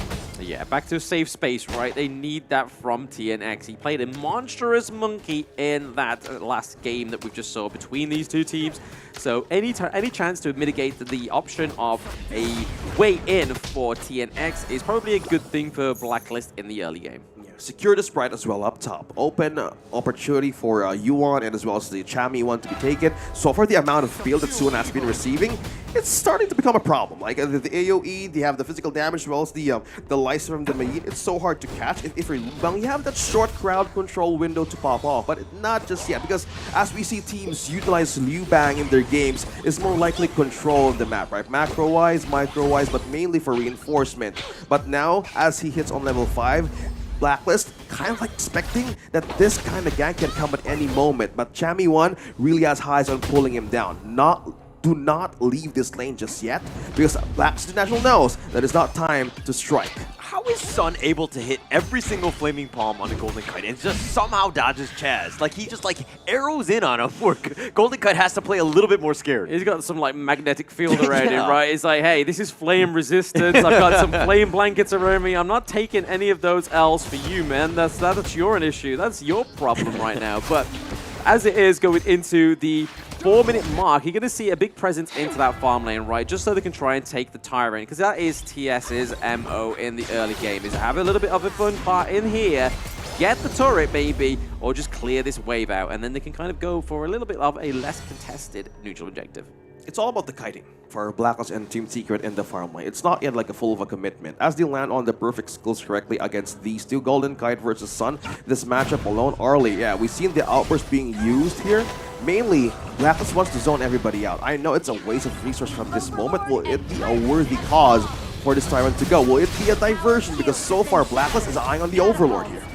Yes, again, it's just the same thing. They don't want to take a fight early on because they know TS will actually win that fight. Unfortunately for the side of Blacklist, but they do take the Overlord. But I just hope it's not the same song and dance from last game, right? Because it worked for them until it did not, because the aggression from TNX, they now have the long ride, so Sun can now just replicate what Golden Kite was trying to do with the infinite fastness, which is those aggressive plays. Oh, but it looks like there's going to be a huge gank. All 5 members in the top lane. Shisan just trying to fight with the Battlefield Command. If Shisan gets knocked up, he's going to be killed. And Chuan is going to be killed as well. Battlefield Command, nay. That is the pros and cons of having the Liu Bang on your field. Yep, you have the Battlefield Command with you, but if Blacklist saw the potential to force it out, it's a clear win for them. And we're looking for a trade down bottom as Sun wants to take another turn away. Half HP on T2, but Blacklist needs to trade with the defenses as well up top. Yeah, no, I mean, that T2 going down into the bot lane would be a little bit of an issue for the side of Blacklist because they would like to play to their comfort, right? They want to have a little bit of somewhere that they know they can kind of go for, a little bit of a breather for Golden Kite. But hey, Chami getting the first blood and Golden Kite getting the second kill. Those are kind of where you want to be seeing all those resources funneled O2. And right now, we have the Vanguards on the Gorge. We just need to see Blacklist do something with them. Mirror takedown as well for the top lane and to the Clash lane. So far with the switch that we're seeing here, we're looking at Golden Kite and Chaz slowly go and build pressure from the top lane. They know that we need items, but if we need to check the resources being present here, I'm leaning towards Blacklist right now, mainly on the advantage of gold. Mask of Agony picked up. We have the boost advantage for slow. Oh, Bro, right on the Stampede. Oh, the infinite fastness. He's got the fast fingers. He needs to be a little bit careful because the rest of them are there. He's going to go up to the edge. He's going to stay on the end. They want to keep us alive with the Stampede, and Sun stuck around. That was not a great spot. He should have been back, but Chaz makes him pay. Yeah, he went into the wrong wall there. It's kind of like, oh, where do I go, guys? Do I stay? Do I defend? I don't know. What are you going to do? You gonna save me? And this moment, the 3-0 that Blacklist has, they have an advantage to take this T2 with them. So far, it's like an open advantage for the Luong to keep on moving forward. But the pickup once again for the Mask of Agony, Torment is now present. Lady Shun could really do a lot of flowing size here. The team fighting of Team Secret is just too tight for them to handle. So they need to be spread out from the moment that they have an opening. So who can isolate members here from Team Secret? Either the Diadea, Yuan, or even Shisha. They have Beal, yes, they have Sustain. But the problem here, there's no frontline initiator from Team Secret alone just yet. Not unless TNX would be the sacrifice.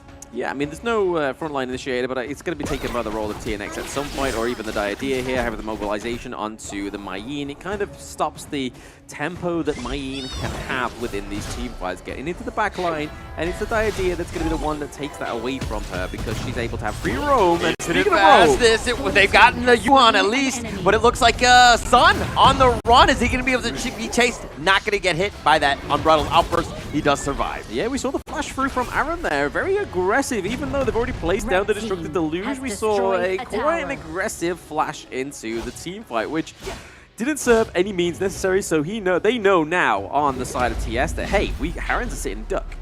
We've seen now the potential hold here from Blacklist International. We've seen another T2 turret been taken by the Liu Bang. Xuan is now on a Sun, set gone on. He's going to get bursted. Juicy just picks him off. He'll just take that one to go. Yes, they pop it in his takeaway bag, and he is happy with a little bit more gold going over to his favor right now. Looking to try and contest the Azure Golem. Is TNX that is able to still secure it, though, for himself, so he's not going to be down without a blue buff. Yeah, they need to counter the waves as well. Like, they've taken the turrets up top too, but also for the Clash lane, or for the farm lane rather, they would need to push it forward. They need to equalize this macro-wise, because Suan is on a fail-safe mode. They know the team fighting is not yet done just yet for the late game situation, but looking at this, even Gun and Mo, Shishan was forced to get that Venomous Staff. He might go aggressive early with the magic damage items, mainly because of the hero lineup that Philippines has.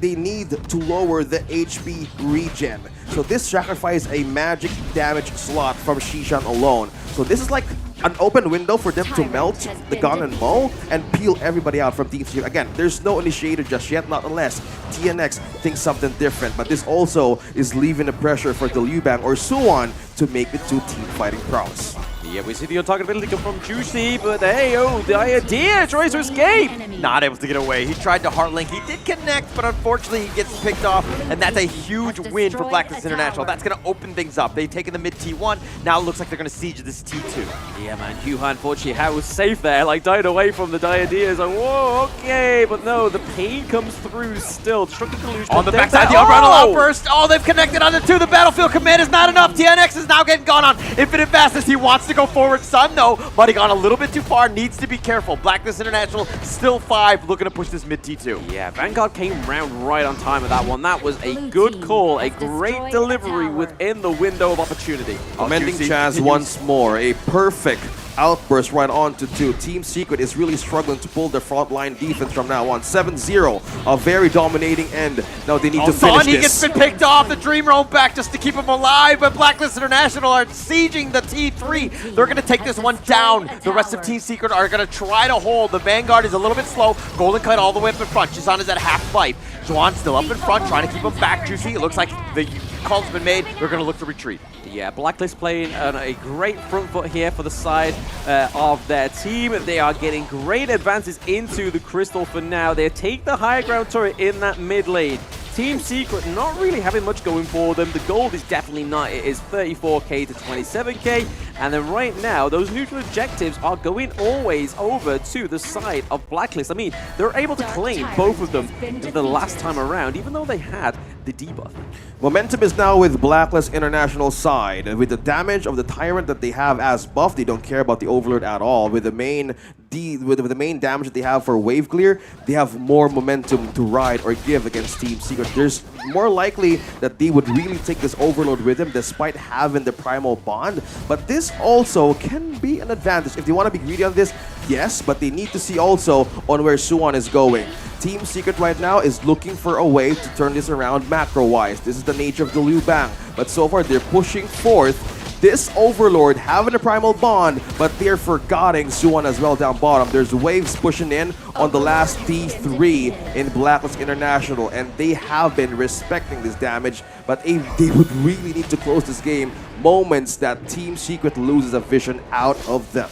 I mean, that was the whole point of rushing for the Shadow Overlord, right? Was just to kind of mitigate that, to push down into the bot lane for Shuan. Having that Dragon put down, having that Overlord put down just clears out those minions that were there. The pesky minions that was kind of causing them a bit of an issue. That's why there was a bit of a rush there for the Overlord on the side of Blacklist. But right now, this is where I feel like Blacklist needs to kind of roll this one out, because if they continue this to keep going, Lung's going to get items, the Ganamo is going to get items. Still doesn't have the Void Staff right now for Ganamo, so still not hitting the most optimal damage. Golden Kite doing some serious work on this bottom T2. Chaz is going to stick up at the front. Juicy needs to be a little bit careful. Again, that's kind of how you want to play the Yuan. You want to just be up in front and just kind of harry and harass and poke and just make things very uncomfortable. The Shadow Vanguard still going to be there. They do have Chaz up in front. He hasn't used the Umbrella Outburst, but it looks like Team Secret are going to retreat and let them take the T3 for free. Yeah, the high ground turret does fall once more for the side of Team Secret, so backs against the wall. Oh, Jamie looking to go in for this one, but no, the Infinite Fastness instantly used. He's going to back off. Jamie looking for the nice play on the TNX. He's got the Battlefield Command. The Dream Roam, they're trying to go for Golden Kite, but he keeps them from afar. TNX is a little on the low side. He's going to use Yuhan. He's going to go with the Heart Link onto him. He's going to back off, and it looks like Blacklist International have to wait for the next round. Yeah, there's not many times where TNX has to use that Dream Roll as a defense, right? I mean, that's definitely when you kind of like catch him down. It's like, whoa, okay, I have to use it to get away from this team fight, and that's exactly what they did at that base race. But hey, 2 high ground turrets been taken down. They need to try and focus either the Clash lane one as well to put a lot more pressure into these lanes for the side of Blacklist. This is the last level of defense that Team Secret has. Failing into resource, using aggressiveness into defense. This is just a question, right? As we see the Vision Sprite pop off in the battlefield is available from now, 17th to the 31st. Now going back to my point here, that 0 score from Team Secret right now is mainly on the defense of the base. They're translating their possible aggressive resources into defense. This is not looking good, as this game is about to be slowly taken by Blacks. Another turret slowly being eyed by Blacks to be taken away from Team Secret. And right now, they would really eye for an avenue. But the only thing that they're trying to build up here is the silver lining that Suwon has been doing. He's been trying to call the attention of Blacklist International being at the top spot of their map. This is the question, will they have the advantage to divert the attention or take him as bait? So this is like a push and pull situation that the Suwon can have advantage of. I feel like this is a good point though, right? I mean, Blacklist was able to get Chami down there to kind of like push the minion wave away, and now we see that the Tyrant is coming up down, like in time. Like that was like 6 seconds timer on the Tyrant. So they knew, like, hey, let's get somebody back to the base, let's clear that off, and let's get that Tyrant. Again, a lot more damage going over to the side of Blacklist going into these next few team fights. They have the empowered minions in the lanes. Shuwon just kind of looking for the same old version of what he just done down into the farm lane in the Clash lane.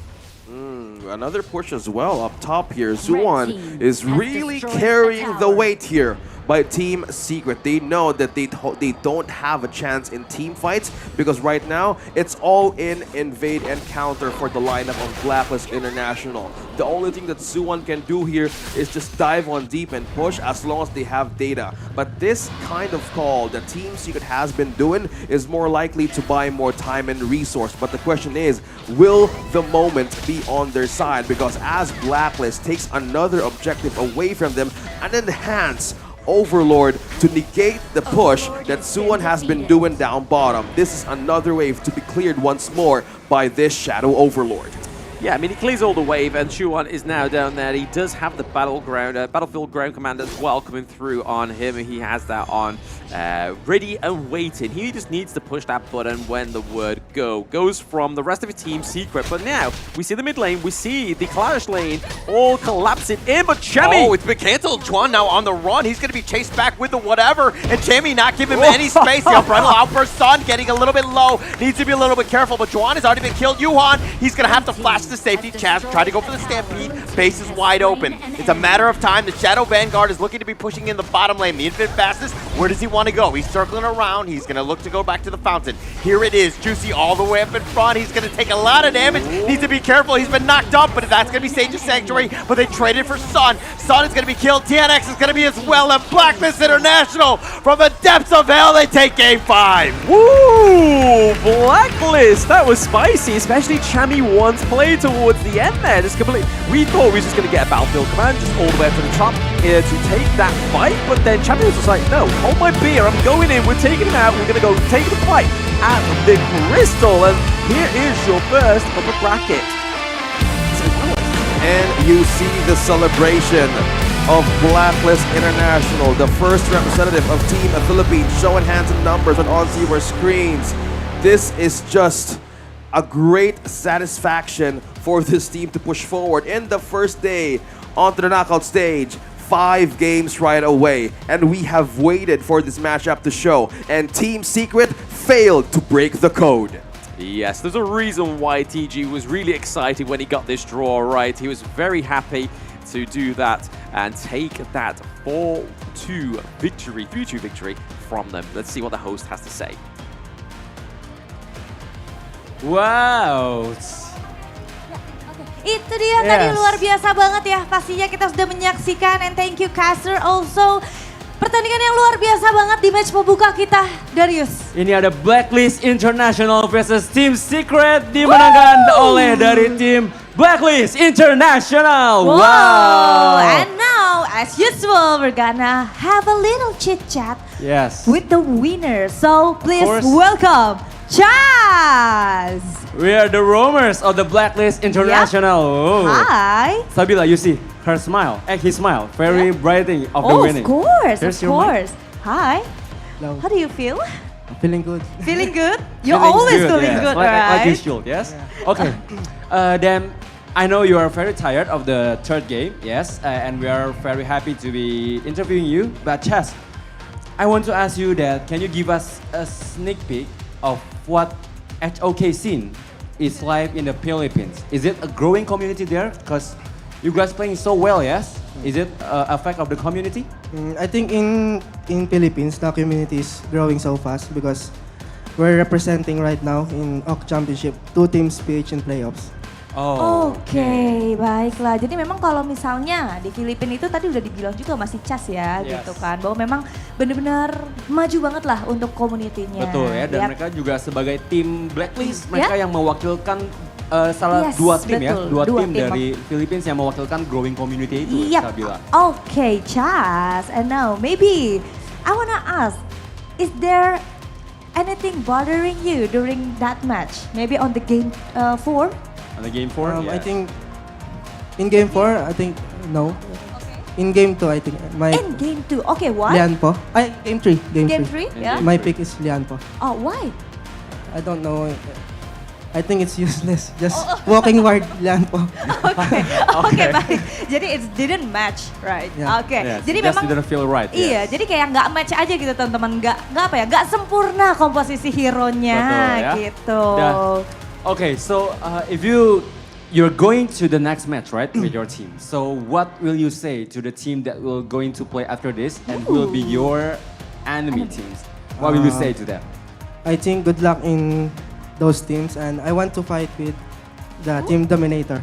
Dominator. Jadi udah ditungguin nih ya. Kalau misalnya nanti Dominator menang, nanti udah ditungguin sama teman-teman Blacklist. Maybe one question. Yes. Okay, one question or last question. Or maybe can we ask the reason maybe about why Dominator you choose Esports? Dominator? Yes. Because Toshi. Oh, Toshi. Okay, Toshi. Yes. Okay. Yeah. So Toshi, beware, is it? Yeah. Yes, because Blacklist is on the point to We Toshi. love Toshi. We love Toshi. You love Toshi? Okay. And what your preparation for the next match? I think we just use our confidence again, like we used now, and we just play our best and be ourselves.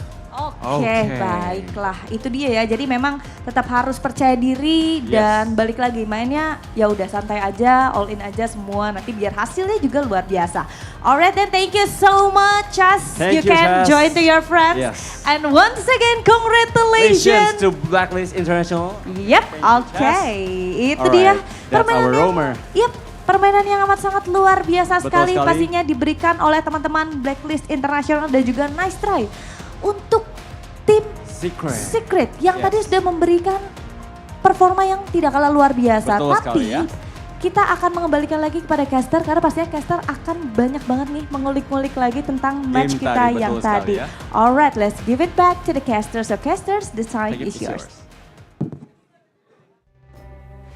Thank you very much, host, for that interview from Chaz there. So the one of the MVPs for one of the games on the Zhongfei, right? So one of his better plays. And as he was saying there, with his Lian Po in Game 3, wasn't happy with it because he thought it was useless. Hey, we wouldn't use that word. It just wasn't optimal, right? Let's use a little bit more of a fence-sitting word from Blam. It wasn't optimal in that Game 3. But what we did find out from them is that they do want to take Dominator into the next part of this tournament. So they want to go up against Toshi, want to reignite a little bit of an old feud from Toshi, who used to be part of Boom Esports as well. So before we get into that, we are going to get into the highlights to see how Blacklist won. Hi everyone, I'm Yuhan, and I'm the official 2024 HOK Championship Observer. The tournament highlight of the day is here. 3, 2, 1, showtime! This was the moment of dominance of Blacklist International. First 4 minutes when they had Shishan and Shuan right in the tight corner and forced that ultimate right away from the Liu Bang. It was a complete go time for Blacklist to take by storm. As we look back on 6 minutes in, complete domination on the map, and we're looking at Suan finally activating that last line of defense, which is the split push. But so far, getting their cards right, it was like a win for Blacklist, continuing the score of a 5-0. They never had a chance for a kill. But we see moments there from them for defense, but it was just delaying mostly the inevitable on what Blacklist can do against them. Yeah, I mean, it was a really valiant effort from Blacklist, right? I mean, these are two teams that never fought before, the Philippine region, and the only time it's ever happened was obviously with Boom Esports, but this just seems like a big flavor, right? I mean, Boom Esports generally beat Blacklist most times out of 10. So for Blacklist to come through, beat Team Secret, who were technically the second place of Season 2 Invitational, and one of the semi-finalists of the EWC, this is pretty strong showing for Blacklist. I mean, it's just like all the teams are just starting to level up, right? I think Blacklist International brought their A game. That was an amazing game. I mean, it was perfect. And then their drafts have been on point. So their coordination and the team fight, everything that you want from a team that's kind of on the rise, and it's looking to be a little bit of a scary team.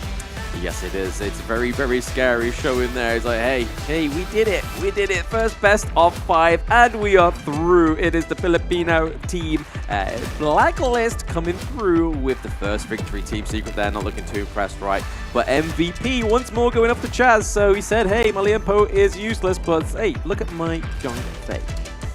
Really good to really work some wonders here. 1-0 and 8. Zhang Fei getting back on this game. They had more realization through that Lian Po. Don't count out Lian Po just yet. It will really work well on a different scenario of the lineup, but if you're with a space creators such as Team Secret, you would really want to cage them in and put them into an outplay. But Chaz wonderfully performing on the Zhang Fei, being the soak up and the front line of Blacklist International. It gave so much avenue for them to strike in the moments that they were having trouble with. It was like a last scenario that we've seen the Liu Bang looking for avenues there to just split push. But one thing that we see here in this beautiful draft that Blacklist did to win this game number 5 is the addition of the Lady Jean.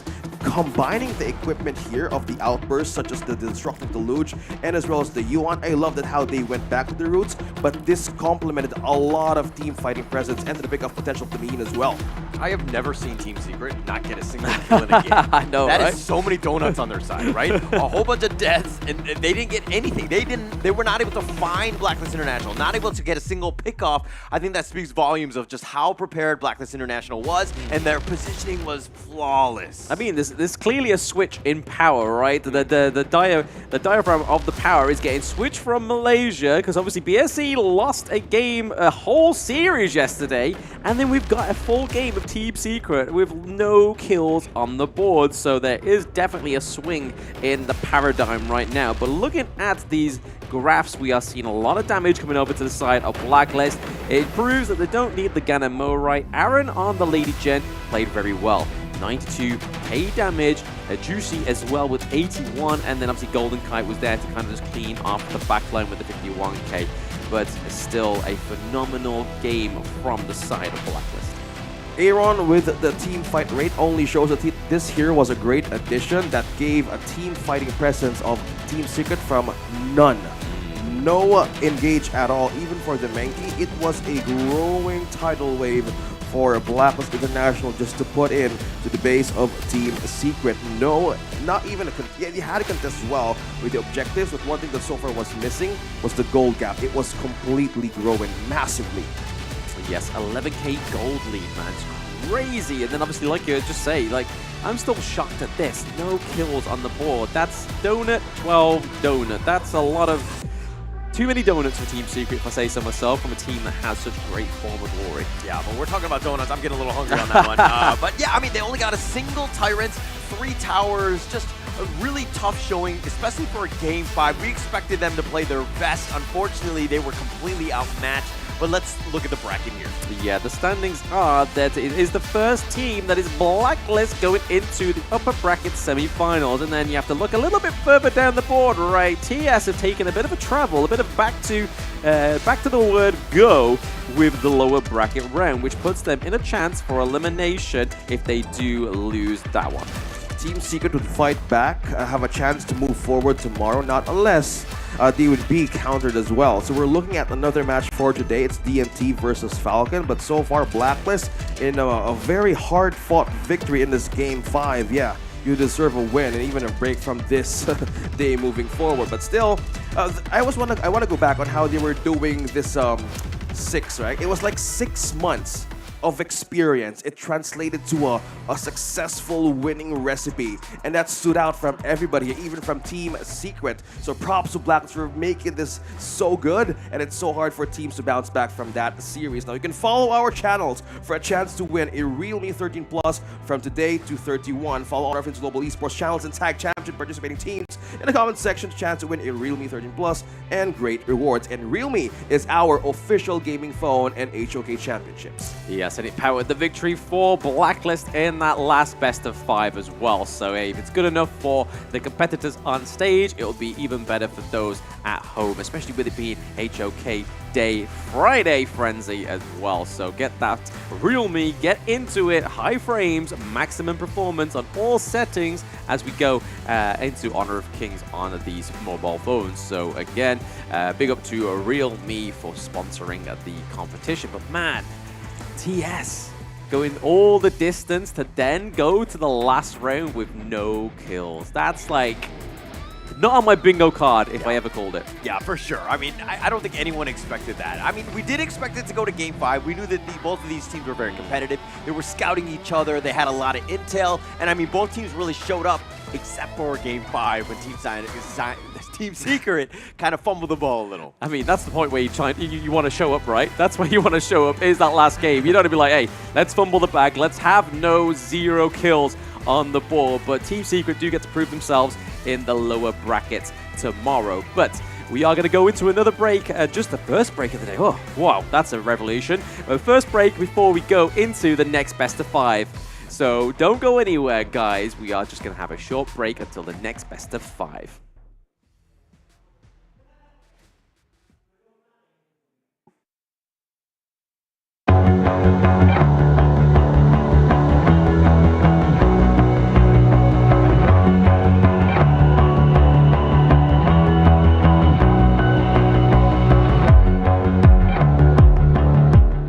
Welcome to the 2024 Honor of Kings Championship, the pinnacle esports event of the year, where 16 best teams from all of the world clash on the stage for the ultimate glory.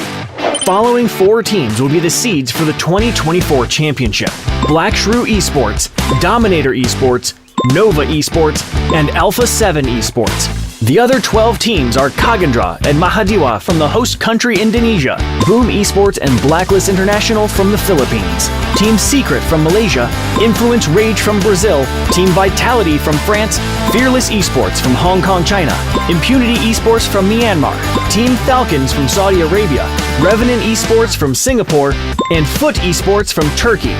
2024 Honor of Kings Championship will commence from October 12th to October 27th. The journey will start with the group stage from October 12th to October 17th at MGP Space in Jakarta. 4 seeded teams will be randomly drawn into 4 different groups.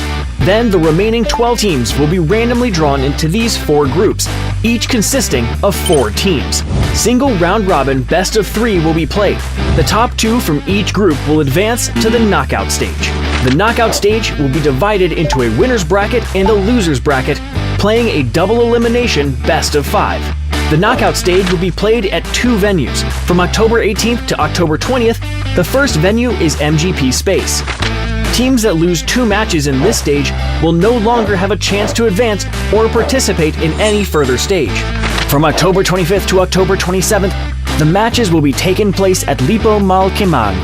It will feature intense competitions, with the winning teams of the upper and lower brackets advancing to the Grand Finals. The Grand Finals will be best of 7, and the winner will rise to the top and become the champion of the 2024 Honor of Kings Championship.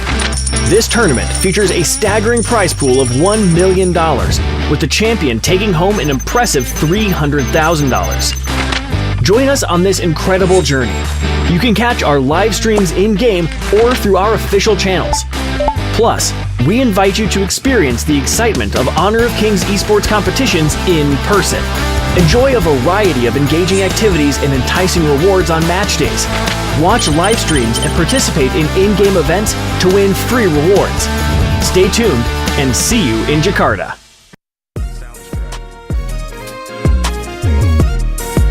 We're gonna play some fun game which related to Indonesia's thing, which is like usually children that do. The first one is chap, chip, chup. Can you say it? Chap, chip, chup. Chap, chip. The rule is one player open his palm of the hand, and the other one put his point finger, and then the one with the open palm says like chap, chip, chup, kambang kuncup. Chap, chip, chup, kambang bub chup. I don't know. So one of you have to like move faster. Whoever catch the finger wins the game. So can we play? Can we play? Yeah. Which one going first? Okay, Linghua. Yeah. Okay. Ready? Chap, chip, chup. No, wait. Chap, chip, chup. No, wait. Cap, cip, cup, kembang, kuncup. Okay, that's fast. Okay. So it's 1 point for Oil. Cap, cip, cup, kembang kuncup. Cap, chip, chup, kembang kuncup. No! Okay, she's faster than me. Okay, switch. Okay. Winter with the open palms. Ready? Cap, chip, chup, kembang kuncup. Oh, my shoulder.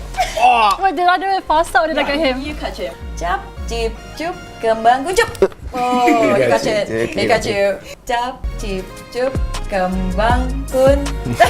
Hey, ibu. Cap, cip, cup, kembang kuncup.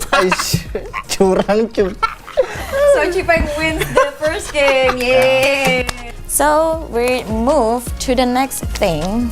This one is like one of the dish, like a drink, special drink in Indonesia. Can you guess what it is? So next one is you have to guess. Kalian akan mencoba sajian dari salah satu daerah di Indonesia. Do you have idea what is this? It's a blanket. It's a blanket. It's a blanket. We bring hide and seek. Oh, are we meant to like? Oh, okay. We're meant to come in for some kind of wrestle. If you know what I mean. You have to wrestle. We have to hop, right? Okay, so it's called gorengan. Gorengan means like frying. Like it's a side dish, but it's all fried. So it's called es kuwut. Oh, it's kiwi. No, es kuwut. Es kuwut? Es pisang hijau. Oh iya. Yep, es pisang hijau. Boleh silakan sambil dicoba. Es pisang hijau, a traditional dish from name a city. Name a city. Start with M. M. Manado. No. Malang. Makassar. Oh, Makassar. It's called sarung. It's a large tube or length of fabric, often wrapped around the waist. Do you have the idea how to wear it? But just like No, I got it first. Okay, he's copying me. like this one, you know? No. Put it on like all of to your left or something. Oh, okay. Yeah. And then Again, and then you. Oh, this? Yeah, like this? that. I know. Yep. Winter is right. got it first. I was not that bad, but What if I ask you to rate this from scale 1 to 10? I mean 5. 5? Yeah. Bobby? 9 分。 9? Oh, you like it? Yeah. Okay. 9. Satisfaction 9? 10. Oh, someone's like it. 8.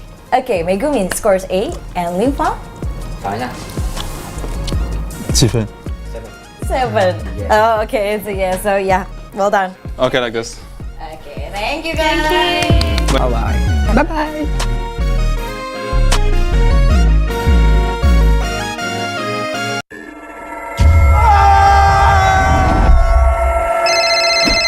Yang, aku pulang lebih cepet nih. Ini lagi OTW rumah ya. Pulang, udah cepetan.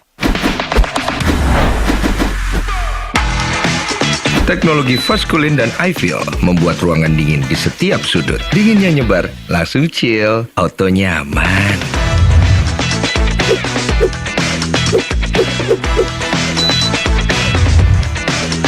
Dengan Ed Garment, tumpukan cucian kotor gone, semua yang ada di dalam jadi lebih terjaga, lebih dingin, dan lebih segar dengan Power Cool. Nikmati gambar yang lebih real dengan Kilet Pro dan Dolby Vision. Rasakan pengalaman suara yang mengitarimu dengan Dolby Atmos. Sayang.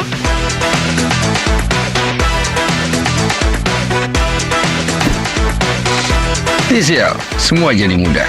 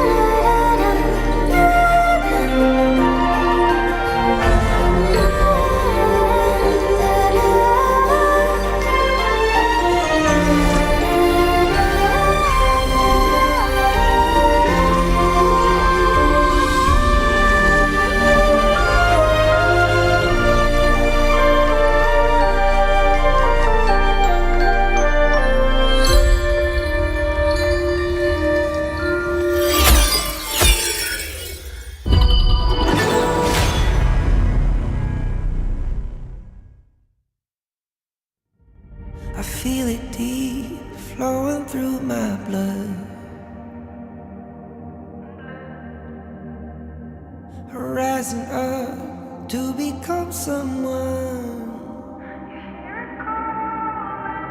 and taking it all on my own. What a sweet victory. And taking all of my control, awaken something deep in me. Like flames, feel it burning inside. Take a hold in pursuit of the prize. I've been told ain't no way to survive, keeping all of this fire that's locked up inside. When this is the time, enter the ring. All those mental chemicals doing their thing. I got flashes of battles inside of my dreams. I was made for this moment. At least now it seems like it's time to come face to face with your fear. Been battling reasons for all of the years, and I learned how to fight them with style and grace no one's ever encountered. You say it's amazing, I'ma come out swinging when they open the gate. Go ahead, call passion, I'm calling it rage. I'm taking what's mine like I already own it. Watch but don't blink, going here to the moment.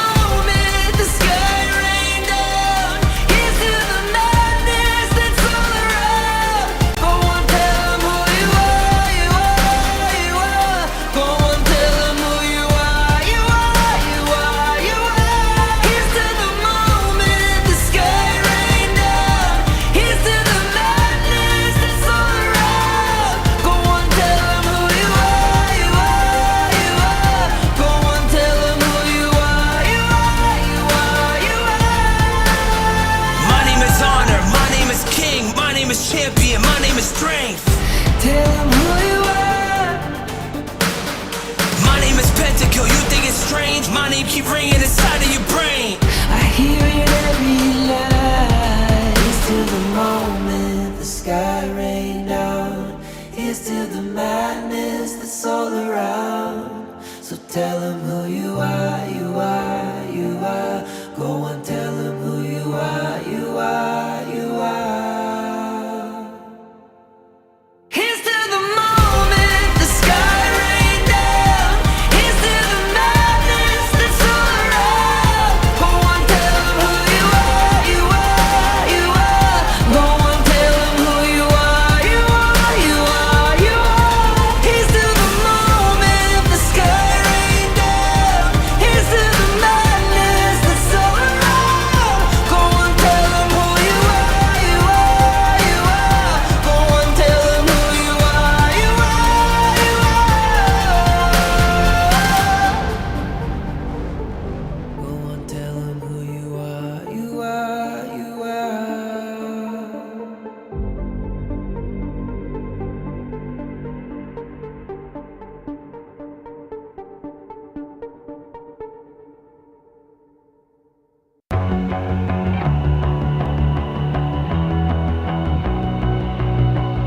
You've walked through the darkest night. You've heard the crowd, felt the blinding light. You were standing there when your heart comes alive. It's a dream of ahead, and it never dies. Right here, right now, give it all, get it out. Never a surrender. I fight and never fail. I am a contender. A challenge I can feel. The smallest lies become the brightest enemies. Relentlessly. And even if you fall, you gave it everything to be a king.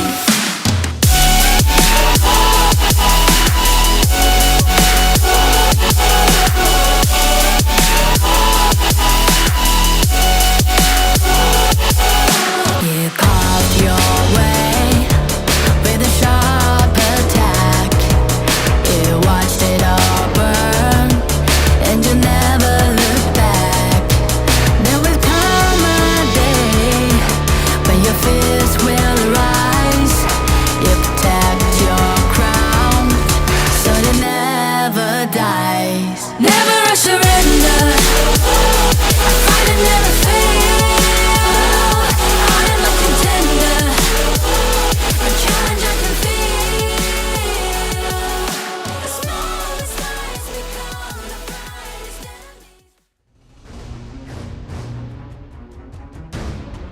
welcome back to 2024 HOK Championship Knockout Stage. Everyone on YouTube must be very waiting for us to see the second match, Sabila. Yes, and we karena are so ready to. pastinya dong, karena di match kali ini seperti yang tadi kita bilang untuk di opening Darius, bahwa match kali ini bisa dibilang adalah match penentuan ya, dimana teman-teman Dominator ini adalah harapan satu-satunya untuk tim Indonesia, karena Dominator kan bisa dibilang satu tim Indonesia yang lolos ke babak knockout stage. Betul banget, dan mereka juga masih memegang nama terbaiknya adalah Dominator dan dominating. Semoga terus dominating ya, betul ya. Betul. Dan juga teman-teman yang udah hadir hari ini dan juga teman-teman yang di YouTube jangan lupa komen terus. Supportnya karena bisa berasa sampai sini loh Sabila ya. Waduh, aku betul juga setuju. Setuju aku. Betul Tapi banget. Darius, kalau misalnya kita tadi sedikit ngebahas lah ya mungkin tentang game kita yang pertama ataupun match kita yang pertama, di mana tadi benar-benar sengit banget, kita ngelihat bahkan pembukaannya aja itu udah 5 game Israel. 5 game Israel ya. Kalau kali ini menurut kamu gimana nih? Kalau ini karena satu lumayan dari jauh pun mereka punya skillnya mereka sendiri, specialty-nya, tapi Dominator juga punya specialty sendiri gitu ya. Jadi kalau dibandingin kita juga susah berharapnya, tentu pasti akan benar-benar gak ketebak gitu ya. Betul ya. Oke, kalau gitu marilah langsung aja kita buktikan karena kita akan langsung masuk ke dalam match kedua kita pada hari ini. So, please welcome Team Falcons.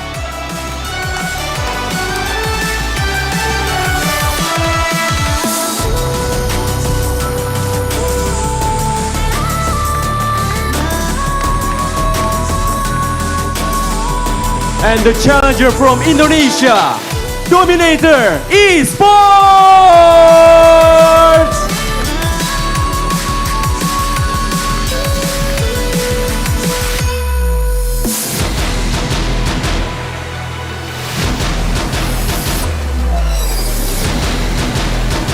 Okay team, please do a handshake first before you go to your place and prepare for this match.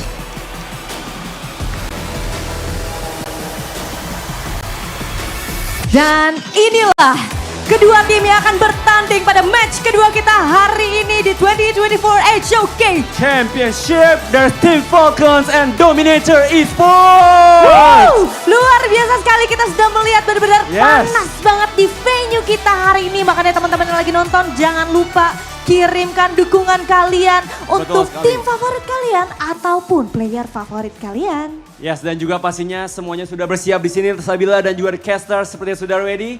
So without further ado, ladies and gentlemen, this is the second match. Caster, take it away. Hello and welcome to, of course, the second match of the day. It's going to be Dominator Esports going up against Team Falcons. My name is Holler, and with me is Blam and Kindo.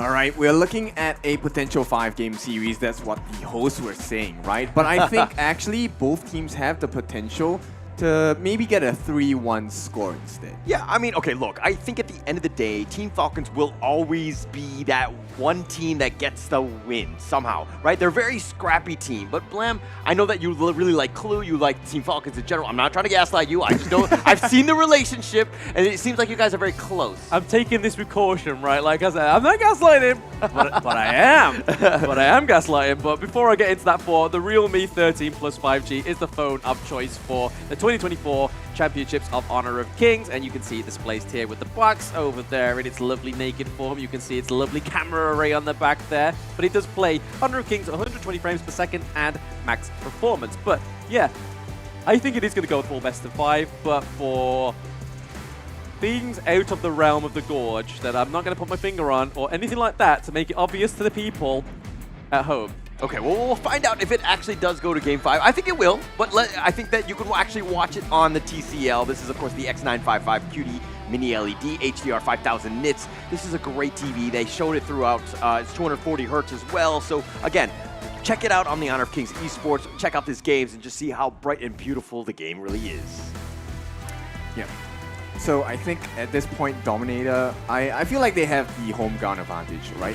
But is it big enough to take the lead against, Falcon Esports? Because I think it's important to take a lead. It gives you less stress, right? You aren't as pressured to, figure out, hey, how do we beat the next beat them at the next game. Yeah, so I'm actually not sure if it's more pressure or less pressure because it's kind of both ways, right? Like, yeah, you might get the home crowd, you might have this like ambiance when you're doing well, the crowd just pumping you up and getting yourself into a great spot. But at the same time, if things don't go well, these are the same people that might turn on you, and that's kind of scary going into a game like this. Okay, we have definitely seen that kind of crowd reaction before, but hey, you know what? They are in the best position to maybe get a win. At this point, Falcons, I think their performance hasn't been really consistent, right? We have to be factual about that. I mean, we say that, but they're the only team to take a round from Nova. So there's consistent, but then there's powerful. And speaking of powerful, the Dominator Esports roster is Elf, Toshi, Cheapbangs, Freddy, and Jurl on the board today in the Gorge for Dominator Esports, having a clear victory in their respective groups. Yeah, and they were the #1 team out of Indonesia. There were high expectations going into this one. They were the #1 squad in Group A as well. They lost a single game against Foot Esports, and they were just completely dominant, right? So this is a very strong team, but going up against Falcons. Again, we talk about the fact that they're very scrappy, but Kindofu, walk me through these guys. All right, so they will be represented by the 5 members: Clue, Bobby, Ray, FF, and Wawa. Now, I just want to focus onto Wawa, Clue, and Bobby for now, right? So far, I think they have been on point for most of the games, and I think they can have that initial advantage, that game 1, if the 3 of them play really well. Yeah. I mean, I just want to point there for FF, because obviously he's had those games on Dune where he's kind of gone in a little bit too early with the Unruly Blades. So it's seeing if they've actually learned from that point, right? Yeah, it's something that they need to look into. And again, they had a lot of games. Somehow they survived. I mean, some people say, they were lucky, but they got themselves in there. And also, you could be lucky in the new in-game mode. Championship kicks off every Saturday evening at 8 p.m. from October 12th, which is already going on, to November 2nd. Okay, so this is your taste into what it's like to stand on the stage and kind of win against your overseas opponents, or maybe even your own local home team as well. Yeah, and it's a great opportunity to not only play that, but of course the knockout stage. This is going to be at the Lippo Mall, Kemang. It's going to be the 25th through the 27th, that entire weekend. It's going to be huge. There's going to be a whole bunch of people. The games are going to be there. We're going to have the grand finals. You're going to see the ambiance of just what Honor of Kings Esports is all about. Yeah, exactly. And it's going to be a very different experience. At the same time, you are able to really just feed off the energy of the crowd. And I think that's really important, especially for teams today, because they want to be able to play in front of the crowd. They want to be able to win in front of a huge audience as well. Yeah, it'll be a huge opportunity. I mean, think if Dominator were to kind of make it there. I mean, there are so many, hurdles to get to before they're at that point. But having the, the high expectations of this squad, that's going to be, again, the #1 team out of Indonesia, to be playing on the big stage at that time, that would be almost the best experience for these guys. Yeah, this is, one of my favorite quotes here, which is diamonds are formed under pressure. So I want to see if Dominator Esports, they're able to come in today. There is a lot of pressure. You are playing in front of a home crowd. This is where you're supposed to be #1. You're supposed to be the best. And right now, we want to test if you are the best in the world. And not only that, I mean, they are the only representative from Indonesia left in this tournament, right? So that is an added level of pressure that personally, from my side, I mean, I'm already glittering like a diamond. I don't need any more pressure. I think I'll break. Oh, okay. Interesting that you say that. I think that you could be a little bit more pressure on you to get a little bit shinier and brighter. But nonetheless, I think, we're going to let that one pass. But we're going to go into this match soon. The draft is going to be underway. I think that these teams have really, I mean, when we saw the draw yesterday, the biggest thing is that both of these squads were actually excited that they got each other. Yep, similar to the first game, right? So both Secret and Blacklist International, they were like, yeah, we want you as our opponents. We have done research on you. We have made sure we have the plays for you. And that's the exact same situation for game number 2 here. This series of best of 5 really will show, right, who's able to take this game on, because it's a stamina-heavy game. It's not a sprint. It's a marathon. I mean, for sure. I mean, we just saw it in the first match, right? You kind of saw that, hey, these two heavyweights were going at it. This is Team Secret, of course, and Blacklist International. They went to that 5th game, and then you kind of saw what Team Secret had in game 5. They didn't really have the endurance. They actually had zero, push. The endurance was kind of questionable in that sense because they couldn't get a single kill. Yeah, exactly. And this is my question for Falcons, because we have seen them play in best of 3s. I don't remember seeing them in best of 5s. I don't know what their stamina is like. And likewise for Dominator, I think as a #1 seed, they have been through multiple best of 5s, even best of 7s as well. They have proven consistently they do have the stamina. Yeah, but I mean, to make it an easier day, just 3-0 the enemy team, right? I think I think that's going to be the #1 strategy of give them nothing. We will take from them. We will take everything from them. Yep, I want everything. I'm not going to leave any breadcrumbs, right? That's the status that they definitely want to have for both sides. And this is what makes me really excited about this series, because they have showcased like class. They have the potential to do well. Now it's really about, can you keep the composure? Can you keep your communication clean? And then we will see who walks away with game #1 and so on and so forth. Yeah, and I think both of these squads, they draft well, right? It all comes down to execution. I think that some of the teams kind of, they try to change up the strategies here and there, and they've kind of like limited Bobby from his farm, and they kind of, attack Toshi or, even Freddy in some cases. Like, we've seen these teams go really back and forth. So the strategies are kind of up in the air, but it's like, how do the teams react and to really play into this game 1? Yeah, example, right? Freddy, we all know his Hansing has been a menace in the group stages as well. I'm curious to see if Falcons feel like, hey, this is a problem, let's ban out the Hansing. But at this point, it doesn't look like it's a priority ban, and they want to secure the Dharma for Wawa instead. Good choice. Great choice, great choice. I mean, this Dharma has been all over, right? In terms of, the Honor of Kings Championship at this point. It's the 3rd most picked hero. It is just it has a 64% win rate. I think it's going to be even higher after today with the earlier games, but everybody wants him, right? He has just so much control, the truth, the flashy plays. He has everything and the kitchen sink. Okay, lady, I agree with you. We are looking for a 3-0 as well. Well, she actually said it was an 0-3. I think that she was doing it for 3-0 from her own perspective, but I think at the end of the day, she might have 0-3'd her own Dominator team. No, Dominator's on the right. I almost choked on my own saliva there. All right, but look, they're going to pick up a Dominator here, Lady Shun and the Zhang Fei. They've banned up the Ming on themselves because, again, the Zhang Fei has been very highly contested as well. This has been, picked 25 times in the group stage. It has a 72% win rate. Teams just can win with it. Yeah, I mean, this is what I was fearing, right? I was kind of hoping that maybe Falcons would have gone for red side and prioritized this Zhang Fei, because we know that Clue loves this pick, right? If it's not the Zhang Fei, he's been on Ming, and that's already been banned out. So his hero pool is kind of dwindling towards the end of this ban phase, and the Mai sure annoying for Joe. I don't think it's that big of a problem, right? We have Wawa on this Dharma as well. He's going to be able to slam them against the wall. My main concern here is have DMT won in the mid lane, because we have the Mai Shiranui. Yeah, I mean, it's going to be up in your face, right? And so it's going to come back to Team Falcons. How do they want to deal with this? What are they going to choose for Ray to kind of deal with this? Because again, the Mai can be very flashy. It can blow you up. You got to be a little careful. But again, they have the Menki and the Dharma to kind of create a little bit of a meat shield and to make it a little uncomfortable for them. Yeah, the turnaround fight is pretty strong from the side of Falcons. At the same time, DMT, I really like this draft from them because #1, they take away the Zhang Fei, and they themselves are pretty scary on this beast as well. And you have a lot of burst potential coming out from the Dominator lineup.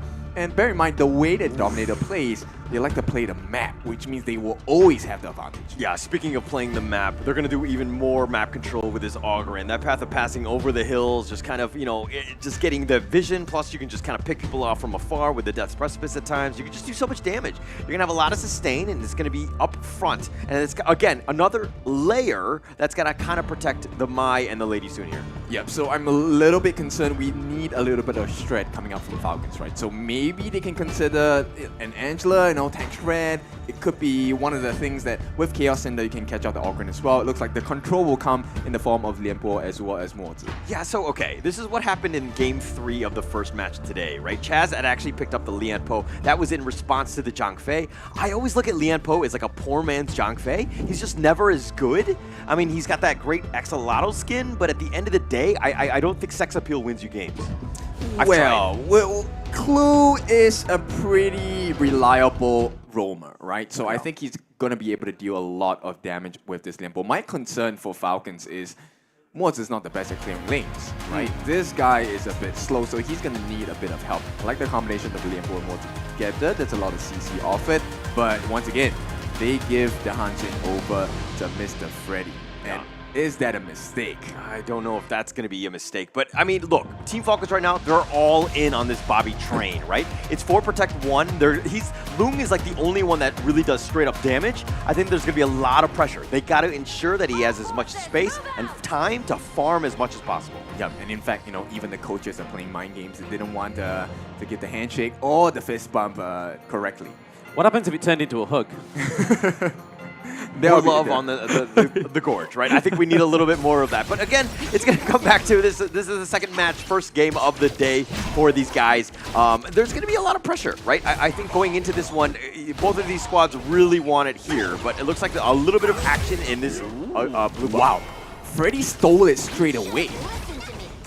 Freddy steals it. I mean, he's going to smite it. He's going to take that one out. But Wawa limps away. He's going to recall. But again, Dominator Esports not leaving the area anytime soon. Yep, so this is big, right? So once again, Dominator, they have a lineup that requires a lot of growth. But at the same time, it's also a lineup that can abuse map control and offer the huge burst of damage. So DMT, this is a perfect start. With a minute to go, it might not seem like much, but 1,000 gold ahead, that's pretty scary. Yeah, especially just a minute in, right? I mean, they just started the game. But again, I'm not too worried. I think that the other lanes, like the top, Wawa and Ray in the mid lane, I think they just need to kind of sustain as much as possible. Just slow it down. Don't let your T1s get killed, and just try to give as much space to Bobby as possible because he's your lifeline.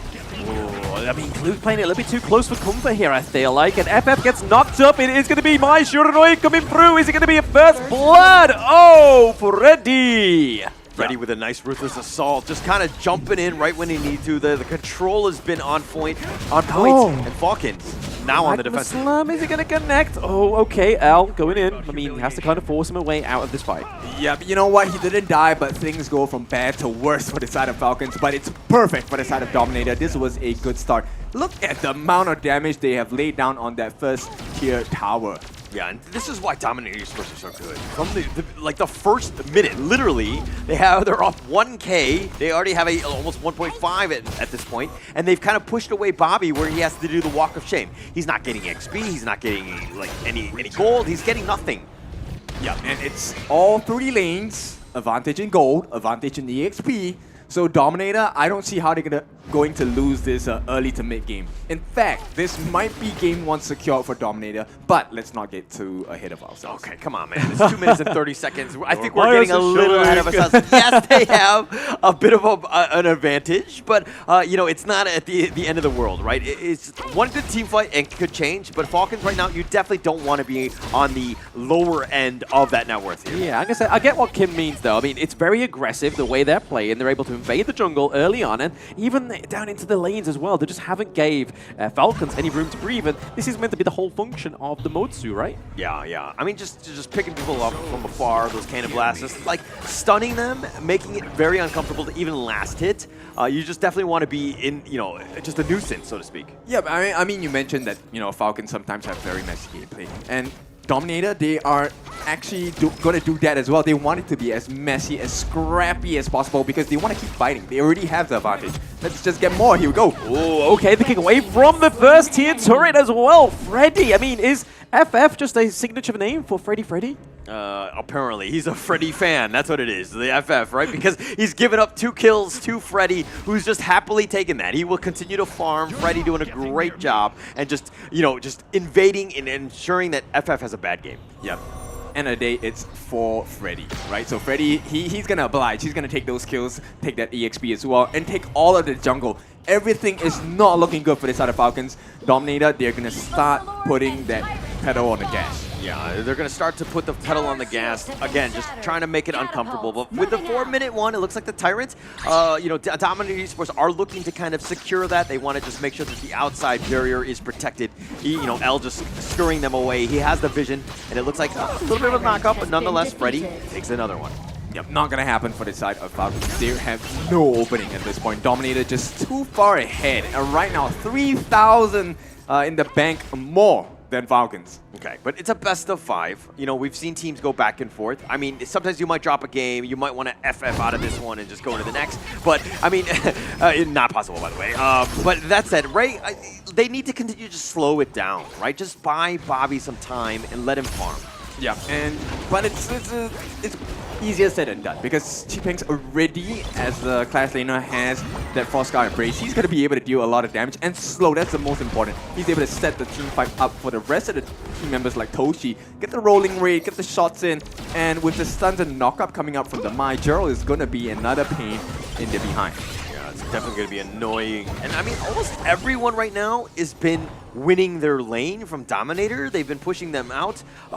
Just like being annoying, and that's kind of what you want to do, especially in the laning phase. Okay, the Dream Roll does connect onto Freddy. I mean, he's 2 levels ahead of FF right now. That's a little bit of worse for words, right? I mean, for Dominator, already dominated in the early game with the engages and stuff like that, but right now, Freddy's into the top part of there. They do take the T1 into the bot lane as well. I mean, something needs to sort of break here, Falcons, and maybe this is it. We aren't going to get it just yet, though. Wow, a little bit too slow at the fists. Yeah. And this is what pressure does, right? You put a little bit of pressure on the top lane. Freddy pretended like he was going to make some action happen, but actually the bottom was the real attack. They got the bottom T2, and it looks like they're going to rotate to the mid lane. Yes, we do get a knockup from Freddy once more. I mean, I'm going to place it again. Hanshin, I never used to think anything of this hero, but recently, that tank version is pretty great, and it's doing a very good job, function, of keeping DMT ahead. The Dream Roll comes all the way through into the backline up. Falcons is just for a safety measure right now, but it is going to be T-Bangs that takes over the kill, takes the T1 as well into the mid lane.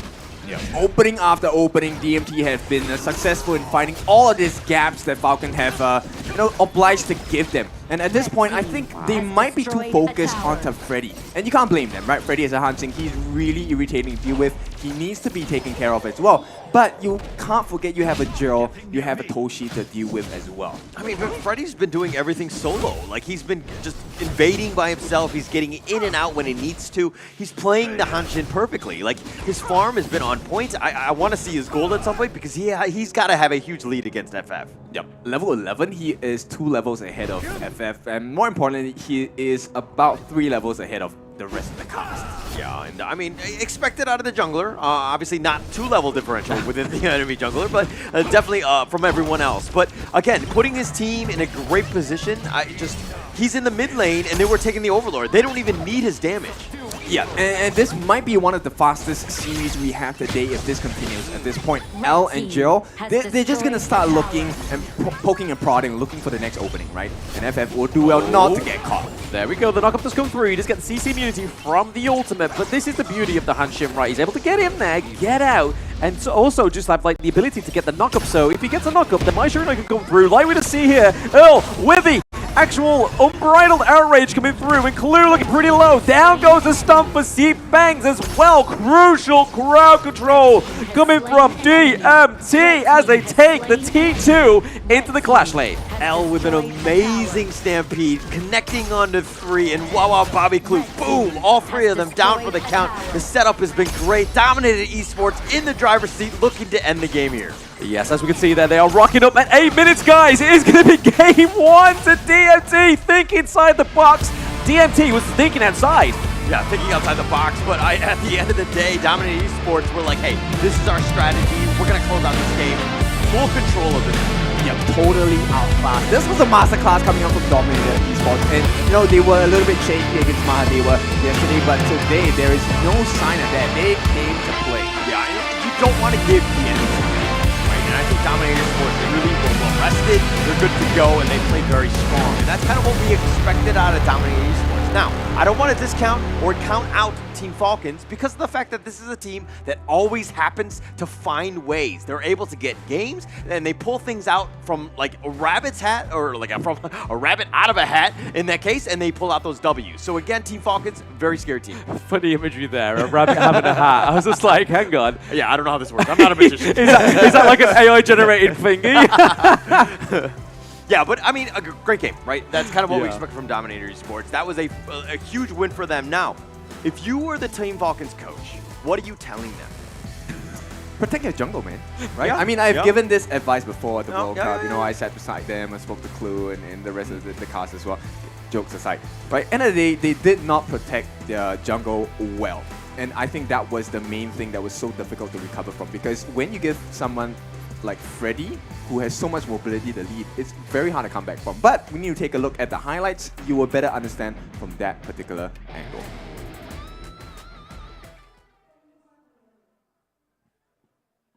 everyone, I'm Yuhan, and I'm the official 2024 HOK Championship Observer. The tournament highlight of the day is here. 3, 2, 1, showtime! And here we go. This is kind of the start. I mean, Dominator Esports just attacking from all fronts, gets first blood onto FF. And it was just like a really good and smart rotation. Every time they went in, they tried to do some sort of gank. It was successful.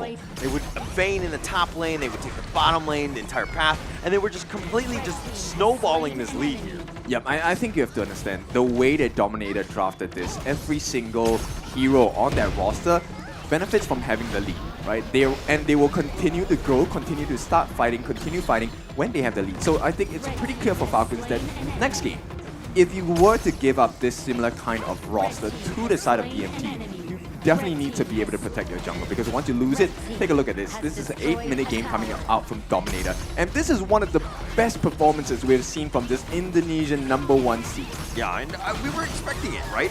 Like 8 minutes and 10 seconds, I wasn't expecting that fast of a game. I was definitely expecting a win out of Dominator Esports, especially in game 1, to kind of just set the tone. They seemed really well prepared, but they were in full control of this game. Really didn't give Team Falcons any room to breathe. Yeah, so here's the thing, right? Let's take a look at the MVP first. It has to be Jill. He was so paramount in the way he catched the people in combination with the Unbridled Arbors as well. Every single time, this Mai was there to get the kills as well. 1-0-5, 28% of the team's hero damage. It was the control that he offered that really made the team fights so easy to execute for Dominator. I mean, the ambushes coming from the angles that he was coming at, he was just like, you know, and it was kind of lacking on the Team Falcon side where they didn't know where everybody was. And so the fights and the angles that Juro was able to kind of capitalize on just really turned those team fights. Yep, and it's difficult to play against a Mai, especially when you have Ray as the monster, because you're so susceptible to stuns. Everything cancels out your skills. And I want to take a look at the build that Freddy has. Really quick, didn't even complete the Dragon's Blood if I'm not wrong. But in any case, Chi-Ping's very early on, very tanky, very hard to kill. He was the main person who was kind of soaking in damage as well. Getting 3 kills for himself, this Frostscar embrace with the Pure Sky as well. He was one of the main issues that Falcons couldn't deal with as well. Yeah, and the crazy thing to me is that, you know, we've seen back-to-back games now where a team did not get a single kill. I mean, it's very rare to see a team not get a single kill, but to do it back-to-back, what is in the food here? I don't know. I mean, I haven't eaten it yet, so I'll let you know when I have it. Maybe we can go back into some more games, but I'm sort of going on the point here that the Motsu is normally the counter for the Mai Shiranui, right? But when you have something like the Hanshin included as well, you've got to choose where that kind of blast goes. You only get one. Yeah, and again, the combination is great. I mean, the Mai, the Hanshin, and the Ogren, all of these guys are going to be up front. They're going to be attacking you, they're going to hit you from different angles, and I mean, you have the Lady Sun with Toshi just kind of rounding things up in terms of just the support from the backside, right? Which is going to just take out all the kills, and that's kind of what you wanted. I think it was a really good draft by Dominator Esports. Yeah, for sure, and you know, in order to kind of be on an even playing field, you must have the finances to back it up, and that's exactly what they didn't have. So this is a great game for Dominator. What a start to be able to win game #1 in front of their home fans as well. But it's not over. This is still a best of 5. We are looking, of course, Indonesian fans here and fans of DMT are looking for that quick blitz of 3-0. But we'll see what happens next. Yeah, we're going to have to see what happens. But again, you can also, from home, you can check out the Realme phone. That's going to be the 13 Plus 5G, 120 FPS. This is what all of the players are playing on. Again, it's performance at the max. This is what you want in terms of a gaming phone. They have it right in front of us. Check it out. It's the official Honor of Kings Esports phone. Great phone to check out. But okay, let's go back to this one. I mean, you know, you talked about how Team Falcons need to do a better job of protecting their jungle. Is this something, I mean, that seems very more on the defensive side where you're kind of reacting still? Yeah. I mean, is this one where maybe Team Falcons be the aggressor and try to go after Freddy? Well, I think we can really pick their minds. Let's take a look at the interviews first for the teams and figure it out. Oh. No, I had a brain fart there. I was thinking, okay, we should hear from them. But in any case, yeah, I would agree with that.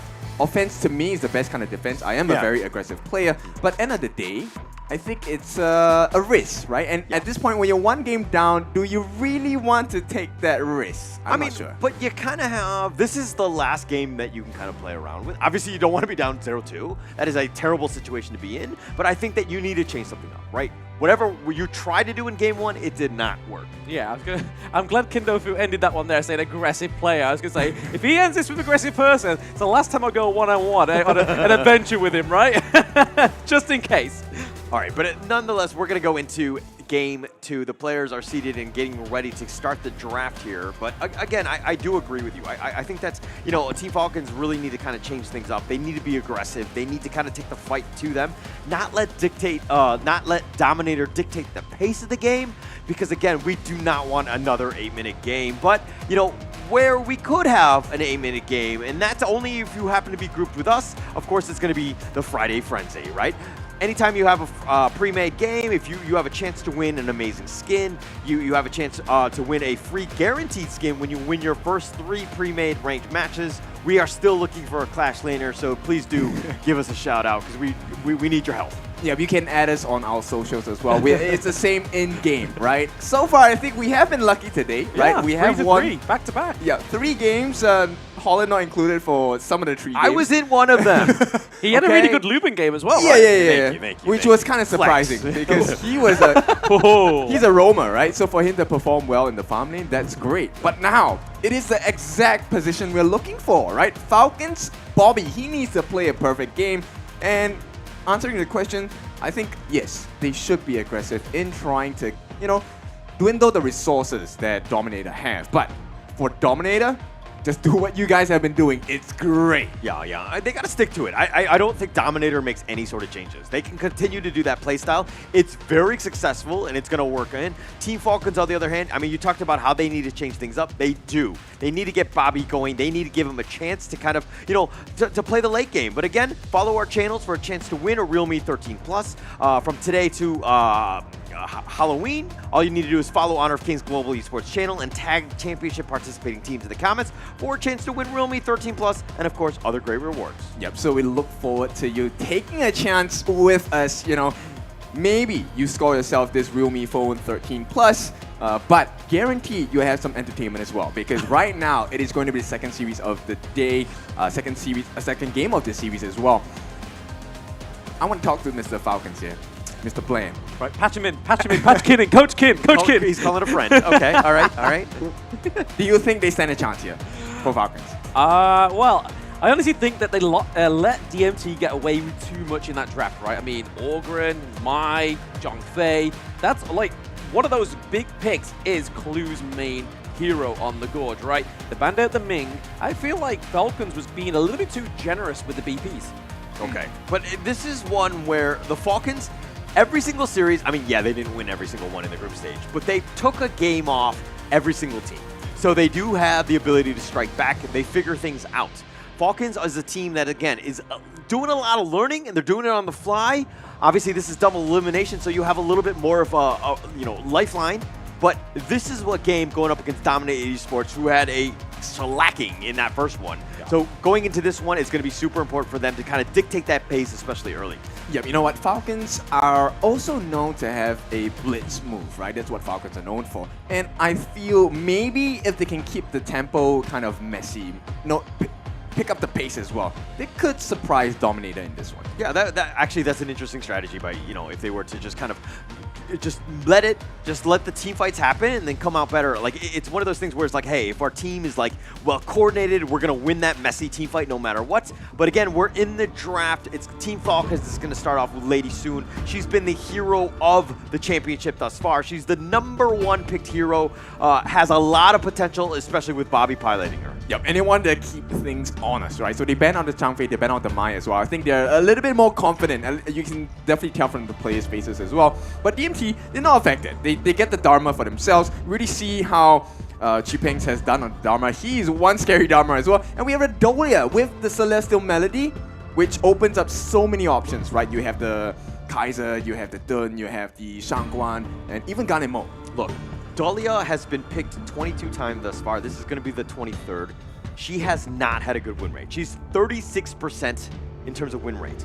Like, the teams that pick her, they've been prioritizing her. They've been trying to even first picking her, but they have not had too much success. I do not like this hero going into this one. I know that, you have a bunch of skins with her, so that you like this hero, but it's not for me. Well, you can say that to DMT because as of now, they are correct. And, you know, going up against DMT, I'm not going to win that battle. Yeah, all right, okay. But they're going to round it out in the first phase. Arlie, Dolia, Dharma. Nice little combination. I mean, they have potential. I think it really comes back to the last two picks and see exactly what sort of celestial melody targets there might be. But Team Falcons go a different route. They go with the Dune, which is, again, very strong, very hotly contested. They picked 24 times. I don't know about that last series. But with Princess Frost to kind of create these zones of death with that Blizzard, I think it's a very strong lineup thus far. I think a good thing as well is the fact they've taken the Shang-Guan off the table, right? Because normally when the Dolia comes through, it's either the likes of the Lane, the Kaiser, the Shang-Guan. So taking Shang-Guan off that mid lane, especially after Jill's performance of Game 1 on the Mai Shiranui, we generally see the performance of a Shang-Guan even more powerful than when it is on a Mai.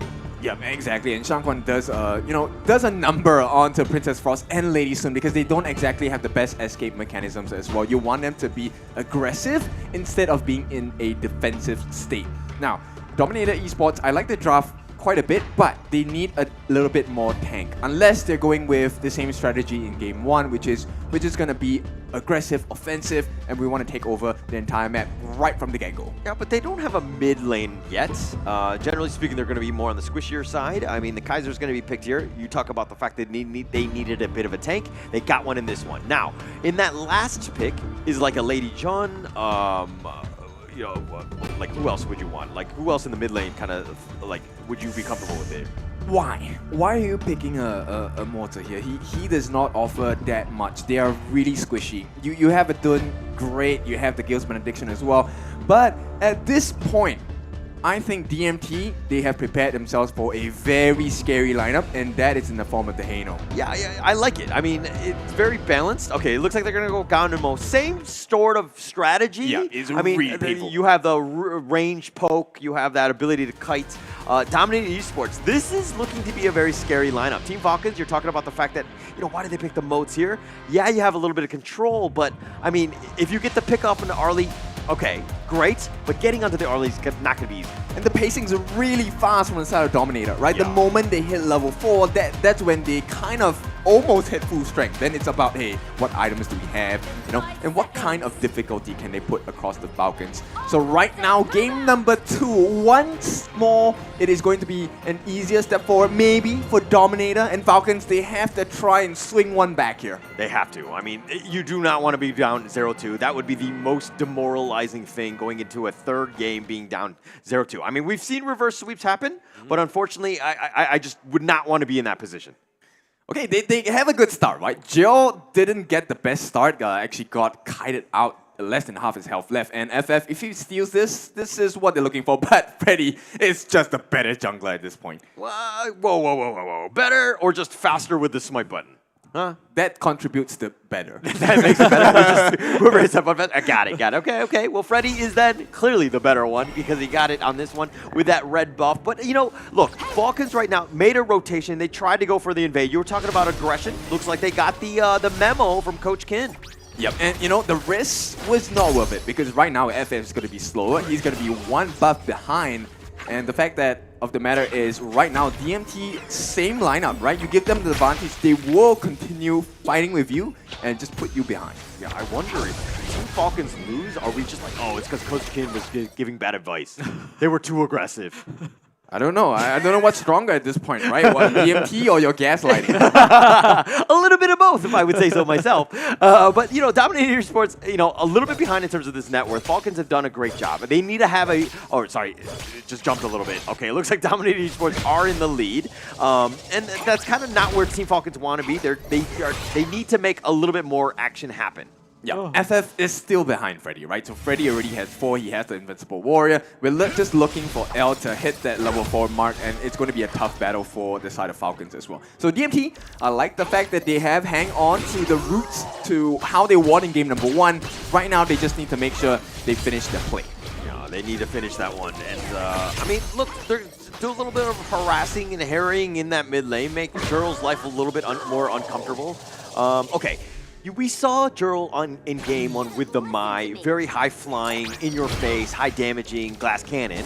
But Ganon is more of the slower pace, just attacking from afar, right? He's not really that high mobility type of hero.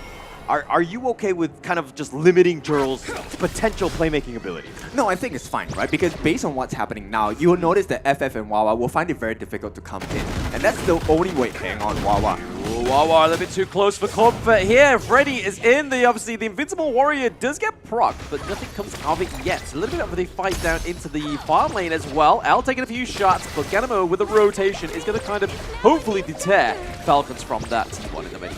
Yep, so take a look at what's happening, right? Nobody on the side of Falcons is able to step into the faces of DMT. And that's exactly why Joe on this gun and bow, as well as Toshi on this Arlie, is so wonderful, because you can only get the pressure. They will only make mistakes when you're in their faces. Yeah, and I mean, it's the brilliance of that poke. That range advantage is actually key, right? Going into this one, Ray, yeah, you might be able to clear some zones and whatnot, but it's, ooh, Toshi taking a little bit of damage, he's going to back off. Not just that, I mean, Clue went in and used his ultimate think inside the box and he was nowhere near. Well, yeah. Okay. Unfortunately, sometimes you miss some of the shots you take. Clue not able to hit that one, and a little unfortunate here, but this is a bit of an opening for Dominator, especially since that think inside the box is on cooldown here, and it looks like they're going to put a little bit of pressure in the bottom lane here. Yeah, and definitely, I think DMT definitely has more composure than their counterparts at this point. A little trigger happy for my taste on the side of Falcons, right? But Falcons, we know they can recover. Let's see what it takes for them to really recompose themselves and maybe take a steal here. Yeah, Toshi, he got cannon blasted, but FF still up in front. Probably's not going to give this up for free, but going in. Yep, I mean, right now we see that Freddy is going in with the Invincible Warrior. He's able to claim Bobby, so that's a lot of damage from the side of Falcons going down. Ray really being the only kind of guy there that needs to be in, but okay, he gets in there. They get the turnaround. Toshi and L go down. That's a 2-1 trade for Falcons. He baited it out. He was pretending like he was running. Toshi and L were like, we got him on the run. And then he turns around, FF that is. He gets an amazing two-man win slash, sets it up for the rest of Team Falcons to just kind of clean house, and now they have a lead. Yep, and at this point, I need to commend Ray. Ray hasn't been really consistent in this competition, but my goodness, that frigid prison just changed the whole fight there. Yeah, I know. We need to see more of that. I think it's going to be on point, but it sets it up, right? With this cannon blast, you have a nice little 1-2 combination. I know that you were being very critical, overly critical, on the Moats pick, Kindofu, but I think that in this one, it's a nice little combination. Well, it's nice to be spicy, right? There's many flavors from the carbon monoxide. There's many flavors of tofu, and of course, it feels like Holler has gotten the spicy one. But yeah, take a look at it's so hot. This particular one, right? Falcon is doing well. Falcon is doing what they need to be doing. Yeah. No, I agree with you, and that's what they want to be. I mean, having that slight advantage, off the back of FF, who's looking to go in, but he needs to defend this mid lane here. He needs to defend it as well. I mean, he's connecting a few of those hits, gets the minion wave taken off thanks to the turret. FF was kind of like a little bit too worse for words, as in he was going in with a Unruly Blade, had no way of getting out, but fortunately for the Doom pick, right, he's able to have a lot of shield, and that's the kind of thing that saved him in that one. Normally, a lot of junglers would have got taken out. The Wind Slash goes go and connects on the Freddy, and we're going to get a follow-up here from Clue, kind of blast a little bit too far to the left. Yeah, one of the things that I think DMT will recognize really quickly is the fact that FF will continually dive headfirst into whatever target, because that's the win condition here. Yep, G-Bangs gets caught out by a few of those knockups there. We do see the Winters come in. It is going to be able to get out of there. G-Bangs gets the T1 into the clash lane as well, so open up those side lanes, something that Dominator has failed to do yet, but what has been picked up is TFT, Joel and Freddy, and it looks like L may go down as well. That is a nice comeback for Falcons. Yeah, Team Falcons, that was an amazing win slash. FF is playing out of his mind, literally carrying this game right now, setting it up, and it just like knocking him down for the rest of the team. I mean, he's just like, he has been the carry, so to speak. We talked about recovery. This is exactly what Falcon needs to give us today. And Dominator, I like the fact they had a very strong early game, but once again, you see this very, very obvious weakness, right? The moment they get dove on, who's the savior at this point? The Dolia, I understand why you don't like her in this draft and this patch. Win rate definitely affected because she's unable to tank for the team. Yeah, again, it just comes back to like, yeah, you have double the truths, double the Invincible Warriors. Great. But just when the team fights are happening, you don't really have too much control. You're not like a Zhang Fei or even a Moats in this case with the Cannon Blast, right? Which can kind of just help contribute. Obviously, you had Ode, which is like, like a little bit of a pushback, but you could actually mess up the team fight by pushing people in a bad spot for your own team. Yeah, kind of true. And at this point, I feel like Falcons, the way they've drafted is to take away mindshare from the team, right? So Ray is able to just plan and aim his frigid prison, and it has worked out perfectly so far, simply because FF has been diving like a madman. Yeah, diving like a madman, but he's got the level advantage. He's been aggressive. He has, you know, everything that you would want. I mean, he's, what, 5,700? 1,000K net worth lead over Freddy. And mind you, Kaiser, I'm not a huge fan. Like, don't get me wrong, he can be a great hero if you're looking specifically for a tank. But to do the damage, and damage dealing is what Freddy kind of wants to be doing and not just like getting punched in the face all the time. So I'm not sure if this is the best hero for Dominator. Yeah, but we'll see, right? End of the day, it's not a very huge lead. 3,000 more or less, but Dominator, we know how they come back into the games because they play the map. And right now, I think Falcons, if they do well not to fall into the game plan of Dominator, they should be able to even the odds out. Yeah, and just being like just a bad person myself, congratulations to the Falcons for surviving the 8-minute mark.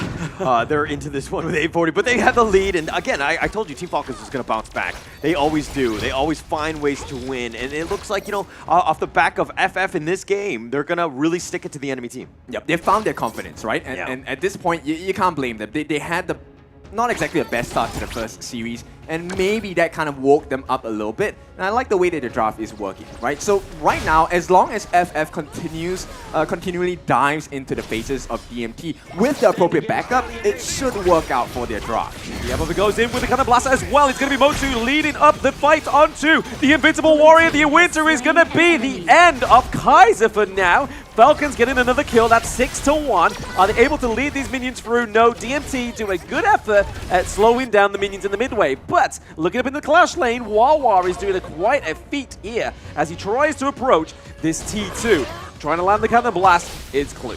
Yeah, wombo combo. That's first part of it. Wawa doing what Wawa does best, which is to bring the lanes as well. So they're controlling the map a little bit better than Dominator at this point. So this is a refreshing thing for Falcon fans, but Dominator, they're waiting for one particular marker, which is that overdive, right? The moment FF makes the mistake of diving without the support of his teammates, you will see DMT turn the whole fight around. One thing I didn't like, though, about the fact that they did get the kill onto Freddy was that they really could convert it. I mean, the top T2 is now going to be killed, but it took a little bit, and they didn't take the mid T1, which is, again, a little bit more of a priority, but... Whoa, getting the instant kill, 74% onto the Ganamo. That's a big upset going into this next team fight between Falcons and DMT. Able to get the neutral objective, the Tyrant going over to Falcons as well. It is the Shadow Tyrant. It is going to get more powerful, and that Chain Lightning is going to help. But C-Panks takes out Bobby. He waits in the bush, and it is going to be a crucial crowd control for the side of DMT. But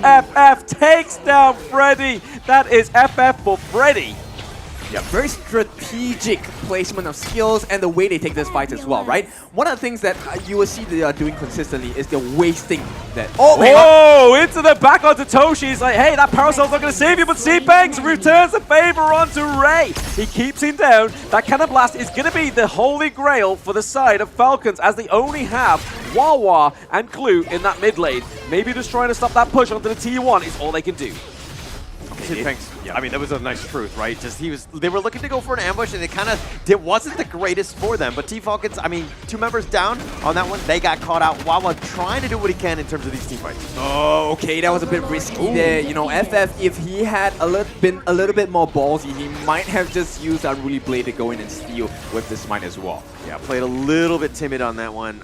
He probably should have gone in, but now, I mean, look, this net worth lead is still in favor of Falcons, but I feel like Dominator Esports are slowly crawling their way back into this one.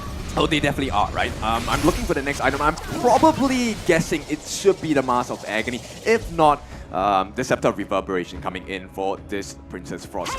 Ray, he has been making so many clutch catches with the Rigid Prison. Yep, speaking of catches, we do get the Wind Slash onto L there. The Winter's coming doing a lot of damage onto Jurl to keep him away from that squishier backline of Falcons. But C-Pang's going in with a knock up onto FF. Down goes Dune, and this is the green light for Freddy. The Invincible Warrior drives Falcons back into that T1 as they lose potentially this T2. In the clash lane. This is why all of the teams fight for the Dharma, right? Just the ability to control, blow the guy up is just on another level. And this is FF. He's on the Dune. He's very tanky. He gets a Gale's Benediction, he's going to be fine. But there's no way, because he had no opportunity. Xipeng just knocked him out.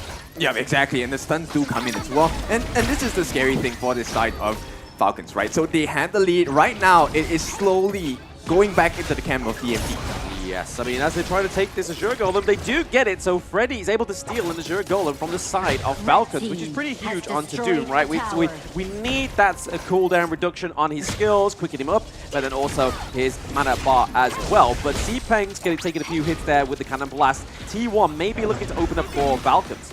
Yeah, it's definitely going to be opening up. I mean, they need to figure out ways to kind of play with this lead. Team Falcons, again, they seem to be more on the defensive more than anything else, which is a little worrying because you're giving more space for Dominator Esports to get back in. Yep, I hope FF doesn't get traumatized by the fact that he got taken down once. He needs to be able to dive headfirst into the lineup, especially in the face of Freddy or Jiro, because if not, he's going to have the freedom and the peace of mind to really just aim and time his skills. Yeah. I mean, play to your strengths, right? Play confident, go in. Do not be scared. Oh, here we go.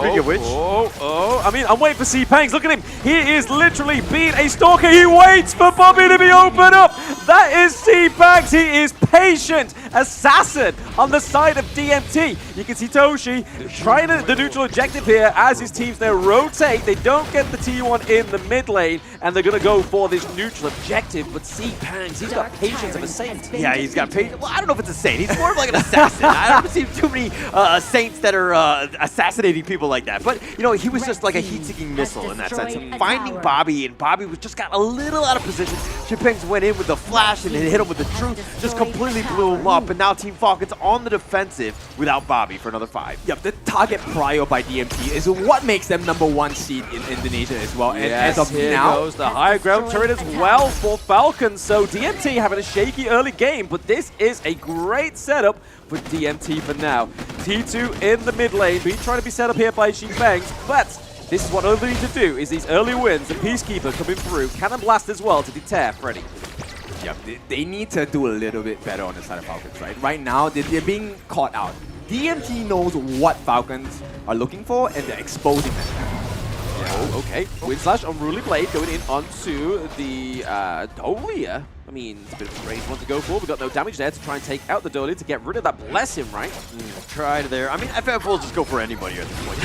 Because, I mean, you set it up, you get the Unruly Blade, you lock them in, and then you have Clue with the Cannon Blast, the kind of wombo combo, and you potentially blow them up. They weren't on the same page. Bobby, so low. Oof. Those blades doing some serious work. But again, now Team Falcons, right now, I feel like the momentum has shifted in favor of Dominator. Oh, for sure. You know, even though it is pretty even in the gold department, right now Dominator have full control of the map.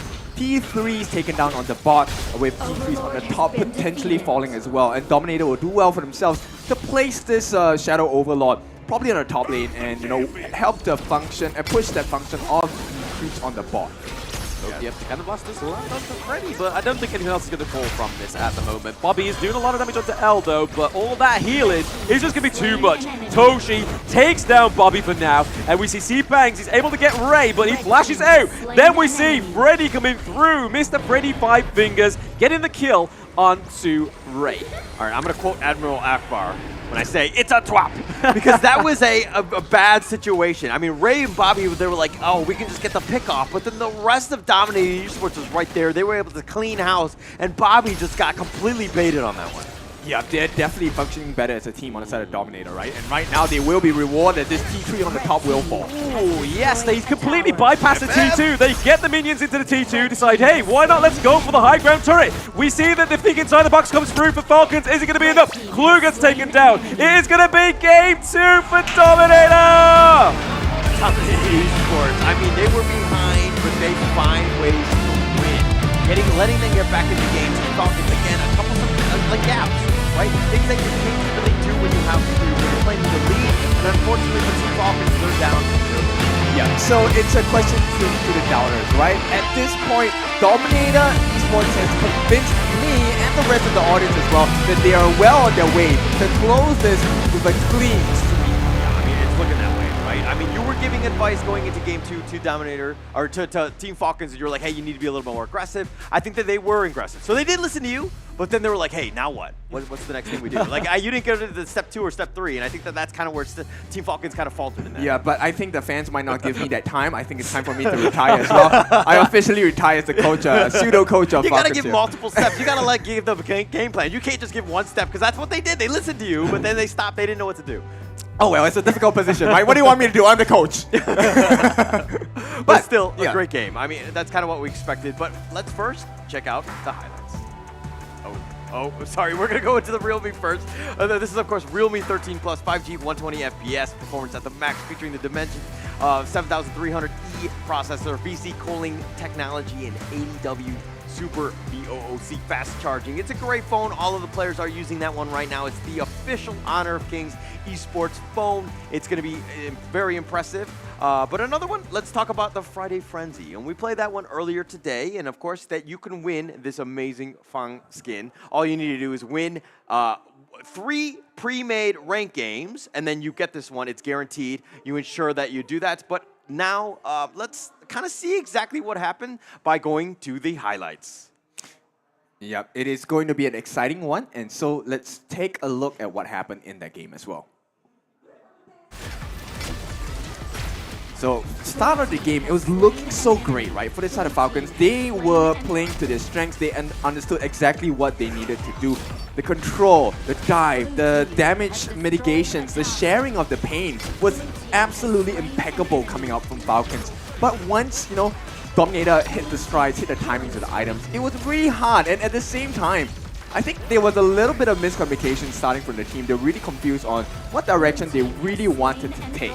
Yeah, and I mean, look, they were up 7-2 at this point. Bobby gets blown up by Chipangs, and I felt like this was the start of the end, where Dominator were able to get back in the game. They caught out Bobby one too many times for my liking, especially if you're a Team Falcons fan, and then they kind of just turn these team fights around. The net worth lead starts to dwindle. Dominator Esports are back in the game, and you never want to see that if you're a Team Falcons fan. Yep, and I like the fact, okay, I know we said about this, but I like the fact that they have an option for that Celestial Melody, right? And they put it right into the hands of Chipangs. Most people, we expect them, hey, we'll throw it to Freddy, get the double Invincible Warrior, but hey, what does double the truth sound like? And that sounds like the feat for this side of Falcons. Yeah, no, actually, the double truth is absolutely amazing, right? The amount of control, and like Bobby is so squishy on this Lady Suit, right? Like you just catch him out one time, and I mean, having the second one is just gravy at that point, being able to clean house. And I mean, Dominator Esports, once they're marching down your base, this is one last hurrah with that thing inside the box. It was nice, but unfortunately not enough. Wawa tried to do what he could, and Dominator Esports pull out that second game. Yep, so you can see the frustration on the Team Falcons camp, right? Right now, they're on the verge of death. Well, not really, but they will drop into the lower brackets. And that's not a place you want to go through because it's going to be a tiring.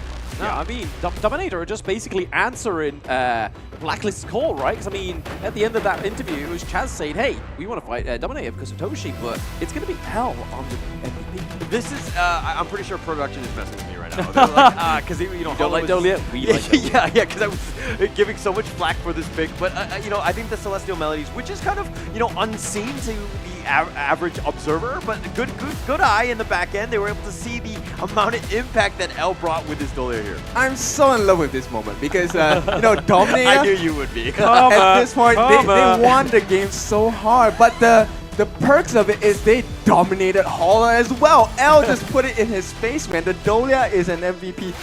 What about the stats? What about this 36%? Who cares about the 36%? We care about the wins. Yeah, to be honest, let's see the other stats because I want to see exactly where the Dolia compares to everyone else. Because, okay, everyone didn't really have the greatest. But I'm going to go with Chipangs, right? I thought his truths were amazing. Being able to pick off Bobby really was team winning. Yeah, but he couldn't do it without the Dolia, right? Without the Celestial Melody, there was no double truth, there was no multi-man catch, and, you know, Gerald might not have been in the easiest position to get all of the couple plays down as well. And I think Freddy was a team player at this point because he willingly made it seem like he was going to die for the team to take advantage of the mistake and overextension from the side of Falcons as well. Yeah, as weird as it is, I agree with you. Whoa, that's a first. Yeah, I know. What's going on cast? I don't know. Something's wrong with me. Something today, needs to disrupt the Matrix or something. No, but he's right? And it kills me to say that. But you know, he had a great game. I think that like Freddie kind of started off a little bit slow, but he knew the role that he needed to play for this team composition, right? And so I think that he played it well. Yeah, for sure. And you know, we were concerned about his tank ability, whether he was going to survive in the team fight. And even towards the later parts of the game, where FF really consistently tried to use the Unruly Blade to jump onto L, take a look at the damage he was taking. 100 over 1,000, 116,000, right? And the fact that he was consistently placing himself in the riverbed so he can take advantage of the passive and the heals. That was really smart of L as well. Yeah, smart play. I mean, okay, great. You did awesome, L, on the Dolia. I'm happy for you. But let's talk a little bit about the gold graph, and definitely in favor of Falcons. And this is, you know, this is why it was pretty exciting, because again, we thought Team Falcons was going to be able to close it out, especially when that 11-minute mark happened, when you're looking at the peak of this mountain. But then Dominator Esports just finding ways, clawing back, figuring out how to get back in this game. Yeah, but the Gold and KDA are really similar, right? So this is what's so scary about Dominator. I mean, you play all the cards right on the side of Falcons. You gave them a very bad early game. You found out your strengths, your formula to get the kills as well. And you were controlling the map. But suddenly it just went haywire just because they changed the target of the Celestial Melodies. Yeah, and all they needed was time. Dominator Esports, right? Just like, we'll figure out ways to kind of find the gaps. We'll figure out just how to just kind of barrel through this defense that you have from Team Falcons. Finding Bobby. Chipengs did an awesome job. He was able to control it out. He had so much vision, and just, and to your point, Blam, you were saying that he has a lot of patience, and he was, because he was able to ambush it out. But let's find out what the players think in this interview coming up right now.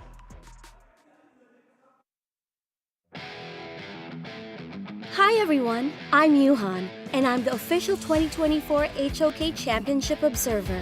Now let's invite the players to share their feelings from the tournament. And it didn't really go well in terms of communication, but like on next day's match, it went like really fine. We improved the communication in stage, so it was like a really good test for us. Representatif Indonesia.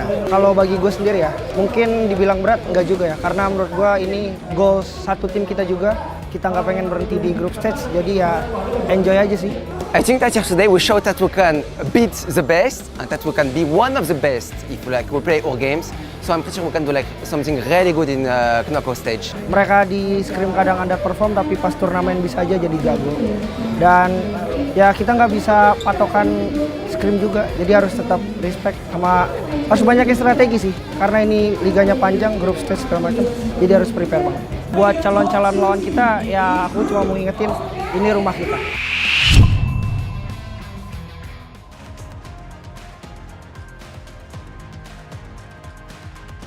All right, we're going to find out if Dominator Esports can actually close this game out. I think Team Falcons, it's a situation where they had a great opportunity to strike back, but again, we'll have to find out in this one.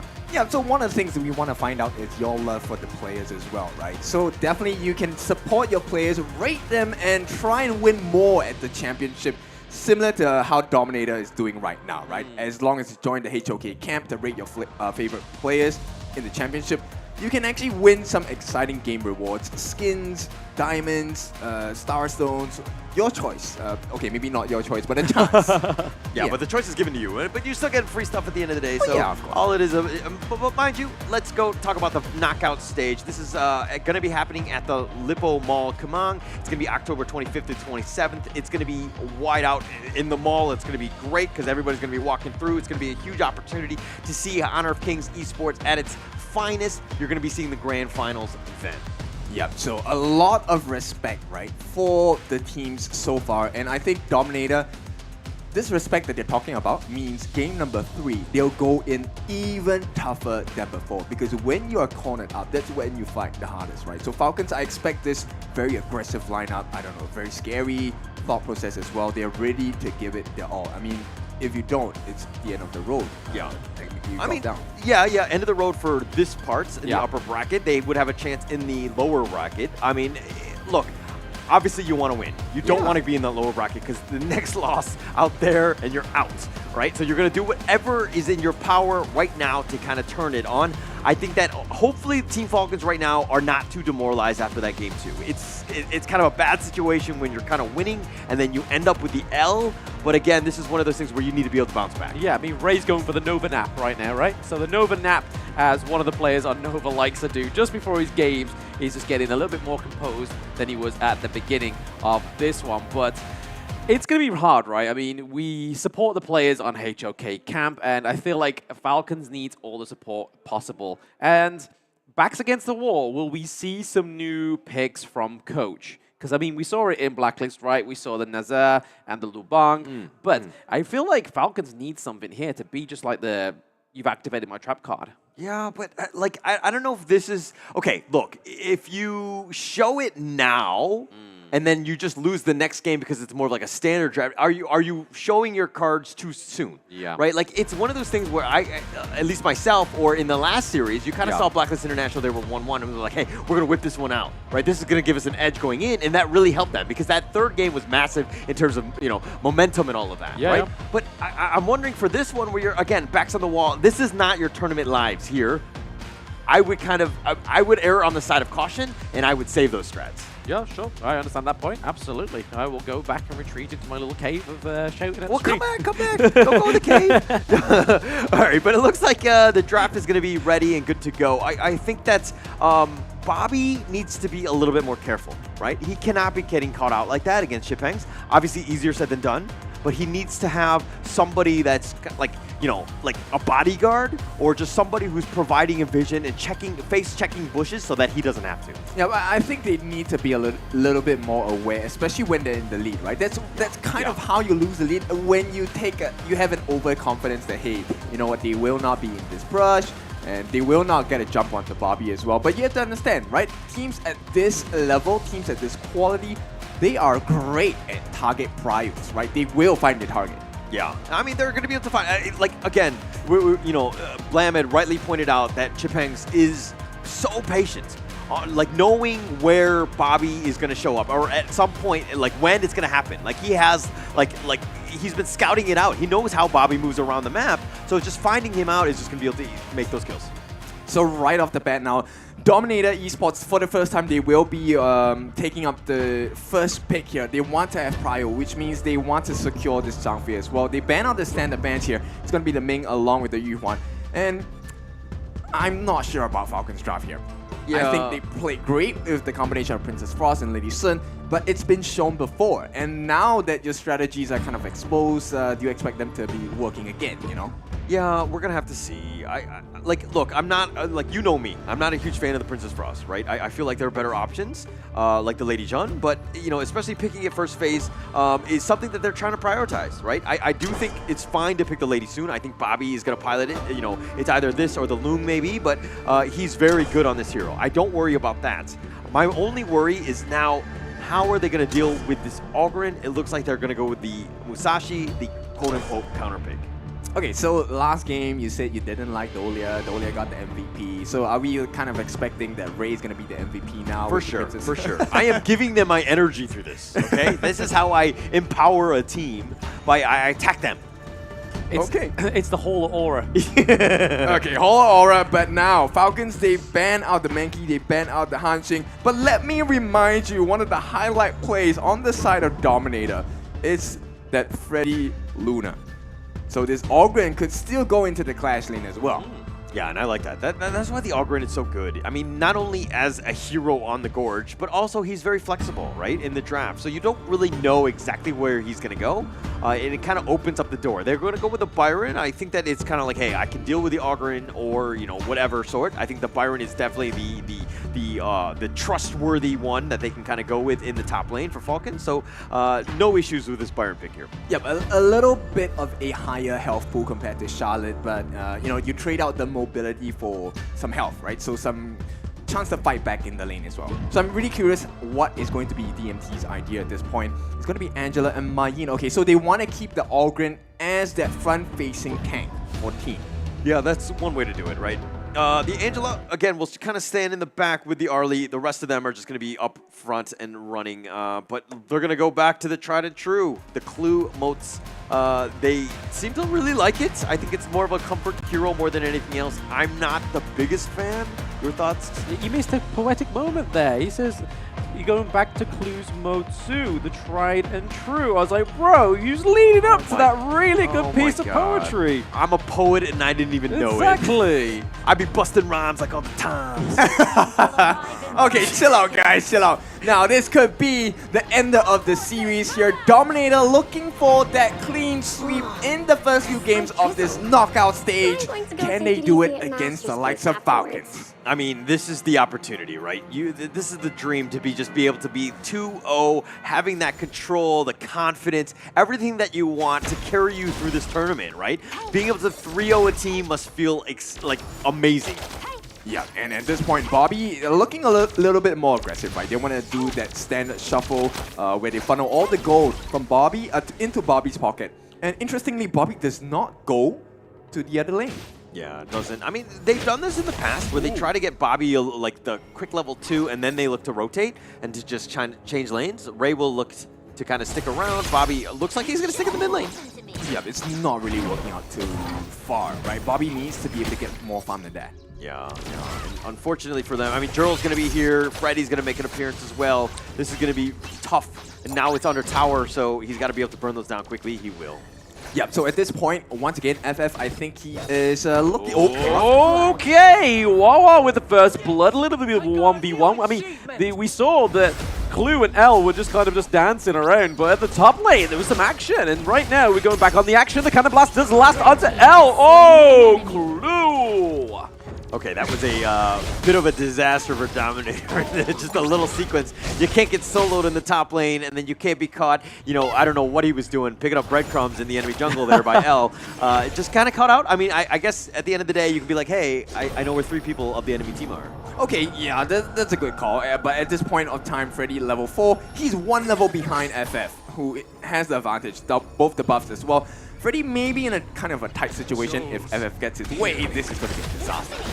Okay, a bit of a double knock-up there from the Mayi. The Dueler. Death does follow through for FF. And speaking of FF, we have Freddy still here taking a 3v1, but the Blazing Brilliance, the Chaos Cinders, I mean, come through and don't do much in terms of offering the team fight. They do take a FF, but there was a 2-1 trade. Yeah, finally, Clue making so much work and value for this mortar as well. This was what I want to see in the second game. And as it stands now, Falcon once again have a decent lead. Nothing too sizable, about close to 1,000, but they need to hang on to this. We don't want them to, you know, let loose. Yeah, taking the fight to them. That's what you want as Team Falcons. And being able to take that 2-on-1, invading the enemy jungle, make Freddy a little uncomfortable. That's the #1 thing, especially since FF has the level advantage.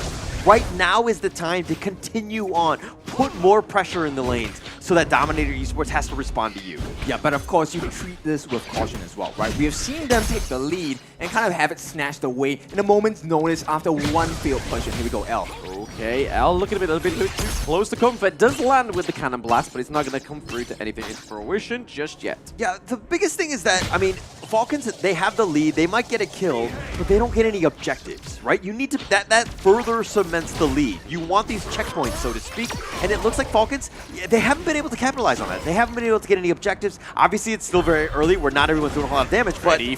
Oh, okay, speaking of damage, Ray gets taken out. Toshi just built the Doomsday as well, so that's a lot of damage coming from his basic attacks now for Toshi on the Ollie. Freddy coming in from left field, man. He was not invited. Falcons did not know he was going to be there, and Ray gets picked off, unfortunately for him. And that was a great rotation by Freddy. That's kind of what you want to see him doing in all the lanes. Yeah, I mean, it cuts away the lead, right? So at this point, I think Falcons, they still have a decent lead, but Dominator, they're showing off that, hey, we can control the map as well, even when we're behind.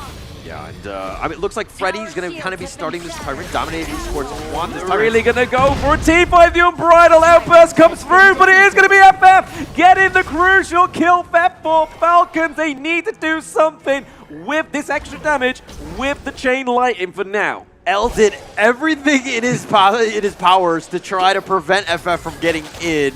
He hits the 4-man Unbridled Outburst. It's just not enough. FF, the far superior jungle because of the fact that he can smite quicker. Right? That's the only requirement, right? Right. That's what I've learned today. Yeah. Not only that, he also has the level advantage. So he's definitely, you know, the evidence is there. He seems to be the better jungler in game number 3. A little late, but late is better than never. Yeah. No, I mean, he'll take that one. I mean, I think that's a huge win for them. Let this lead start to kind of grow. It's still neck and neck. It's still very tied, but I think that's a huge win. Team Falcons really need a good early game, and they're taking the fight to Dominator here. Yeah, it feels a little bit disorganized on the side of Dominator for some reason, right? But at this point, I like the synergy that they have. I don't think the draft is that big of a difference, right? Right now, we're just waiting for Freddy to be able to join the fights. But because of this level deficit, Freddy can't be that front liner for the team. Yeah, not just yet. I mean, it's going to be a matter of time. But Toshi, Bay with the Parasol. Obviously, the duel of depth does come through to FF. He's a little bit too close. He gets Jill, but the think inside the box does come through to Clue. Kind of stops Toshi as well. That is a double kill coming over to FF. FF has low health. It's a triple kill. Can he get a quad? Oh, it gets taken from him by Bobby. Yeah, Bobby, kind of selfish. No, I'm just kidding. At the end of the day, you'll take the kill. You'll take the kill, but a huge turn of events for Falcon. FF looking to turn it up. Not only is he quick with the smites, but he's also able to do some serious damage. That triple kill was huge for them. Yep, and most of all, they actually got the objective off of this. The timing was impeccable. Actually, they wasted that blazing brilliance. Bobby had a presence of mind to actually use his flash and rolling wave to make it out. And the fact that FF really smartly avoided the range of Freddy as well was what changed that fight. And once again, there's more to come back. Yeah, C-Pang's looking like he's going to be in trouble there. The CC Music comes through, but Duel of Death at the right time takes down C-Pangs. We have Angela going down. That is another double kill. Is that going to be another triple kill? No, Bobby likes to favor in and get some of that gold for himself. Falcons, once again, leading the game. Just so for now. FF turning it on, an absolute monster. He's saying, hey, back's on the wall. The game is on the line. Let me go. Let me turn this on. He has so many kills. I don't even know how many kills he has at this point. Yeah, a man of many faces, right? Right now, he's free farming another FF at this point, and he's doing so well for the team. That was a quick take of the Overlord as well. Now, this is going to help them transition to a much faster mid lane growth. Mid-game growth actually, as we hit that 7 minutes mark. And I just have to say, Clue has been on point this game with the stuns. Yeah, it took a couple games for him to warm up. I think he's kind of getting to the point where he can start hitting them, right? The combinations have been great, right? The duel of the death and the cannon blast on top. So again, the team synergy is starting to work. Yep, and you can definitely feel that they're a little bit more comfortable. Right now, Blood Rage already in the hands of Mr. FF. And they're looking to work on this T2 on the top. They should be able to, just cancel a couple of the moves coming out from this Angela. Gerald is not having a good game. Yeah, FF with a 2K net worth lead over Freddy. I mean, he's 6-1-2. He has just everything that you want from a jungler right now. But those wraparound, they need to be careful. Dominator Esports don't want to give anything up. And it looks like they will hold and they will protect their T1 mid. Yep, so at this point, good recovery on the side of Dominator, right? They managed to hold him to a stop, but Clue looking for more maybe. Cannon Blast, Living Savior just backing out, excuse me. Dominator Esports just kind of controlling it. They want to defend this T1, and Gerald has had a rough time. Speaking of rough times, that was a rough Unbridled Air Rage. Or is he going to come into the favor of DNT? Freddy is able to take down Ray right now, but there's the Duel of Death straight into the back, takes out L. That is the tankiest member on the side of Dominator. And now they get the double kill thanks to the think inside the box, locking down the Augur. That is some nice gameplay from Falcons. How does FF do it? He is on the verge of death, knocking on death doors time and time again, and still he walks out alive. They get so many kills, and now it is a 7,000 goal lead out of the blue. You doubt FF's Musashi, right? Like, you doubt him and his ability to just play this hero to the absolute limits, right? He understands where he needs to be, just being able to control him. He has at least 8 kills, and let's check out this replay here in terms of how they were going in. Ray got picked off early, and it looked really bad for Team Falcons, but then you forget FF is here to the rescue. He's gonna blow you up, finds L, and again, he's got the shields. He knows exactly how much he needs to go, and Freddy gets picked off as well. Again, FF on another level. Yep, there was a moment of disconnect where when FF went in, it felt like the team was actually moving back, and Wawa even committed his flash. Didn't manage to make too big of a play, but he did slow down Chipangs, and I think that was the marker that really changed there at this point. I mean, he's completely dominating the top lane. He was pushing him around. Like, Chipangs had no chance in that top lane. So, you know, Wawa doing a great job in the top lane. FF has just been controlling the jungle. He has a huge advantage there. Gerald hasn't had the greatest of games either, so Dominator Esports right now on the defensive and down almost 8K. Yep, 8,000, and at this point, it's 8,000, 9,000 as well apiece for both FF and Bobby. Bobby, of course, already has 3 of the main core items necessary for that late game build. They should be able to kind of whittle down a lot of this structural health in the center there as well. Okay, but Bobby has the slight advantage. That's the one lane that they're doing all right in. I mean, Bobby kind of taking that advantage, but now Toshi needs to be a little bit careful here. Oh, Freddy gets hit by the Cannon Blast, uses the Panther Passer to get in there, but Duel to the depth is not going to be at depth. The Preface for the side of Falcons. Bobby takes down C-Pangs, downs the Mai, downs the Angela, downs the Ollie. This is personal for the side of Falcons. Bobby is on the run. He does get shut down by Alpha now, but they are still taking down members of DMT. That's it. Team Falcons is going to take the ace. Bobby was on the flanks, was trying to prevent them from even running away, but FF was all the way up in the front. This guy is like a Superman. He was taking on everybody and killing everybody. Yeah, well, what is this team we're looking at? This is not the same Falcons we had in game 1 and 2 for sure. And I mean, it's not even that, right? Because I mean, we say the Musashi is the activator, but it was right for Kin to be doubtful. Because I mean, in their series against Kagendra, they picked the Musashi 3 times and lost pretty much 2 out of 1 of those times. Yeah, they didn't have the greatest one, but FF, I mean, he found something that he liked this one. I mean, he's completely turned it around. He's only died a single time. He's been a sliver of life multiple times where he gets away. Bobby unfortunately dies on this one. L does get the pick off on his way to the grave, but still, this is a game that has gone all Team Falcons. Yeah, man, and at this point, FF, you know, he has definitely hit his form, and what a time to do it at this point, right? 19-4. This is one of the most dominant performances of any team that plays against Dominator. Yeah, we have not seen too much of this, right? I mean, he's been kind of free farming, just like free killing, I would say at this point, because he's finding targets and he's making everyone look like paper mache, where he just blows people up. He just does so much damage. Yeah, man, right now it's all pressure from all 3 lanes on the side of Falcons as well. Team 3 on the top will be taken down for sure at this point. Yeah, no chance there. Bobby will just freely take this one. Again, level 15 has both of the buffs as well. Yeah, I mean, Al's just kind of stalking around here, right? He's kind of like trying to make sure that there's nobody waiting in the wide wing, or he's going to go for a little bit of a back gank here. He could go in for a very impeccable Unbridled Outrage, but gets taken down is Toshi. He's very low. Down goes Freddy once more. We see L coming through with the Unbridled Outrage, but they're missing Freddy, they're missing C-Banks. They are now going to be missing L as well, so that is a lot of the side of Dominator going down. We thought Falcons were done, but they are still rolling through. They're getting kills. They just need some minions in this base. Yeah, no minions here. That's just going to like put things on pause a little bit, just slow things down. Gerald's just trying to slow them down, to whittle away with them. Falcons is a little bit low, but here it doesn't look like they're going to be able to do it. They do go straight into the backline onto Toshi. Toshi goes down. Falcons are looking for a win. It's not a 3-0. The Falcons soar once more. They come back, and that's the game. You doubt Team Falcons from ever winning a game. They win every single series, at least a game. They find their options. They find a way to get back in, but this one was on the back of FF. Yeah, big game, and I know we had our doubts as well, but this was a very convincing win coming up from Falcons. But nonetheless, let's be factual about it. Reality of the situation, Dominator still very much in the lead. Right now, Falcons, if they want to turn this, they need twice this amount of performance. Yeah, they need to really turn things around. Look, really, Team Falcons, the way they struck back on the back of FF, I think that Dominator was like, okay, hey, we need to be aggressive. We need to limit his jungle as much as possible, because you can't let FF just happily farm for free.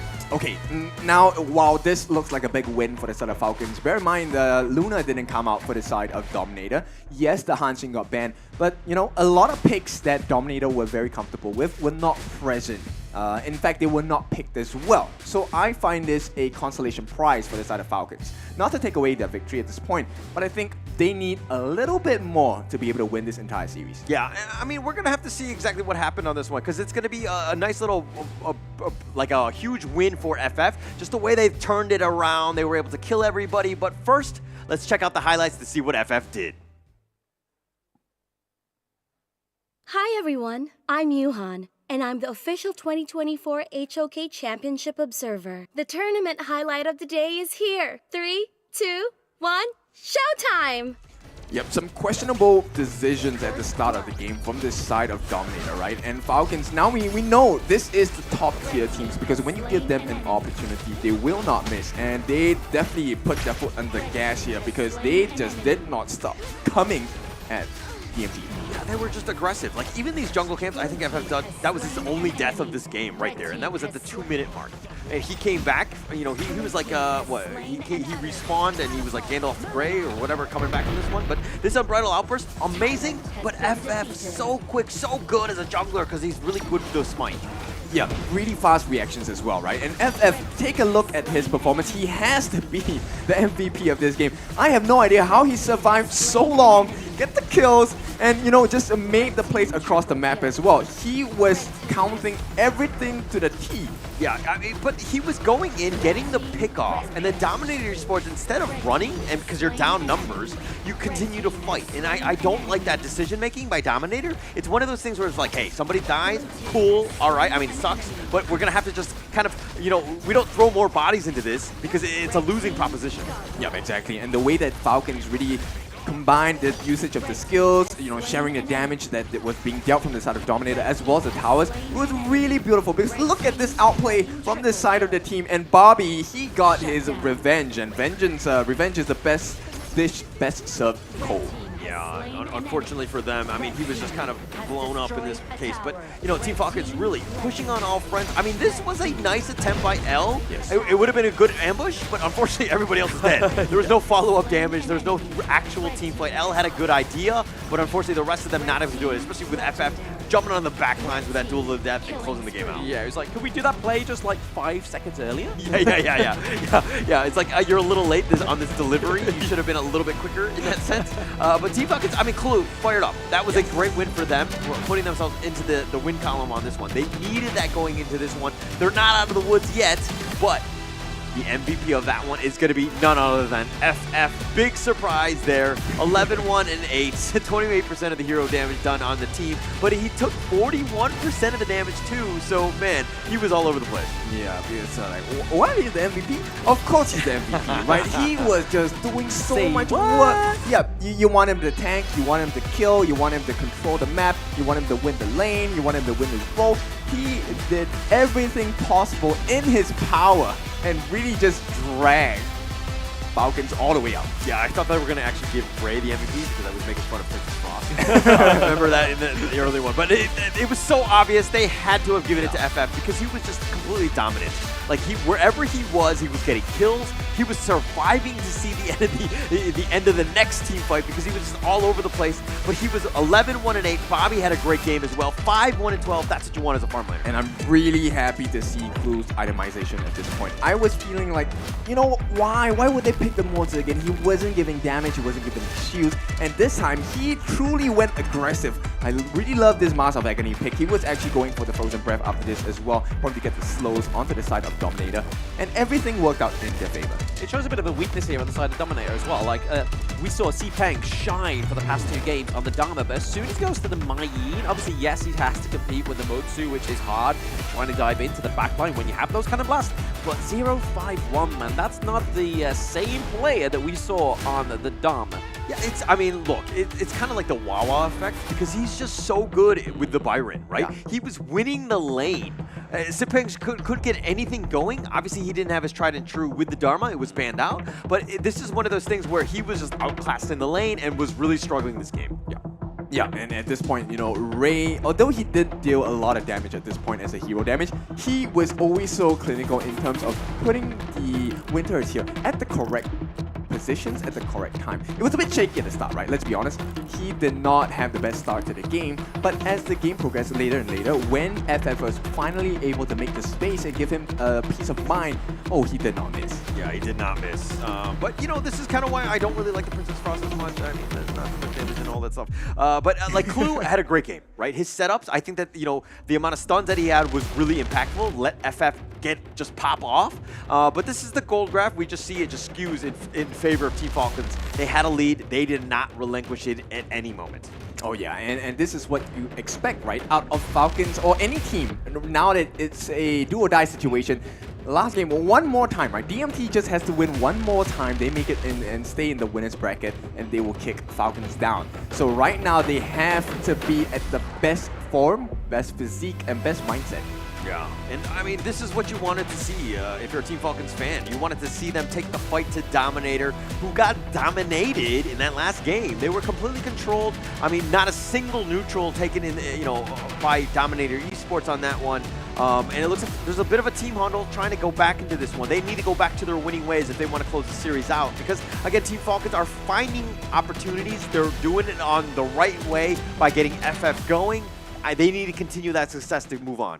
Okay, so, you know, based on the law of the jungle, right now the strongest predator wins. And at this point, is it a lion or a tiger on the jersey? Regardless, right? And versus a falcon, which is a bird. So DMT looking to be able to, you know, eat them up.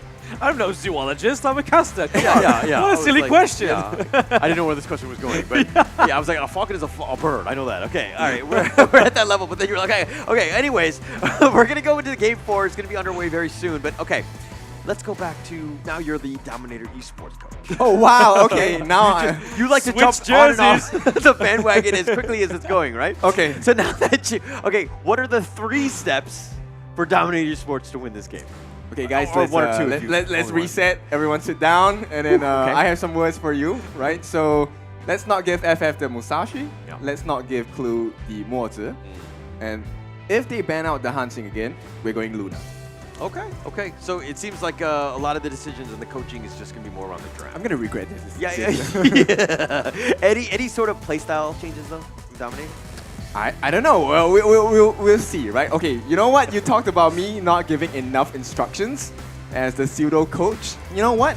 Invade the jungle, right? After you get the buffs, fight some more. Yeah. Take the towers, and you know, most importantly, crack the crystal. Okay. That's it. Okay. That's pretty like done in like 4 steps. That's pretty good. I feel very proud. Okay.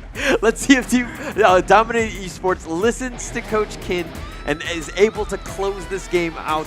They just lost game 3 in a somewhat not heartbreaking fashion, in a more dominating fashion by Team Falcons. They were definitely up to the task of taking it to the last Indonesian team in the HOK Championship. Yep, and it's a tough situation to be in. Imagine if your confidence is broken right now and you lose another game. It's not an easy state to be dealing with, right? Yeah, that'd be so worrying, right? Exactly. You go to a game 5, you're like, hey, we had this. We were up 2-0, and now our backs are on the wall. Like, how do we get back to this? They do not want to be in that situation. I think as Coach wanna buy a vowel, tells them what they need to do and improve and make sure that they're in a good spot in game 4 here. Oh, right. Definitely want to buy a vowel for the. But C Shui here. Right, Falcons, I think he has done a brilliant job of trying to help the team recover. And as of now, I think the moves have definitely shifted, right? Yeah. You can see there's a bit more stress and tension on the side of Dominator, and a little bit more relief and maybe some freedom of peace for the side of Falcons. Yeah. It's got to be a huge confidence boost winning that game 3 the way that they did, because they could do it in a way that's, they took the fight to Dominator. Like, Dominator Esports were on the defensive, and we're really struggling in this one. Yeah, it's a struggle, right? Because right now, backs against the wall. Okay. Falcons still have to do this one more time. They need to take another convincing win against Dominator, and you know, for the life of itself, Dominator will not allow that.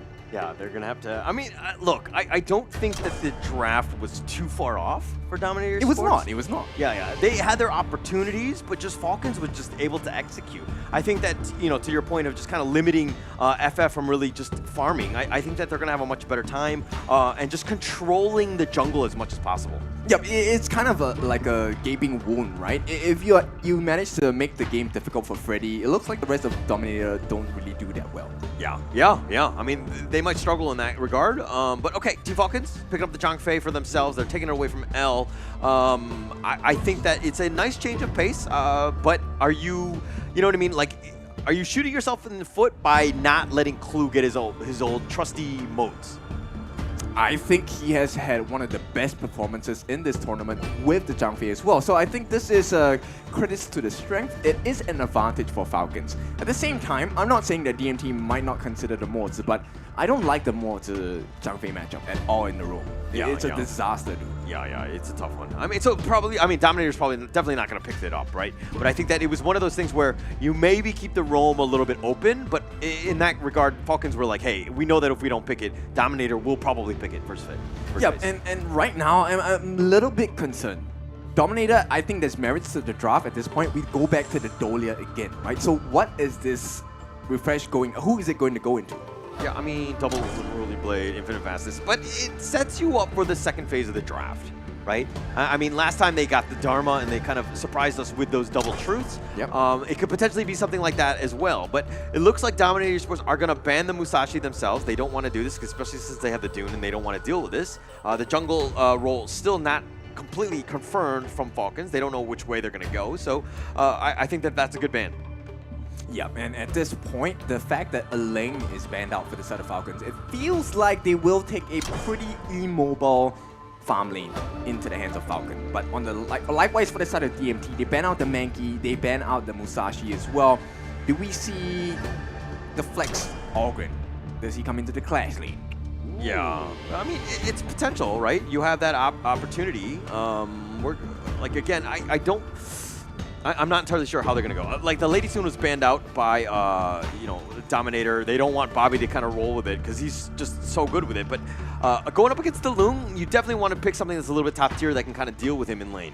Yeah, and crowd control is definitely going to be very important for the side of Falcons. But DMT, you know what? I think they need someone to complement and help this Dun. I am having a feeling that this is going to be a Dun jungle. So they need someone else to be able to complement, synergize for that front-facing dive so that they can make space for Toshi to really lay down the pain. Yeah, I mean, let Toshi work. I think that on the Loong, it's going to be super important to do all that damage. Could be the Sunset. We saw it yesterday, right? Okay. Ooh. Double set sail? Yeah. Oh, and here comes the specialty. It's going to be the Prince of Lanling coming out for the jungle on the side of Falcons. We've seen this once.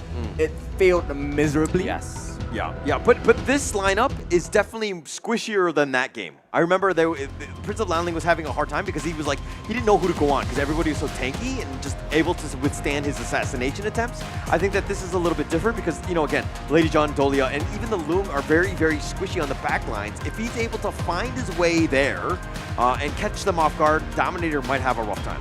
Only happens if they don't make the same fatal mistake again, which is protect your jungle. Yeah. So, hey, don't tell me, tell them. Right? You're coach. No, I'm Dominator coach at this point. Oh, okay. Sorry, then I need to tell the Falcons. Okay, anyways, we're going to go into this one. It's going to be game 4, 2-1 in favor of Dominator Esports. Can Dominator Esports close out the series in this game, or is Falcons going to come back after that awesome game 3 where they were able to just dominate the Dominator Esports? Oh, they already know the invasions are coming in as well. L is going to join the likes of Toshi in the mid, and it looks like the call is Freddy wants to be the aggressor. Yeah, you want to be aggressive. Again, you don't want to give anything for free, and they're kind of just dilly-dallying, but Toshi makes his way here.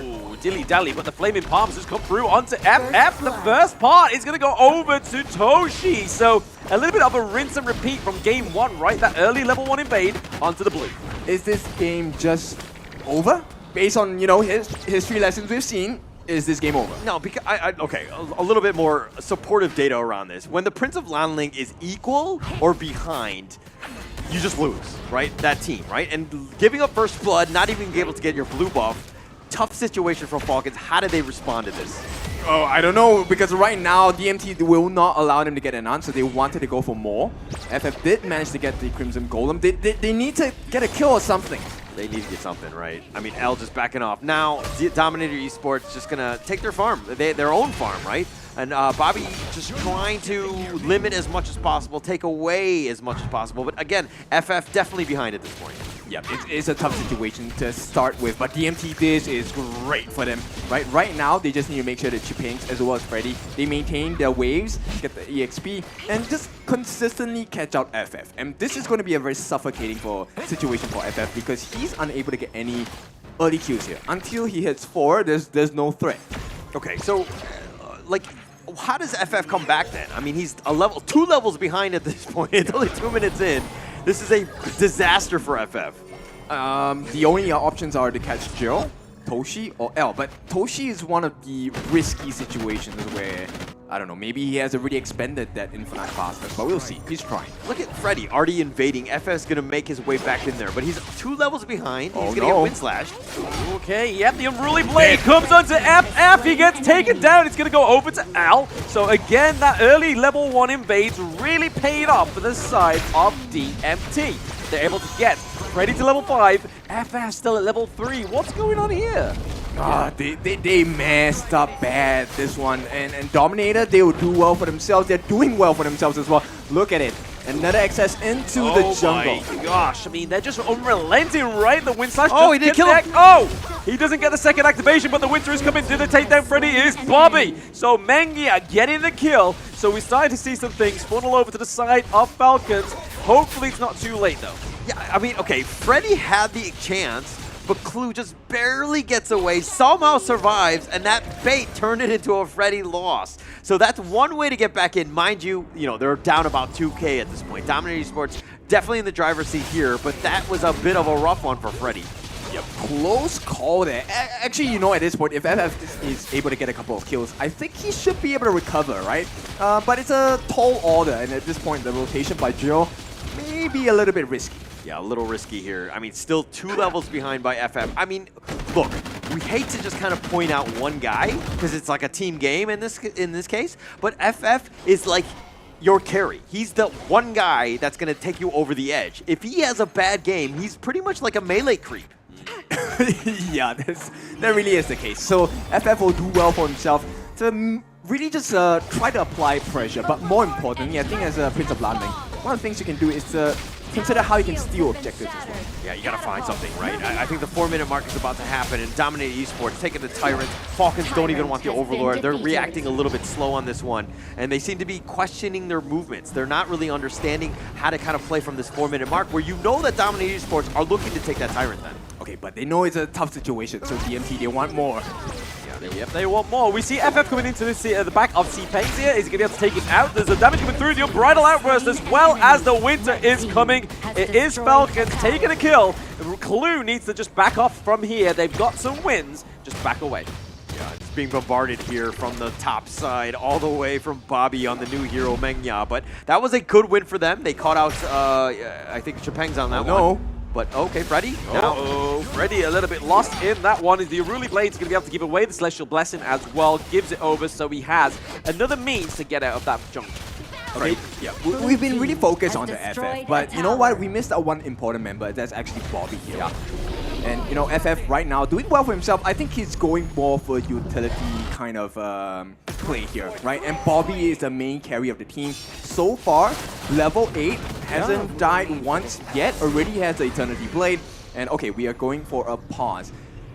What's the state of the game right now? Well, it hasn't been great for FF, and again, we're probably giving him a little too much criticism. But he didn't have the good starts. He kind of got pushed back. He's been struggling. And look, I don't like a Prince of Lanling that's going to be going more utilitarian. I think that he needs to do the damage. He needs to be able to be like the lead, right? I expect him to be a carry and not like the AJ of the Backstreet Boys.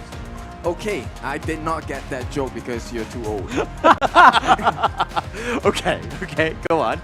But of course, with that being said, I think there are gaps that they can find, right? There are ways they can come back into this game. And based on what's happening now, although the kill scores are even, it is still definitely in the lead for DMT. Yeah, I mean, they're still in the lead, and it just, like, they had the lead, but then Freddy made that one error where he got picked off, and then it kind of, you know what I mean? Like, it's a situation where you shouldn't be giving up any sort of kills when you're winning, right? And so that's my struggle with this one. Yeah, because we've seen them perform this similar kind of mistake against Mahadewa before they qualified into the knockout stages. And if this happens again, I'm pretty sure Falcons will come back and make it hurt. Yeah. I mean, I expect them to come back to figure things out. They have not stopped Bobby. He's still, again, gonna be your carry. And on the Mengya, he's been doing some serious work. He pulled out the win in yesterday's series because of the Mengya. So Bobby has a lot of opportunities to kind of shine. So again, they're not out until Bobby is officially out. Yep, and at this point, Falcons, they already cut the net worth lead by half. Yeah, giving themselves a chance getting into this one. And they're doing a better job of ensuring or trying to get FF some of those buffs. He's got his blue buff here, so that's going to be a good win for him. Now, Freddy, on the other hand, he needs to continue to push, be aggressive, as he's got that level advantage on FF. Yep, you know what? This is the first time he has gotten an Azure Golem buff in the first 6 minutes of the game. That's a tough situation to come out of, but he has recovered, right? He right now level 8, trailing by just a singular level. I expected much more painful experiences for the side of FF. Destroyed a tower. And it looks like the Chipangs will take the bottom T2 uncontested, and they'll go in. But this Crimson Golem might be the next big fight. Really played, gets out of there. The Death Precipice, it's kind of like a little bit of a swinging totem, right? Like, do they go in? Do they commit? Do they dance around like we saw in the last game? Clue and Alex having a bit of a boogie in the river. And clearly, that's all it's going to be. A little bit flirtatious. Goodbye, hello. Yeah, and Freddy there, I mean, he was like, you have that spider sense tingling when FF is like stealth nearby. He was actually kind of scared, didn't know where he was, so he actually hightailed it out of there. The rest of the Dominator were sticking around. They're like, hey, buddy, actually, we're here. We should continue to fight. But Freddy was like, oh, I made the mistake. I just like chickened out already. Yeah, it's like, come on, Grandpa. you're in the wrong jungle. Yeah, so that is a pretty telltale sign that Freddy's feeling the pressure, right? And you don't want to make mistakes, especially when you have a lead. Oh, speaking of making mistakes, that's CC from FF and Wawa. Yeah, both picking it up. But, I mean, setting it up, wow, that's what you want. The flash into the truth, knocking him out. Jurl, I mean, Jurl needs to stay alive. He needs to do all that damage, and that's a huge win. Just getting FF any sort of farm here. But that's exactly why they picked the Prince of Landling, right? At the same time, L might share the same fate as well if he's not too careful. Oh, look at the damage that Bobby's dealing. That's a lot. Yeah, Bobby's super scary. He's got to have some serious farm at this stage. He's been left untouched, doing so much damage from almost all of the, from really far. And he takes the top T2 as well. They're going to look to just kind of retreat here, but I don't think Dominator Esports can do anything. Yeah, a scary situation to be in, right? They feel like DMT sees the opportunity, Chipangs chases in, wants to find an opening. But right now, the way that FF Falcons have positioned themselves, it looks pretty clean. Yeah, it looks pretty clean. But Dominator's been doing a good job of just grouping together. They know FF is nearby, who just walks literally under their nose. But Freddy's still up in front. FF thinks the Tyrant is about to be started, but FF has a good angle if they want to go on this one. Yeah, I like this purchase on the Jurl as well, right? The Splendor. So if he's baiting the Prince of Langling, and speaking of bait, it is going to be the Unbridled Outrage. There's the Splendor, I did call it. Nostradamus once more, but it isn't going to be enough. Bobby comes through, takes the kill onto Jurl, onto Chipangs as well. Clue getting a kill. L going down. Toshi takes the kill onto Wawa. That's a 3-1 trade for now. 4-2 trade for Falcons. And just before Toshi goes down, he has able to get out of there with the infinite vastness. Yeah, Bobby is just a monster at this point. Level 11, he's dealing so much damage as well. Forces out the infinite vastness. And this is where the benefits of Clue having a Zhang come into the picture again. Yeah, team fight is going to be so good for them. And they clearly just made use of that one. That was a good one. They got 4 kills. Toshi did survive. Unfortunately for them, they weren't able to get that. But let's check out the replay. Nice Unbridled Outburst. Sets it up for FF on the back line. Finds Jurl, who was caught left standing with that stasis, and Chipangs just got chopped down, and the Falcons, man, they want to run at you. Freddy, really no chance, couldn't get away. Toshi tried to make the best of it, but unfortunately not too much. Yep, and the biggest marker in the fight was that Toshi was kind of pushed away. He had to run the long way around the pit before he could even deal damage. And Falcons, with Bobby having such a lead, yeah, there's not enough time. Yeah, it was one of those things where it's like, hey, we have a lunch appointment at 8 p.m. and then the guy's like taking public transportation. He arrives at there like 8:45. He's like way too late, not able to help out the team fight. Okay, so FF fully recovered. Scary. Like a woo, rather than wah wah wah wah wah wah. I mean, it's scary because FF is just constantly stealth, and then, like, you know, when you have that spider sense tingling, it's uncomfortable. You don't know where he is. You don't know if you should be engaging because you don't know where he is and where that team fight could happen. Yeah, but 10 minutes in, suddenly it's Dominator that has the tier 3s exposed. And that's kind of an uncomfortable situation because right now FF once again wants to go in. Yes, the Rudy Blade does get him out of there. Just the means to the end, it seems here. Freddy then gets the Celestial Blessing from Dolia, but it does open up here. The neutral objective, Wawa takes down Jurl as well. That's a crucial initiate to try and keep those a destructive deluge off the neutral objective. Path of Passing coming through, trying to put some pressure onto Bobby. Back into the team fight is Clue, but right now it's going to be C-Pangs. He gets the 1, he gets the 2. Is he going to get the 3? It is C-Pangs bringing Dominator Esports back into this fight. I'm gonna go Sesame Street here. Just be like 1, 2, and he gets 4 kills. He just racks them up, and Dominator Esports definitely in the driver's seat after that amazing team fight for them. Yeah, putting the count from Count Dracula, right? And at this point, Wawa, he is meant to be the hero. If he doesn't do this right, it's gonna be a walk in the park for the side of the Enrique, come on, Enrique. It's not gonna be enough. Wawa gets slammed down. Now obviously, Clue, Raya back up for now. Bobby's now back into the midst of it. We see that Clue's already been taken down with a lot of damage. We see Bobby coming in. FF trying to clean up shop as well. They take down C-Pangs. Is it going to be enough to drive them away from the crystal? Right now is DMT.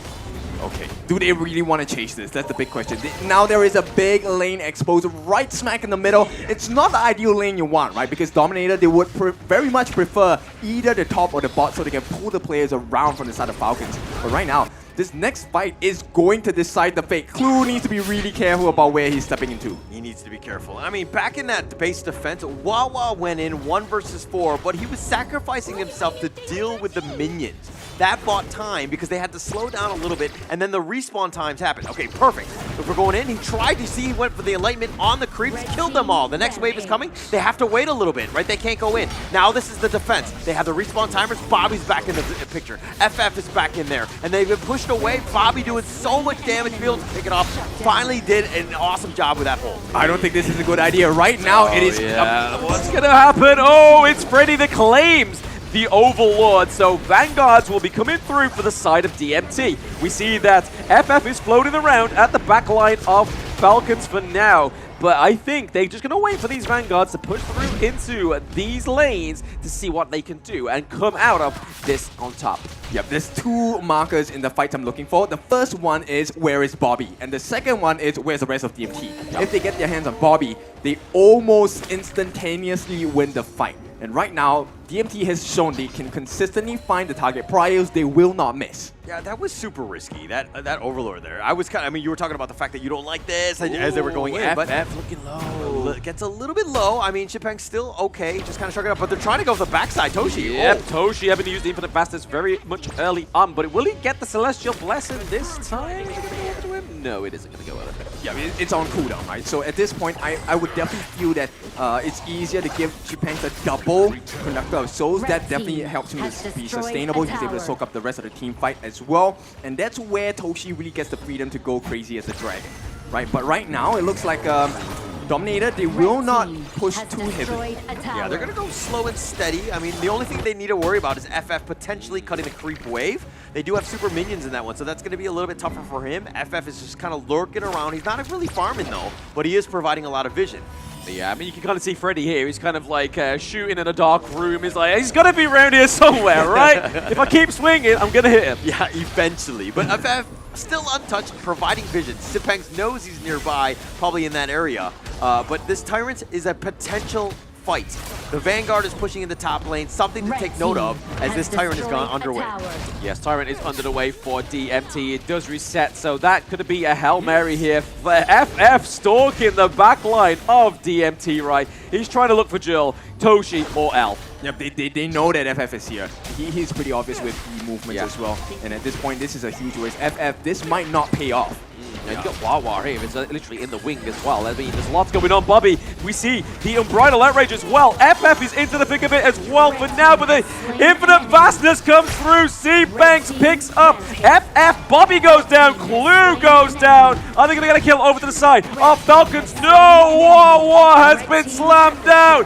It is an ace, and Joel is leading that clash lane to the Crystal. The Dominators dominate once more into the semi-finals. Congratulations to Dominator Esports. That was the one team fight they needed. They found FF. They thought there was going to be a nice little fight in that river, but they got caught out. And Dominator Esports just turned it up on that last team. Yeah, showing off that they are the true diamonds in the rough, and the pressure today polished them to the most pristine quality here.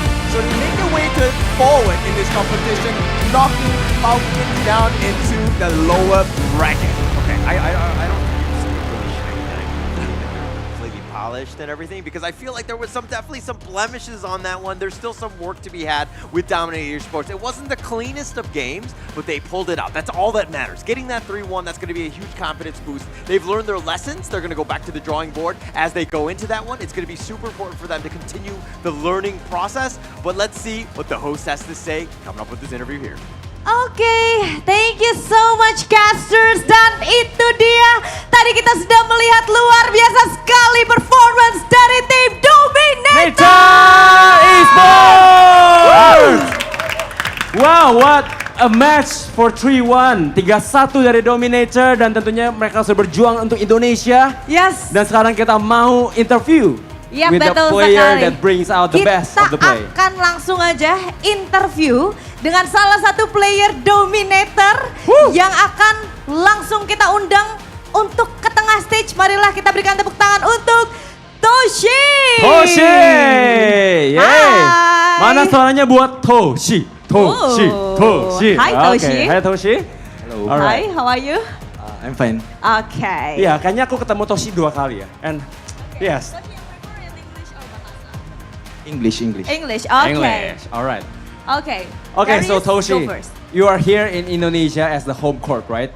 So is there any benefit when you're in the home court? Does it affect your gameplay? Is it because I'm in the home, so I play very best in Indonesia? Is it? Yeah, because we are top 1 in Indonesia. Woo! Top 1 in Indonesia. Okay, fine. So because you're in the top 1 in Indonesia in Honor of Kings, so can you say to your all friends in the Indonesia, what do you want to say to them? I want to say thanks for the support. We will not fail you. Oke. Nah teman-teman itu dia tadi ya buat para supporter ataupun buat para fans dari Dominator. Tenang, dari Dominator nggak akan ngecewain kalian semua. Sekali, ya. Dan untuk jawaban dari pertanyaan pertama, tadi Toshi bilang nih bahwa iya dong. Karena kan dia adalah tim nomor 1 di Indonesia. Asik, ya. Oke, Toshi, Blacklist International mentioned that they want to face your team because of you. So, what do you think about that? I hope they come prepared. Okay. And is there anything you want to say for Blacklist International? Blacklist, be ready. We are coming for you. Okay then. Blacklist, be ready. We're coming for you, Blacklist. Yes, tapi lucunya ya Sabila, di Yep. dalam Honor of King ini kita punya sportsmanship-nya kan sangat tinggi sekali ya. Yep. Mungkin kamu tahu nggak alasan kenapa Blacklist International tuh pengen banget main sama kamu? Katanya mereka suka banget sama kamu gitu loh. Apa alasannya kira-kira menurut kamu? Okay, why Blacklist International really want to face you? Because we beat them in group stage. Okay, so it's gonna be a revenge match, Yes, right? ya. Jadi karena kata Blacklist International pernah ngalahin ini ya, Dominator. Pernah dikalahin Iya, sama pernah dikalahin, Dominator. betul ya. Makanya pengen ada pembalasan nih. Pembalasan. Pengen ada revenge match. Alright then, congratulations once again Dominator Esports. Good luck, Toshi. Keep Thank you trying. so much, Toshi. You can go back with your friends. Yes. Kita tentunya berharap banget Sabila ya bahwa Dominator tetap bisa membawa fly high Indonesia ya terus ya. Pastinya. Dan mungkin sampai ke ujung.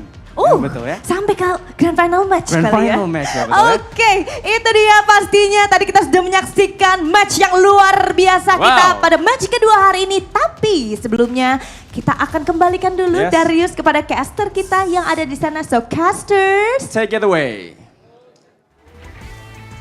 I love the fighting words by Toshi. At this point, all of the teams really just kind of want to go each other. It might be a little personal at this point, but a great game nonetheless by Dominator Esports. Yeah, that's the best kind of story, right? And at this point, I think this is my official attempt, right? Hey, you know, I gave you the advice on what to do in the game.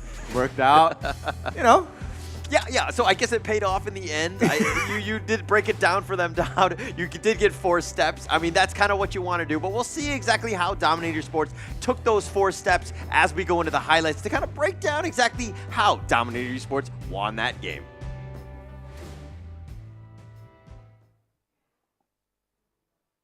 Hi everyone, I'm Yuhan, and I'm the official 2024 HOK Championship Observer. The tournament highlight of the day is here. 3, 2, 1, showtime!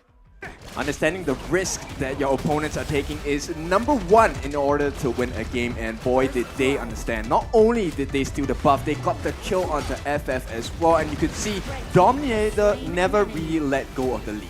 Yeah, they were kind of in control, right? I mean, they made FF have a bad game because, again, if FF starts to just get that farm and he starts to do a lot of damage, he becomes not only scary because he's hiding in the wings, but he's also able to just blow people up. And Dominator Esports, you could see how they were reacting to the stealth. They were sticking together. They were sometimes overly cautious at times, but Dominator Esports understanding when to team fight, when to get back into it, and that's kind of where they pulled away with this one. Yep, exactly. One of the things you will notice in this is the fact that instead of losing to this sneak attack combination, they actually turn their attention to find Bobby instead, but as a team. So they don't mind the dive coming in from Clue, they don't mind the dive coming in from FF. They wanted to make sure that Bobby was gotten rid of first, after which they got their hands slowly, one by one, taking apart people like Wawa, taking apart people like Ray, and that's when you realize that, hey, you know what, in this 5v5, that extra man is so important as well. Yeah, and they were able to find Bobby at times.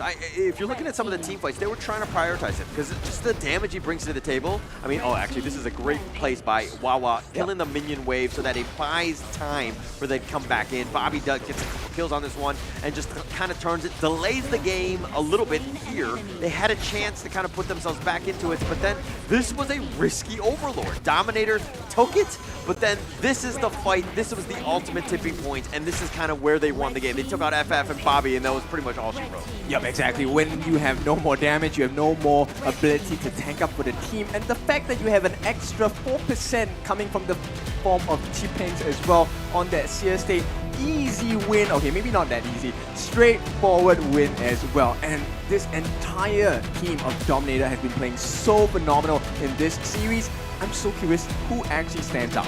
Yeah, well, let's see. It's going to be the MVP for this one will be none other than Toshi. Is 4-0-9, but is 38% hero damage. That's total from the team, and he did most of it. He was just picking people off from afar. It was kind of like one of those things where he never got caught in because he would always infinite fastness at the perfect time. Toshi really stepped up in that last game. Yeah, so the team was the delivery driver, right? Hey, we found Bobby for you, can you kill him? Please, we delivered him to you on a silver plate. And Toshi being Toshi, always obliges to a kill. Yeah, he'll happily take that one. I mean, just being able to blow them up. I mean, just shutting Bobby down is like one of the win conditions. That's what you need. Him and FF. You find those two, you just pretty much win the game. And that's kind of what Dominator did on this one. I think that moving forward, though, it's going to be interesting. From Team Falcons' perspective, how do you respond after a series like this? Exactly, and it's also for all the other teams that are still in this competition, right?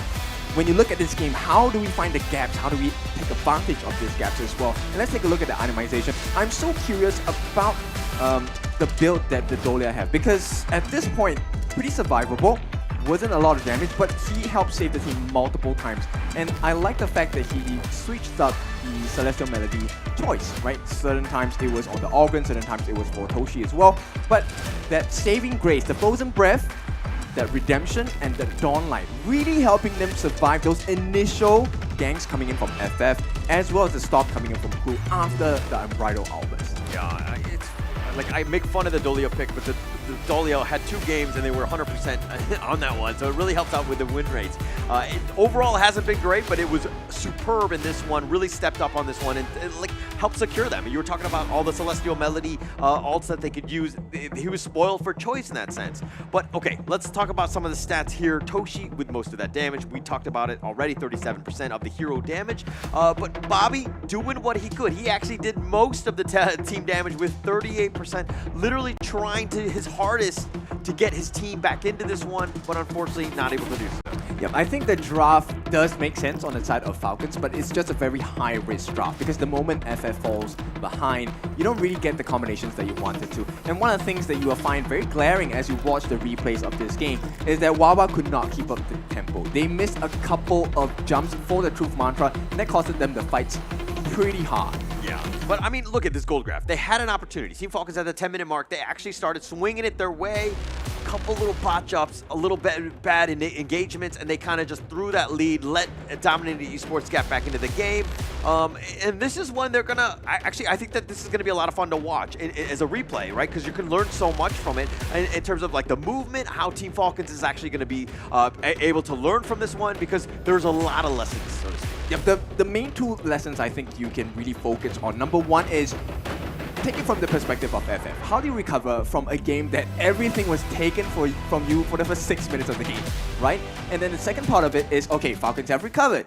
And now you take a look at DMT's perspective. How do you find out and suss out people like Bobby? How do you find people like FF? How did FF end up in the middle of 4 different DMT members in the middle of a fight? Yeah, and I think FF did a good job of just kind of like not giving up or not being too down. Like he continued to fight and he continued to just kind of proceed with what he was trying to do. And of course, FF does it, I do it as well, but you need to just follow this channel. Of course, it's the Honor of Kings Global Esports and Tag Championship participating teams in the comments for a chance to win the Real Me 13 Plus.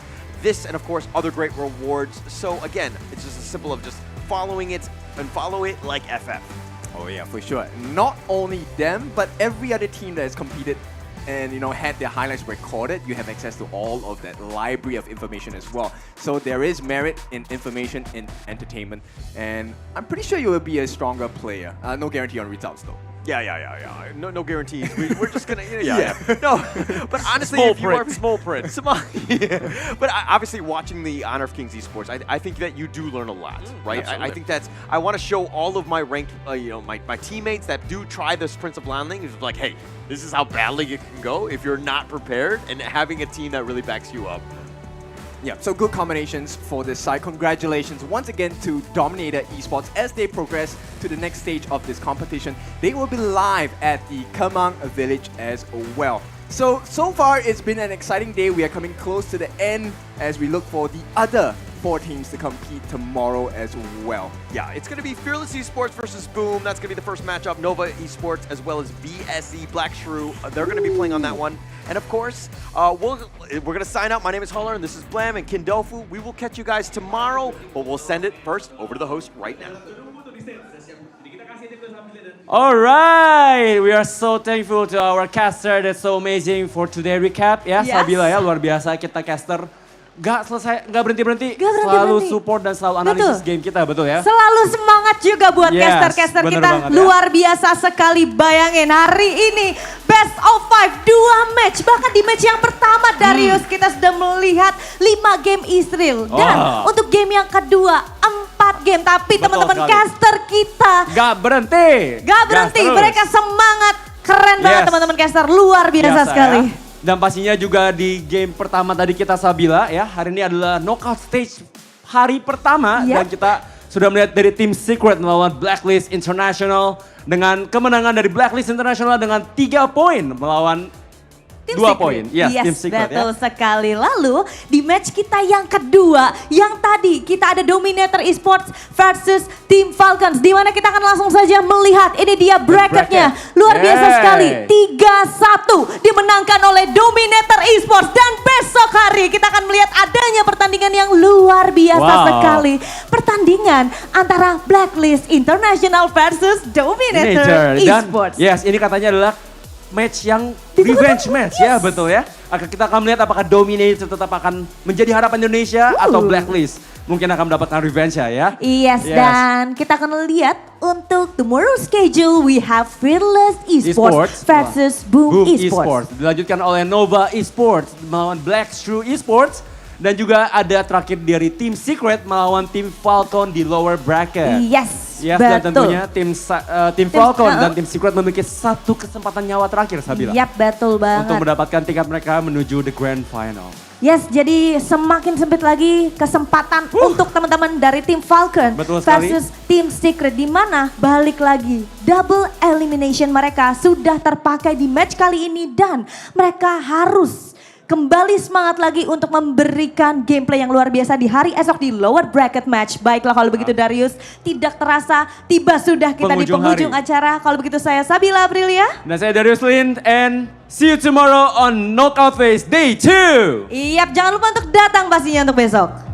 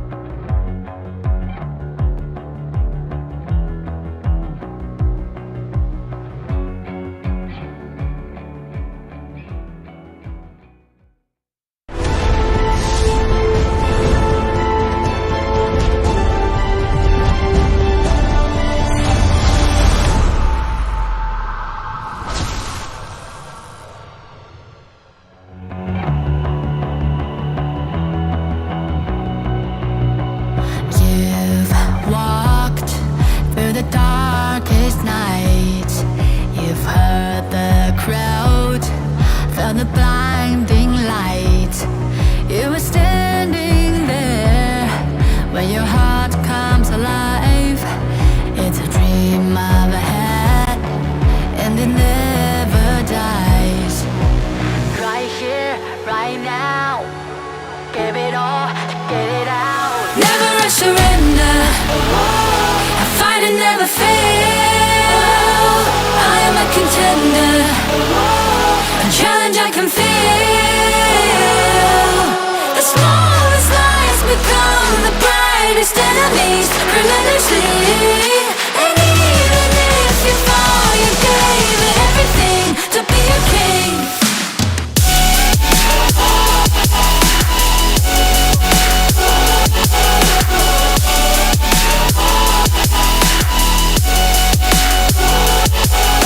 You carved your way with a sharp attack. You watched it all burn, and you never looked back. There will come a day when your fist will rise. You protect your crown, so it never dies. Never a surrender. I fight and never fail. I am a contender. A challenge I can feel. The smallest lies become the brightest enemies relentlessly. And even if you fall, you gave it everything to be a king.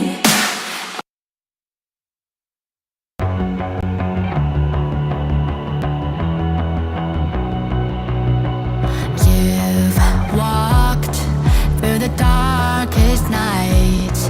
You've heard the crowd, felt the blinding light. You were standing there when your heart comes alive. It's a dream I've had, and it never dies. Right here, right now, give it all, get it out. Never a surrender. I fight and never fail. I am a contender. A challenge I can feel. The smallest lies become the brightest enemies relentlessly.